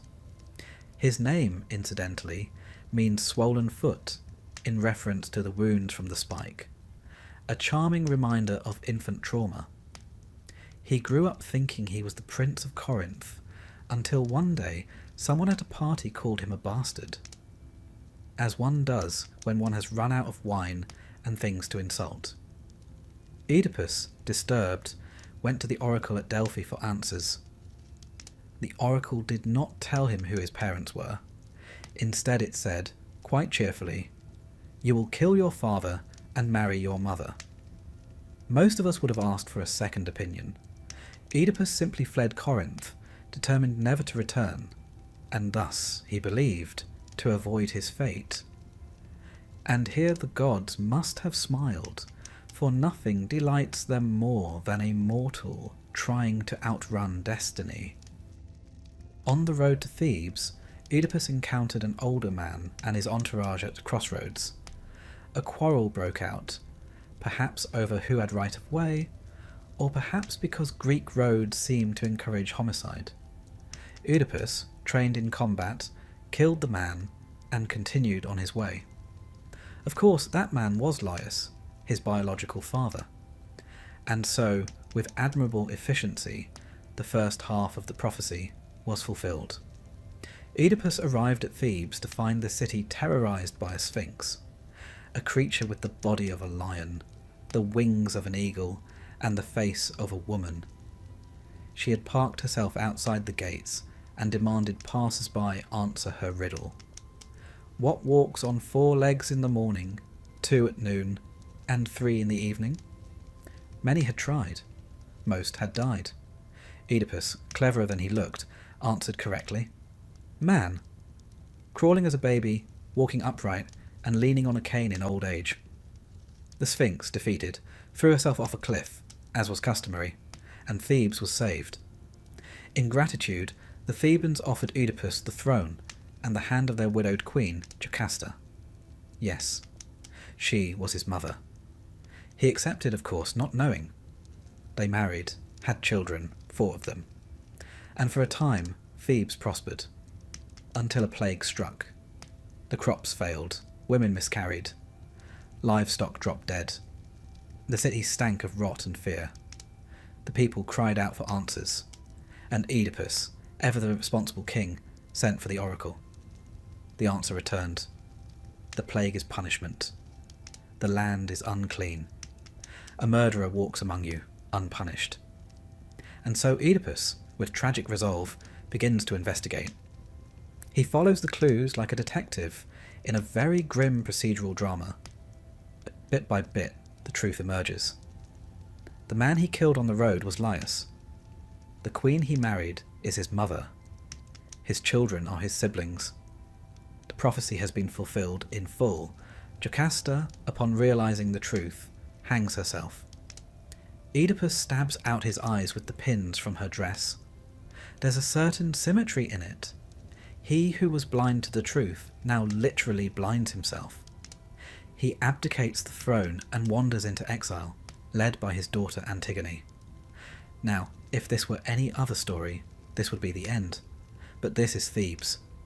The curse has more work to do. Oedipus's sons, Eteocles and Polynices, inherit the kingdom.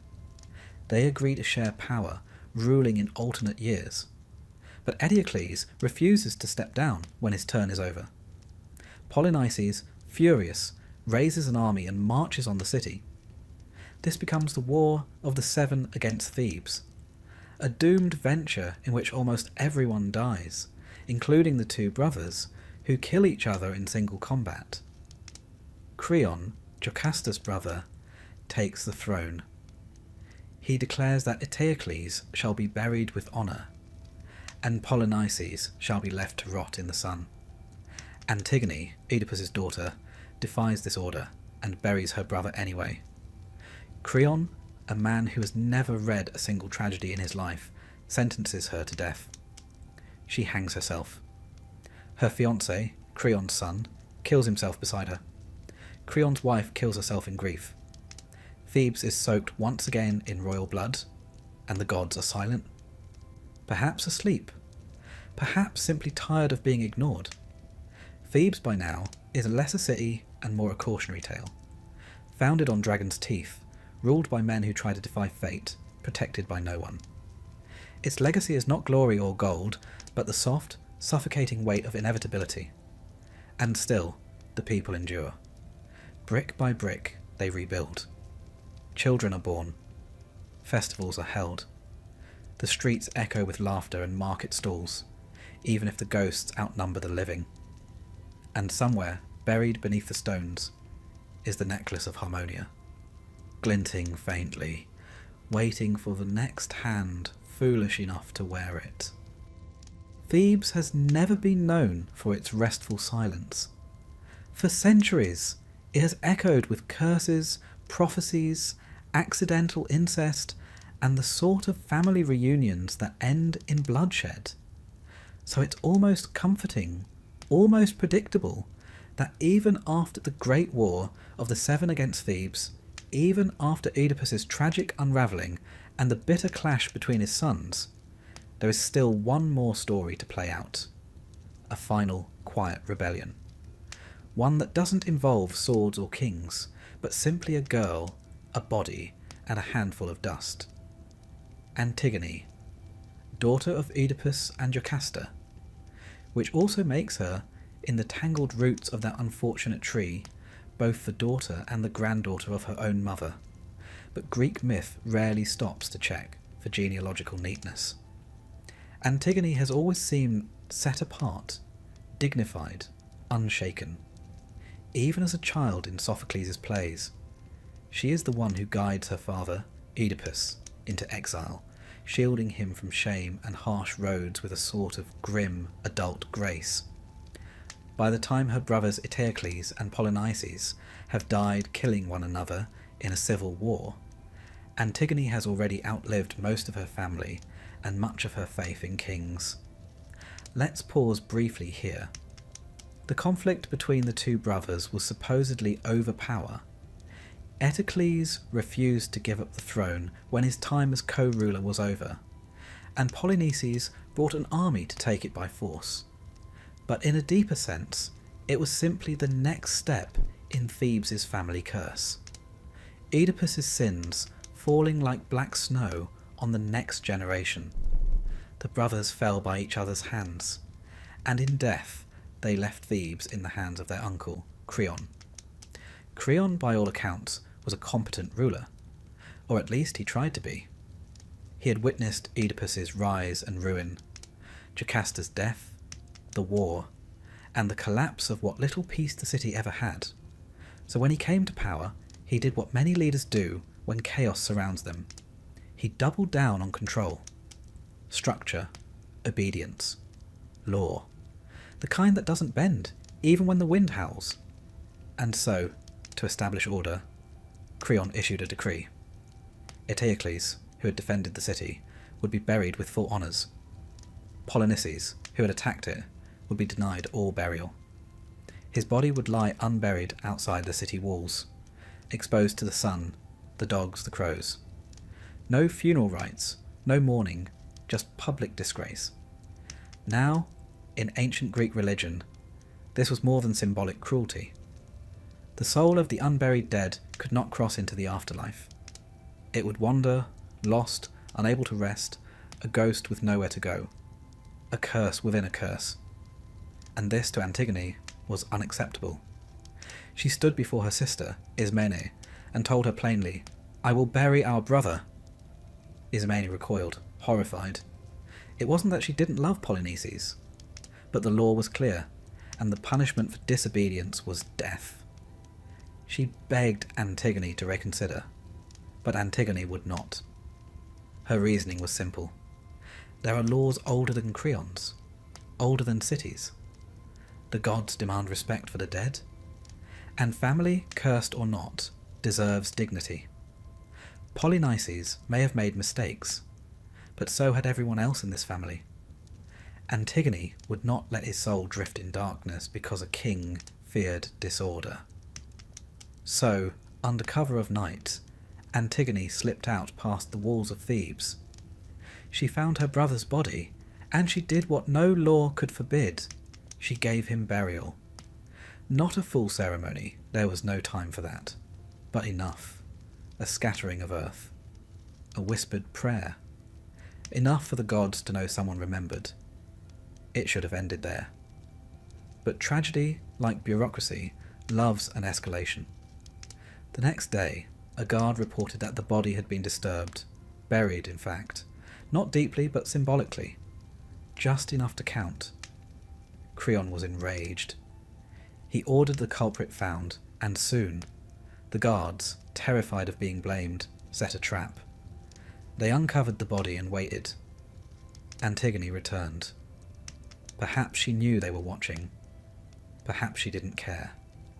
Either way, she approached the corpse again and began to rebury it. The guards seized her and brought her to Creon. And now, the tragedy sharpens. Creon is faced with the niece of his late sister, the woman engaged to his son Haemon, and a citizen of noble blood. But none of that matters to him. The law, he insists, is the law. If it is broken without consequence, what is the point of any order? If one woman is allowed to ignore a decree, who else will follow? Antigone does not flinch. She admits to the burial. She says she would do it again.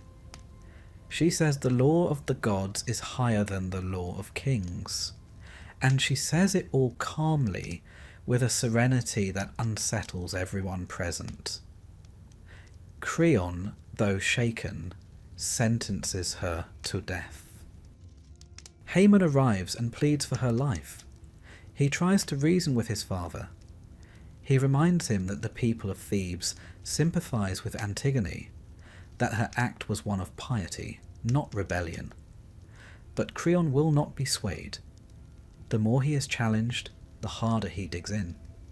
He accuses his son of betrayal, of weakness. Haemon, heartbroken, leaves. Creon decides to spare himself the political risk of a public execution. Instead, he orders Antigone sealed inside a stone tomb in the wilderness, left with just enough food to technically claim she wasn't directly killed. It's a particularly Greek form of logic. Indirect cruelty with a veneer of formality. So Antigone is led away, her head held high. She sings laments not for herself, but for Thebes, for her brother, for the world that allows injustice to wear a crown. And then the tomb is sealed, but the gods finally stir. Tiresias, the blind prophet who has seen every generation of Theban disaster, comes to Creon with a warning. The gods are angry. The sacrifices are not burning properly. The birds no longer sing. The city is unclean. Creon must bury Polynices, and he must free Antigone, or ruin will follow. At first, Creon resists. Then slowly fear seeps into his spine. He relents. He orders Polynices buried. Then he hurries to the tomb, but he is too late. Antigone has taken her own life, hanging herself by her veil. Haemon, who arrived moments before his father, found her and attempted to cut her down. But when Creon entered, he saw his son, covered in blood, embracing the lifeless body. Haemon pulled his sword, not against his father, but against himself, and died beside her. And when word reached Eurydice, Creon's wife, she too took her life. Her final words, delivered by messenger, were a quiet curse against the man who had cost her both her sons. And so Creon, who set out to preserve order, is left with silence. His niece, his son, his wife, all gone. He sits in the palace alone.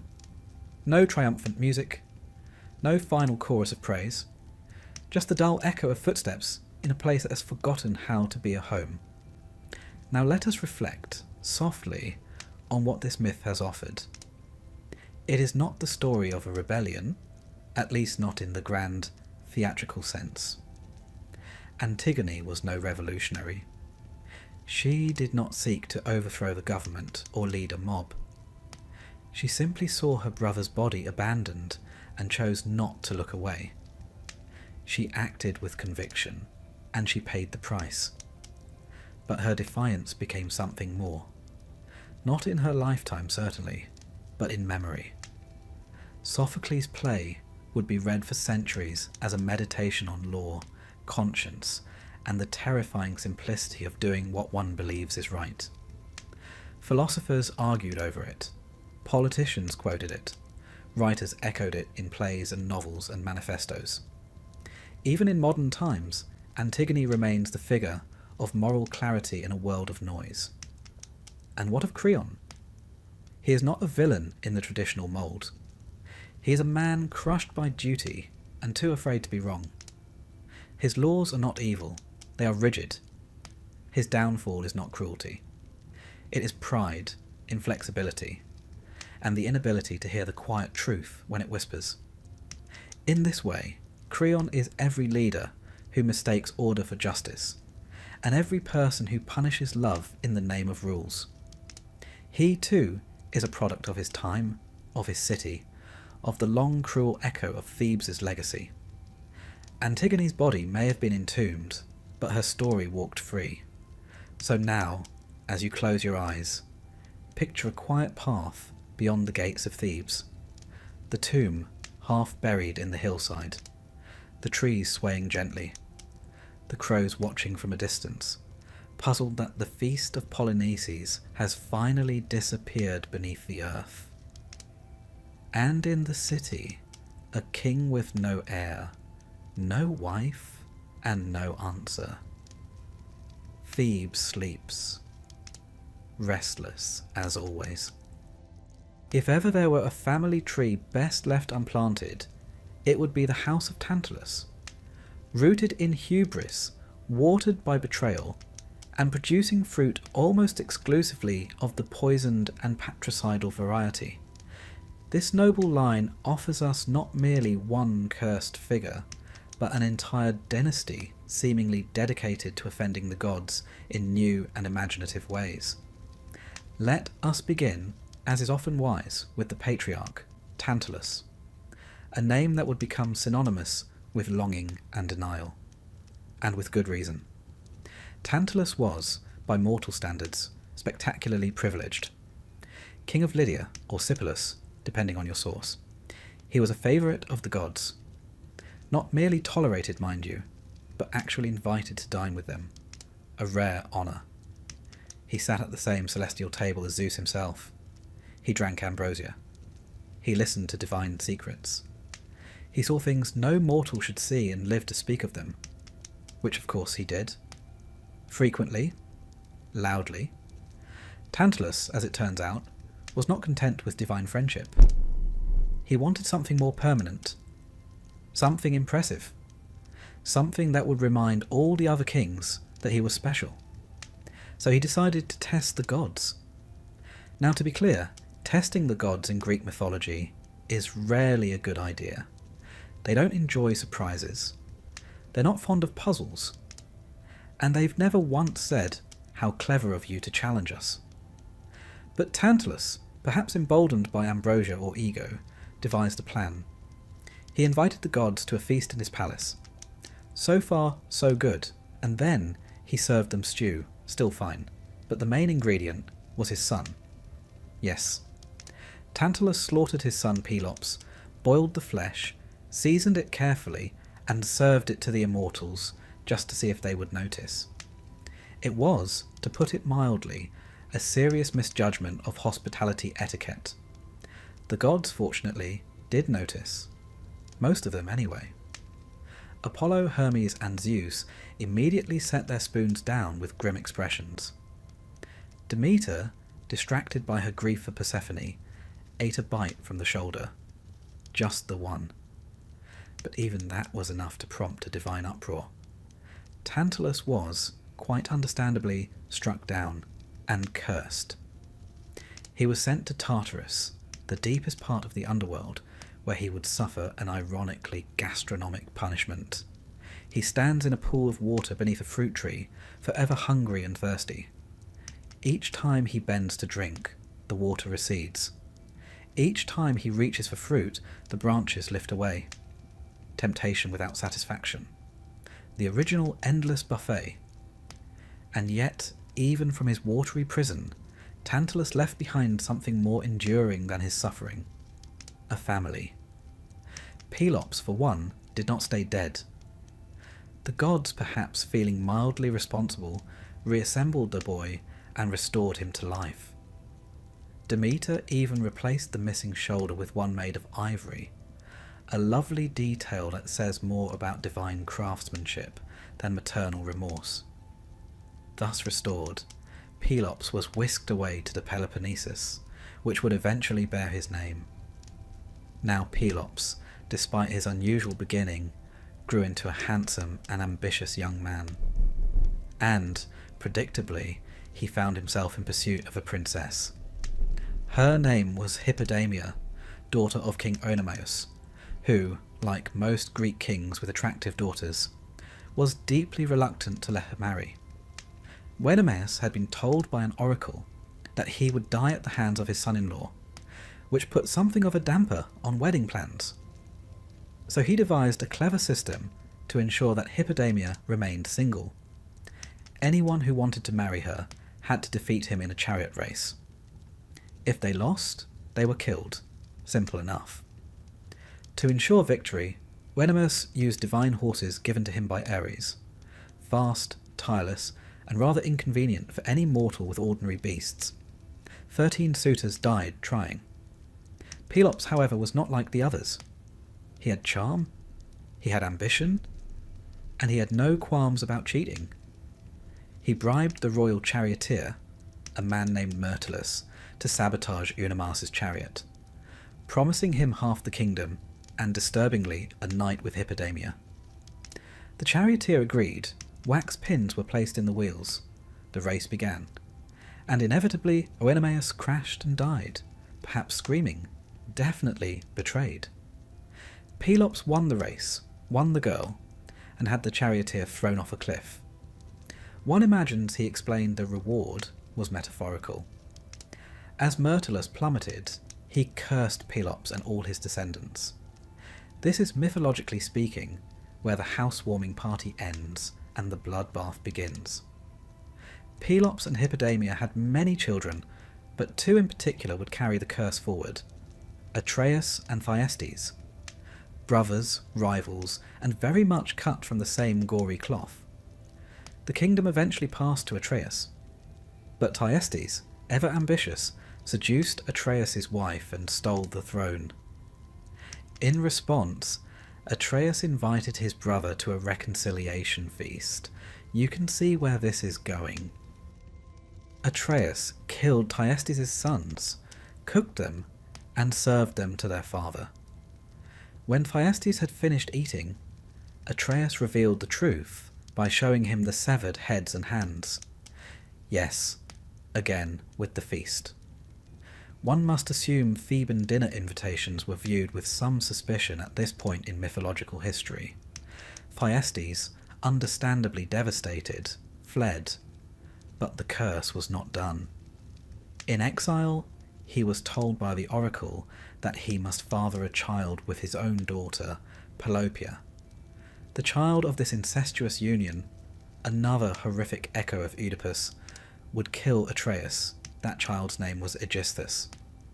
Now, let's pause to reflect on the architecture of this curse. We have betrayal, murder, incest, cannibalism, and revenge, layered generation upon generation, each new horror echoing the last. The gods are largely silent, as if even they are too weary to intervene anymore. Aegisthus was raised by Atreus, who believed him to be his nephew. Later, when the truth emerged, Aegisthus killed Atreus and returned the throne to Thyestes. For a moment, the curse seemed to shift into a holding pattern.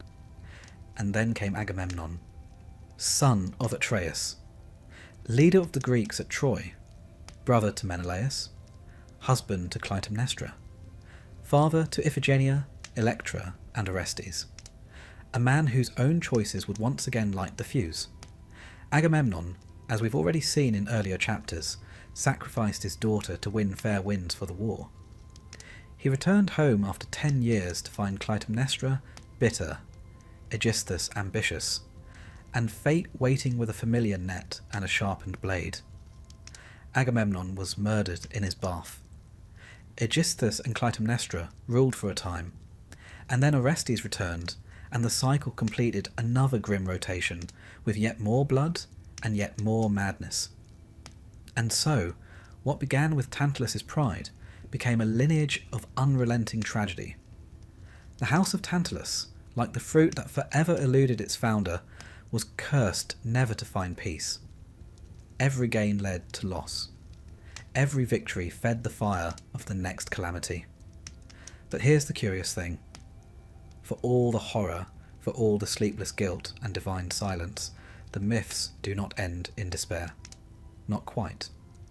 Orestes, after his trial in Athens, was acquitted. He founded cities. He married. He ruled. Some say the curse was lifted with him. Others say it simply went quiet. Pelops' ivory shoulder remained as a symbol, perhaps of restoration, perhaps of artifice. His descendants would continue to shape the Greek world, founding dynasties, erecting temples, commissioning poets to sing of their lineage. Even as whispers of cannibalism and betrayal clung to their names like shadows. And Tantalus still stands in Tartarus, still thirsting, still reaching. A reminder that some appetites, once indulged, never leave you. So as you drift into sleep tonight, think not of the boiling pots or crumbling thrones. Think instead of the quiet ripples in a cursed family line. How one moment of pride, one terrible meal, can echo for centuries. And perhaps, somewhere in the dark, Pelops' ivory shoulder gleams faintly, whole again, almost. There are curses that cling like shadows, and others that blaze like fire, consuming everything in sight. The Labdacus line, the royal house of Thebes before and during the reign of Oedipus, was burdened with both. If the house of Tantalus gave us banquets of horror, the Labdacus dynasty gave us psychological ruin, political disaster, and more botched prophecies than should reasonably occur within 3 generations. Let's take a quiet walk, once again, through the troubled streets of Thebes, city of 100 gates and one unending headache. It begins, as it often does in Greek tragedy, with a choice. Labdacus was the grandson of Cadmus, the city's founder, and the son of Polydorus, who had ruled briefly before dying young, presumably from being related to Cadmus. Thebes was still a young city then, old enough to have towers but not old enough to have learned its lessons. Labdacus inherited the throne, but not for long. He died while his son, Laius, was still a child. Some say Labdacus died in battle. Others say he offended the gods by defying the cult of Dionysus, and that divine retribution swiftly followed. But one way or another, the throne of Thebes was once again left in the uncertain hands of regents and whispers. Young Laius, the last male of his line, was raised under the care of Lycus, the regent of Thebes, and later taken in by another noble household in exile. One might have hoped that absence from Thebes would bring clarity, maybe even a chance to escape the family curse. Unfortunately, exile did little to polish Laius's moral compass. When staying with Pelops, yes, that Pelops, he of ivory shoulder and cursed banquet fame, Laius repaid his host's hospitality by abducting Pelops' son, Chrysippus. Not just abducted. Some versions say he seduced the boy. Others say he raped him. Either way, Laius committed an act of profound violation, one that would echo down through the generations. Chrysippus died by suicide, murder, or shame, and Pelops, understandably enraged, laid a curse upon Laius and all his descendants. This, in case you're keeping track, is curse number 2. Thebes was already dealing with Cadmus's dragon-toothed warriors and the cursed necklace of Harmonia, and now it inherited a brand new curse from the house of Pelops. It's a wonder the gods didn't just fence off the entire city and label it uninhabitable due to mythological hazards. When Laius returned to Thebes, he became king. He married Jocasta, a descendant of the Spartoi, the Sown men, and might have enjoyed a quiet reign if not for the minor problem of another prophecy. This time, the oracle at Delphi warned Laius not to have children. If he did, his son would kill him and marry his wife. Now most kings faced with this sort of prophecy either abstain, consult a priest, or ignore it entirely while preparing for disappointment. Laius and Jocasta chose the last option. They had a son, and immediately regretted it. In a panic, Laius ordered the child exposed, abandoned to die on the mountainside. His feet were pinned together with an iron spike, earning him the name Oedipus, meaning swollen foot. A shepherd tasked with the grisly deed took pity on the baby and passed him along until he was adopted by the childless royal family of Corinth. Oedipus grew up never knowing who he truly was. Now, this all might sound familiar. The myth of Oedipus is among the most famous in Western literature, thanks largely to Sophocles, who gave us the most enduring version, but it's worth pausing not just on what Oedipus did, but how thoroughly his life was shaped by a curse he never asked for. As a young man, Oedipus learned from a drunk at a banquet, always a reliable source, that he was not the true son of the Corinthian king. Troubled, he visited the oracle at Delphi, but instead of getting answers about his parentage, he was given a prophecy. He would kill his father and marry his mother. Naturally, he resolved never to return to Corinth. A sensible precaution, if misinformed. On the road away from the city, at a crossroads, he encountered a rude old man with a chariot who tried to run him off the path. Oedipus, not yet known for his temper, but apparently quite good in a fight, killed the man and his small entourage. Yes, that man was Laius, his real father. And so, unknowingly, Oedipus fulfilled the first part of the prophecy. He continued on to Thebes, where the city was being terrorized by a sphinx. This curious creature, with the body of a lion, the wings of an eagle, and the face of a woman, had taken up residence outside the gates and posed riddles to all who passed. Those who failed to answer were devoured. The riddle she posed was this: what walks on 4 legs in the morning, 2 at noon, and 3 in the evening? Oedipus answered correctly: man. As a baby he crawls on all 4s. As an adult he walks on 2 feet. In old age he uses a cane. The Sphinx, defeated by logic, threw herself from a cliff, as is traditional. The Thebans rejoiced.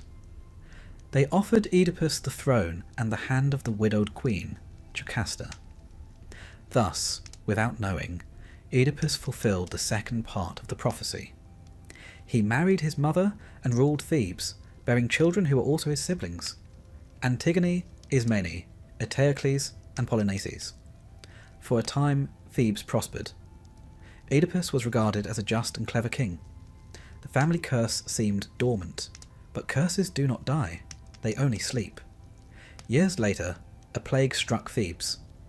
Crops failed, infants perished, the altars smoked without fire. The city called upon Oedipus to save them.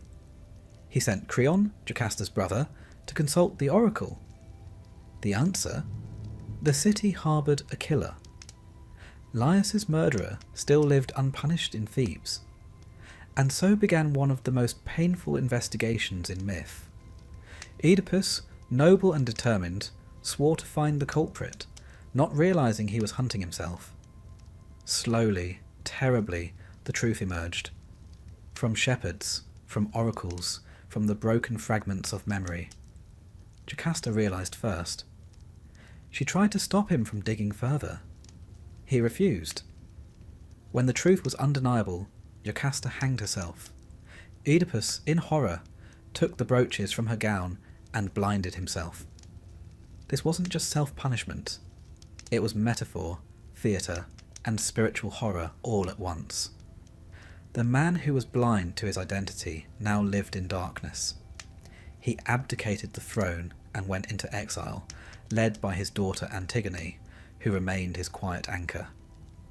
And thus the Labdacus line once again spiralled into ruin. But it doesn't end there, of course. Greek families never settle for one tragedy when 3 or 4 will do.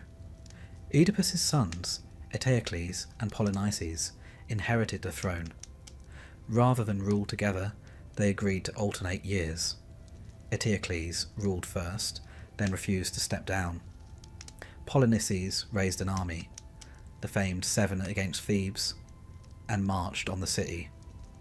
The brothers killed each other in single combat. The war ended with Thebes bloodied, broken, and under the rule of Creon. It's worth noting that Creon, despite his later errors, was not of the cursed line. He was merely unlucky enough to marry into it. And then came Antigone's tale, the quiet defiance, the unburied corpse of Polynices, the tomb, the suicides.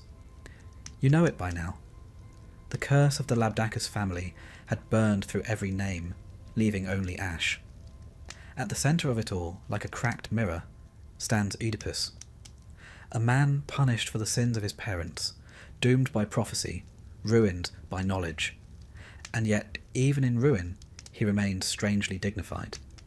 He never denies his actions. He does not rail against the gods. He accepts what he is and what he has done. His story is not about guilt, but fate, about the terrible price of trying to escape what is written. The Labdacus line is often remembered only through Oedipus's name, so much so that Freud borrowed it to describe an entire psychological complex. But it is, in truth, the story of Thebes itself, a city born in violence, ruled by men who tried to outwit the divine, and undone not by monsters, but by ordinary human choices. The gods, for once, did not need to intervene. The humans did it all themselves. So now, as you settle in, picture Thebes at night. The stones are quiet, the Sphinx is gone, the palaces are dark. Somewhere in the hills, the ghost of Oedipus walks slowly, hand on his daughter's shoulder. In the dust behind them, nothing but footsteps and silence. There are families in Greek myth that fall like trees, loud, spectacular, and abrupt. And then there are families like the House of Iolus, which unravel like a long thread caught on a bramble. The curse here is not swift. It is meandering, gusty, prone to drift, and fittingly so, for this is a family bound to the winds, forever restless, forever just missing the shore. Now there were several figures in myth called Aeolus, which makes things deliciously complicated. The Aeolus who gave Odysseus his infamous bag of winds was a king of a floating island, possibly divine, definitely fed up with sailors. But the Aeolus we'll concern ourselves with here is his mortal namesake, grandson of Helen, the progenitor of the Hellenes, not the one with the face that launched ships, and forefather to a series of individuals whose biographies read like an inventory of Greek misfortunes. We begin with Athamas, grandson of Aeolus, a respectable start, king of Orchomenus in Boeotia, lord of rich fields, and at first glance not particularly mad. He married Nephele, a cloud nymph, wispy, yes, but respectable in mythological circles. She bore him 2 children, Phrixus and Helle. Now Nephele was not Athamas's only love. At some point, likely distracted by earthly affairs, Athamas decided to marry again, this time to Ino, daughter of Cadmus and sister of Semele. Ino was not a cloud. She was very much flesh, blood, and teeth.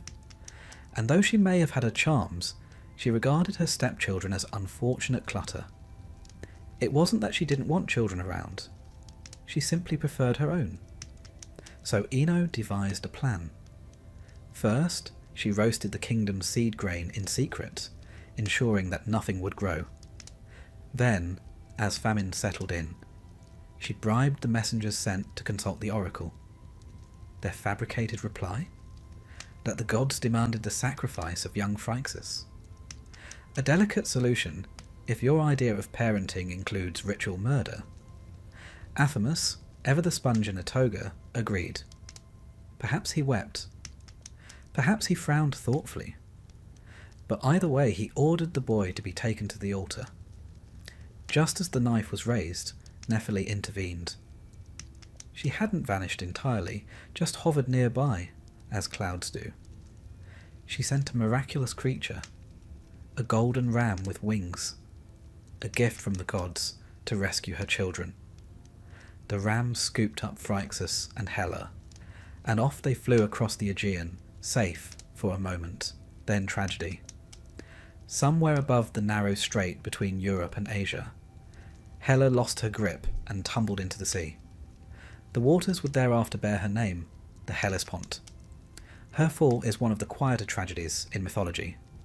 No scream, no fury, just a girl lost to the wind, and a sea that forgot to be merciful. Phrixus survived. He landed in Colchis, far to the east, where he sacrificed the ram in thanks. The fleece, gleaming divine, absurdly valuable, was nailed to a tree and guarded by a dragon. As you may recall, this golden fleece would one day lure Jason and the Argonauts into their own dismal epic. But for now, it simply shimmered. A monument to a family's escape, and to a sister who did not. Meanwhile, back in Boeotia, things were unravelling. Having failed at stepmotherhood and crop management, Ino focused on her own children. She and Athamas had 2 sons together, Lurcus and Melicertes. But her nephew, Dionysus, god of wine and inconvenient truths, had recently been born under chaotic circumstances. Zeus had incinerated Semele, Ino's sister, by showing her his full divinity. As a result, baby Dionysus was dropped off with Ino for safekeeping. This naturally did not sit well with Hera, who had by this point developed a hobby of ruining people who helped Zeus's illegitimate children. And so she drove Athamas mad. Not mildly eccentric, mind you. Not talks to the furniture mad. No, he went into a frenzy, believing his son Lurcus was a wild beast. Depending on the source, a lion or a deer. Either way, Athamas smashed the child's skull against a wall. Ino, understandably horrified, fled with Melicertes in her arms. She reached the sea, clutched her son tightly and leapt. The gods, perhaps moved by pity or exhaustion, transformed them. Ino became Leucothea, a sea goddess who aids sailors. Melicertes became Palaemon, who rides dolphins and probably doesn't remember much about his past life. They drifted into myth, serene and salt-washed, far from the madness that spawned them. As for Athamas, he wandered, howling and broken. Eventually he was sent to Thessaly, where the locals, lacking context, made him king. It is perhaps the most baffling chapter in his life. This man just killed his child under a delusion. Excellent. Give him a crown.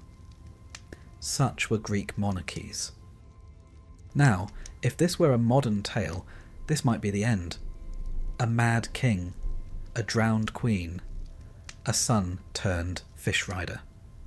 But the house of Aeolus was nothing if not persistent.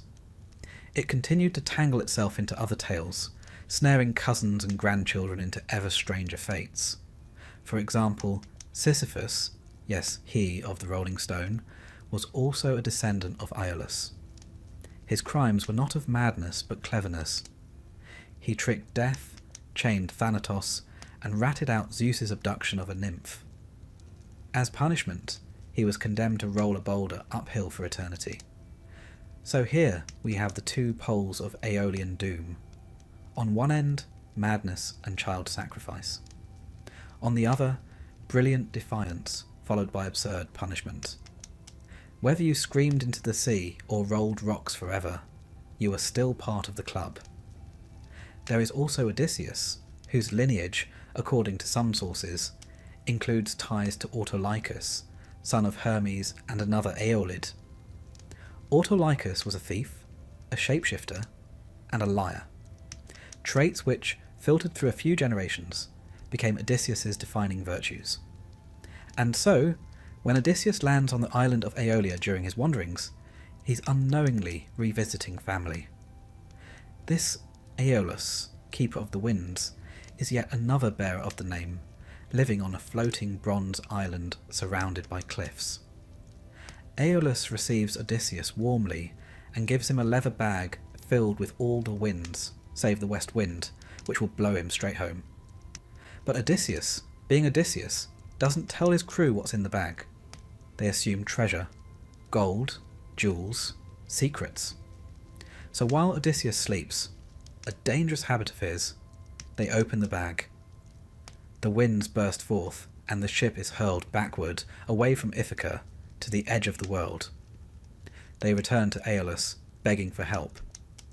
But he, seeing their misfortune, declares that they must be cursed by the gods. He refuses to assist again, a rare moment of divine boundaries. Even the man who commands the winds knows when to walk away. The Aeolian family's curse, then, is not a single blow like the house of Atreus. It is a weather system. Sudden gusts of disaster, lulls of hope, and then another gale. Children are lifted into the sky, only to fall into the sea. Kings go mad. Queens become gods. Sailors are blown off course. And always somewhere, a golden fleece glitters on a distant tree, waiting to lure someone new into the storm. And while their fates vary, madness, misadventure, metamorphosis, there is a shared instability. In these tales, identity slips like sand. Clouds become women. Children become constellations. Men become monsters. And no one ever quite makes it home the way they intended. Even the geography bears witness. The Hellespont remembers the girl who fell. The Isthmian Games, held in honour of Melicertes, mark the transformation of grief into ritual. The Aeolian legacy is carved into coastlines and customs alike. So what do we make of them, these wind-born figures? Perhaps their curse is the inability to stay still. Aeolus bound the winds, yes, but even he could not bind his descendants. They drift from place to place, from form to form, always chasing something. Home, safety, justice, memory. And always it slips through their fingers. Now, as the wind murmurs against your window, and the sea of sleep begins to rise, imagine a golden ram soaring across the sky. Below, a girl tumbles soundlessly into the waves. Somewhere, a king mistakes his son for a lion. A bag of wind waits to be opened. A stone rolls down a hill. A boulder waits patiently to return. And the wind never rests. In the shadow of Troy, beneath the falling towers and the echo of clashing bronze, there stands one figure who glows brighter than all the rest. He is beautiful.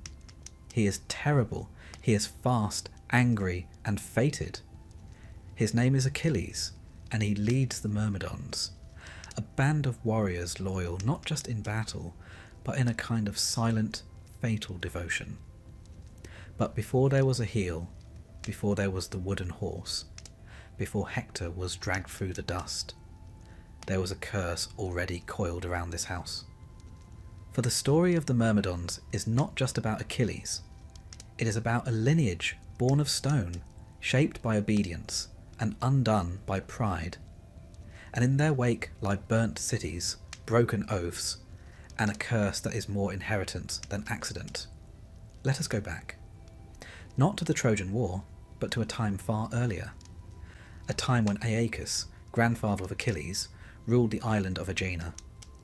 Aegina, as you may know, was a green, sea-wrapped place, nestled not far from Athens.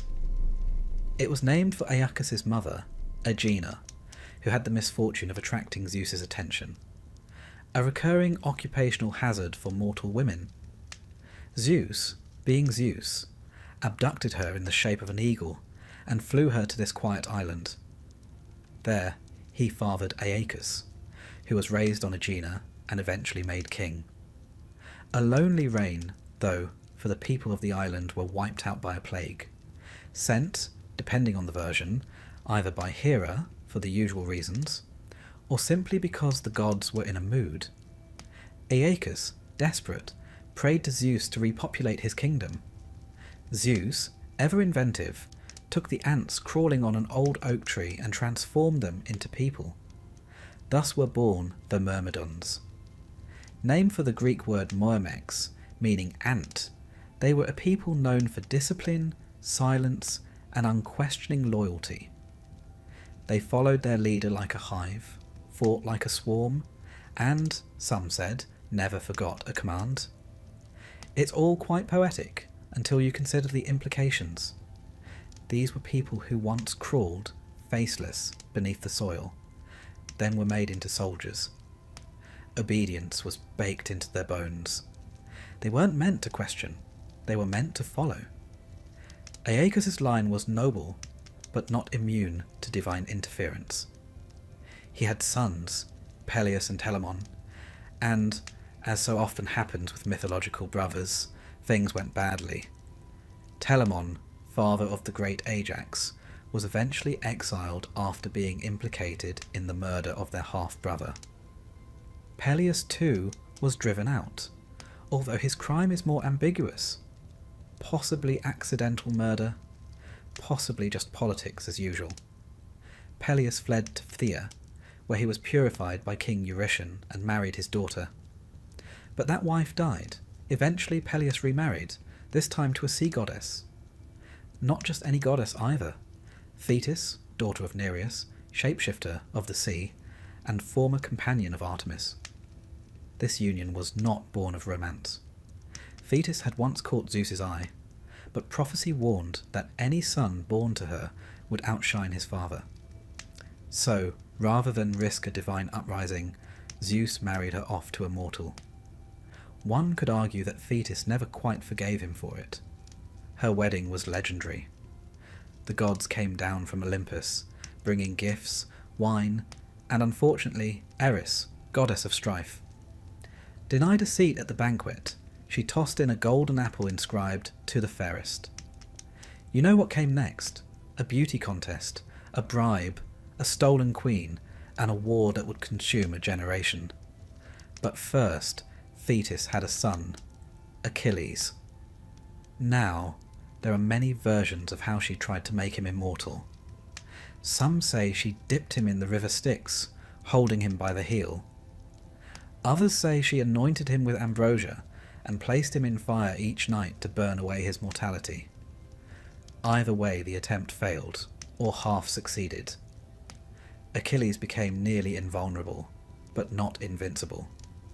And Thetis, frustrated, left Peleus and disappeared into the sea. Achilles was raised by Chiron, the wise centaur. Chiron taught him medicine, music, and war. He taught him restraint, which he would later forget, and mercy, which he would rarely use. But above all, Chiron tried to teach him what it meant to be human. It didn't quite take. When war came, ignited by Paris and Helen, fueled by pride and prophecy, Achilles was summoned. But Thetis, knowing his fate, tried to hide him. She disguised him as a girl and sent him to the island of Scyros, where he lived among the daughters of King Lycomedes. There he fathered a son, Neoptolemus, later called Pyrrhus, though the circumstances are hazy, and no one involved seems especially proud of it. Odysseus, clever and tireless, tracked him down by laying out weapons among dresses. Achilles couldn't resist. He reached for the sword. War it was. And so he sailed to Troy, bringing with him the Myrmidons, the Ant-Men, loyal as ever. Their arrival turned the tide. Achilles was a whirlwind, unmatched, unchallenged, incandescent in battle. But then came the quarrel with Agamemnon, the taking of Briseis, and the rage. Rage that Homer immortalised, not as a feeling, but as a character in itself. Achilles refused to fight. His absence nearly lost the war. Then his dearest friend, possibly lover, Patroclus, donned Achilles' armour to rally the Greeks. Patroclus fought bravely but was slain by Hector. And that was the end of Achilles' sulk. His grief turned to wrath. He slaughtered Hector, dragged his body round the city, and rejected ransom. Even the Myrmidons looked on in silence. Eventually, Achilles himself met his end, shot in the heel by Paris with an arrow guided by Apollo. That famously vulnerable heel left unprotected, perhaps, by Thetis' hasty grip. Or perhaps because no one, not even Achilles, escapes the story written for them. But the curse didn't die with him. His son, Neoptolemus, came to Troy after his father's death. He was young, untested and cold. He murdered Priam at the altar. He threw Astyanax, Hector's infant son, from the walls. He was not his father's equal in glory, but he surpassed him in cruelty. After the war, Neoptolemus took Andromache, Hector's widow, as a concubine. They had children, but peace eluded them. Later, he married Hermione, daughter of Helen and Menelaus, another fraught union. That marriage ended in betrayal, vengeance, and finally Neoptolemus' murder, either at Delphi or by a rival suitor. His remains were buried near the sanctuary, but his shade lingered. Even in death, the line of Achilles demanded attention. What, then, is the curse of the Myrmidons?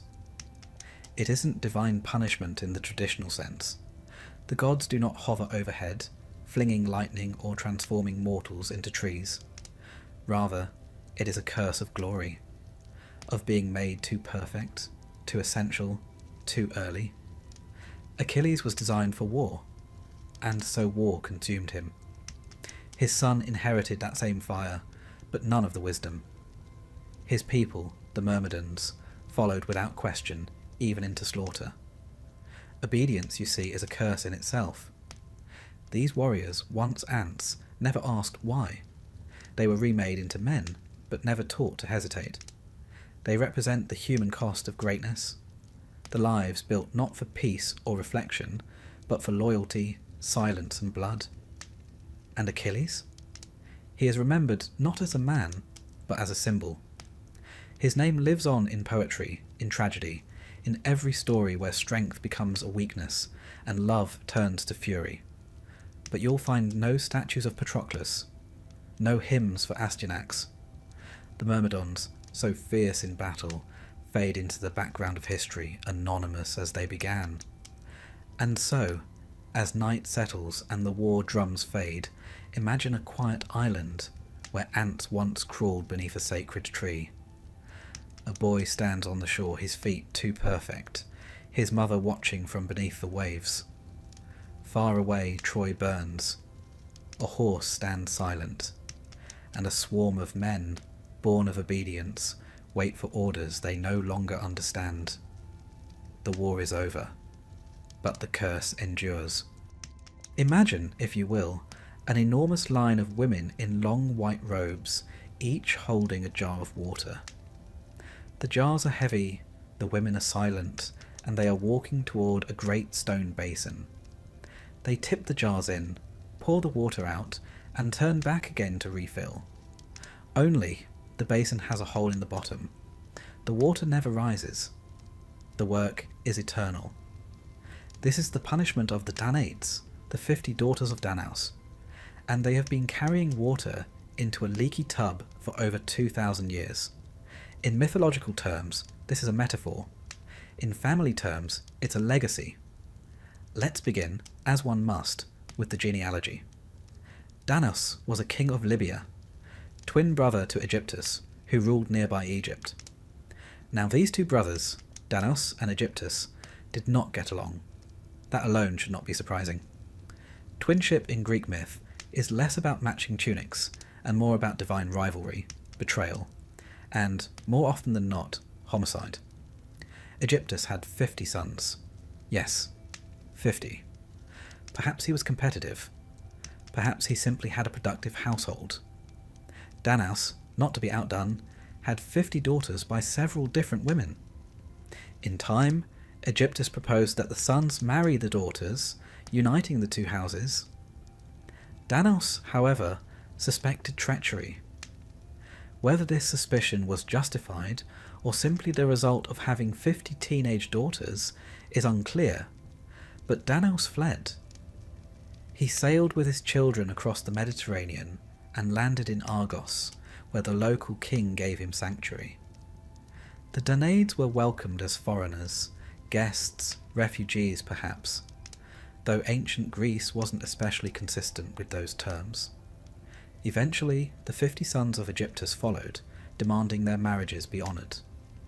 Under political pressure, or perhaps just tired of fleeing, Danaus agreed. The weddings were held, garlands were worn, oaths were exchanged. But there was a twist. On the night of the marriages, Danaus gave each of his daughters a dagger and instructed them to kill their husbands in bed. 49 obeyed. Only one, Hypermnestra, spared her husband Lynceus, because he respected her wishes and did not force himself upon her. In a story steeped in obedience, she chose mercy. The rest performed their duty, cold and silent, blades sliding in the dark. You can almost picture the moment, the wind howling across Argos, 50 bridal chambers gone still, and one girl staring into the eyes of a man who expected to die and finding something worth preserving. This act of rebellion, this single refusal, is the crack in the curse. But it's only the beginning. After the murders, Danaus is said to have punished Hypermnestra for her disobedience, imprisoning her or dragging her before a court. Eventually, Lynceus took revenge on his father-in-law, killing Danaus and claiming the throne of Argos. He and Hypermnestra founded a dynasty. Their line would one day include Perseus, Heracles, and Helen herself. But the rest of the Danaians were not so lucky. Their punishment was eternal labour in the underworld, carrying water to a broken cistern, a task without end. The symbolism is quiet but crushing. Purification that never purifies. Effort that never pays off. It is a kind of domestic Sisypheanism, less dramatic than pushing a boulder, but no less cruel. Why, you might ask, were they punished? They followed orders. Their father commanded them. Their grooms were forced upon them. Weren't they victims? Greek myth, alas, does not always concern itself with justice. It prefers patterns. And the pattern here is disobedience cloaked as duty. A refusal to submit, followed by a submission to something darker. The Danaids became symbols, not of loyalty or rebellion, but of women caught in a net of male decisions and mythic necessity. Still, if you look closely, each Danaid had a name. The ancient poets listed them one by one in genealogies more precise than telephone books. Names like Amymone, Autonoe, Cleopatra, Eubule, Rhode, and Theano. Each had a story, however fleeting. Some were said to have children. Some vanished. A few were worshipped in Argos as ancestral spirits, but mostly they were forgotten.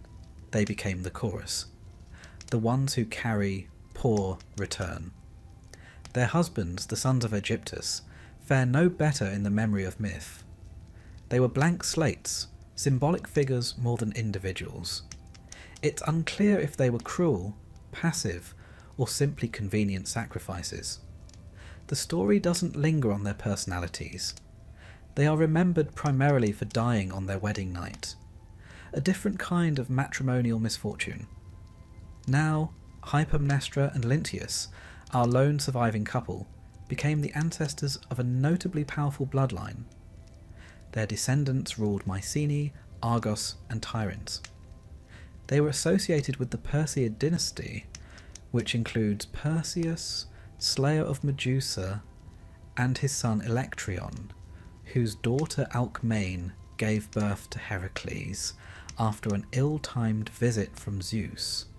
You might say the curse continues in strange forms. Take Perseus, for example, a hero by birth and favour, but forever shadowed by prophecy. He killed Medusa, yes, but his grandfather had tried to prevent his birth, fearing a prediction that Perseus would cause his death. Which, of course, he eventually did, accidentally with a discus. Then there's Heracles, greatest of Greek heroes, who spent his life atoning for a madness inflicted by Hera. He too killed his children. He too laboured in vain for years. A man of strength, undone by forces beyond his control, echoing the quiet futility of these endless jars of water. The Danaids, then, are not just a tale of brides and blades. They are the starting note in a long chord of curses. Their story contains the DNA of every Greek tragedy: prophecy, flight, exile, obedience, regret. The image of women carrying water that will never stay is not just a punishment. It is a portrait of the human condition, painted in soft, repetitive strokes. There are also local traditions, especially in Argos, where the Danaids were revered, not reviled. Springs were named after them. Temples bore their names. Amymone, in particular, was associated with water sources and wells, often depicted as a nymph or minor goddess. Some stories claim Poseidon loved her and struck the earth with his trident to create a spring in her honour. So perhaps they were not cursed forever. Perhaps, in some quiet version of the myth, the water finally stays in the jar. Perhaps the basin, once cracked, is mended by time or prayer. The stories contradict themselves, as Greek myths often do. One moment they are murderesses. The next they are deified. The truth, as ever, rests somewhere in between.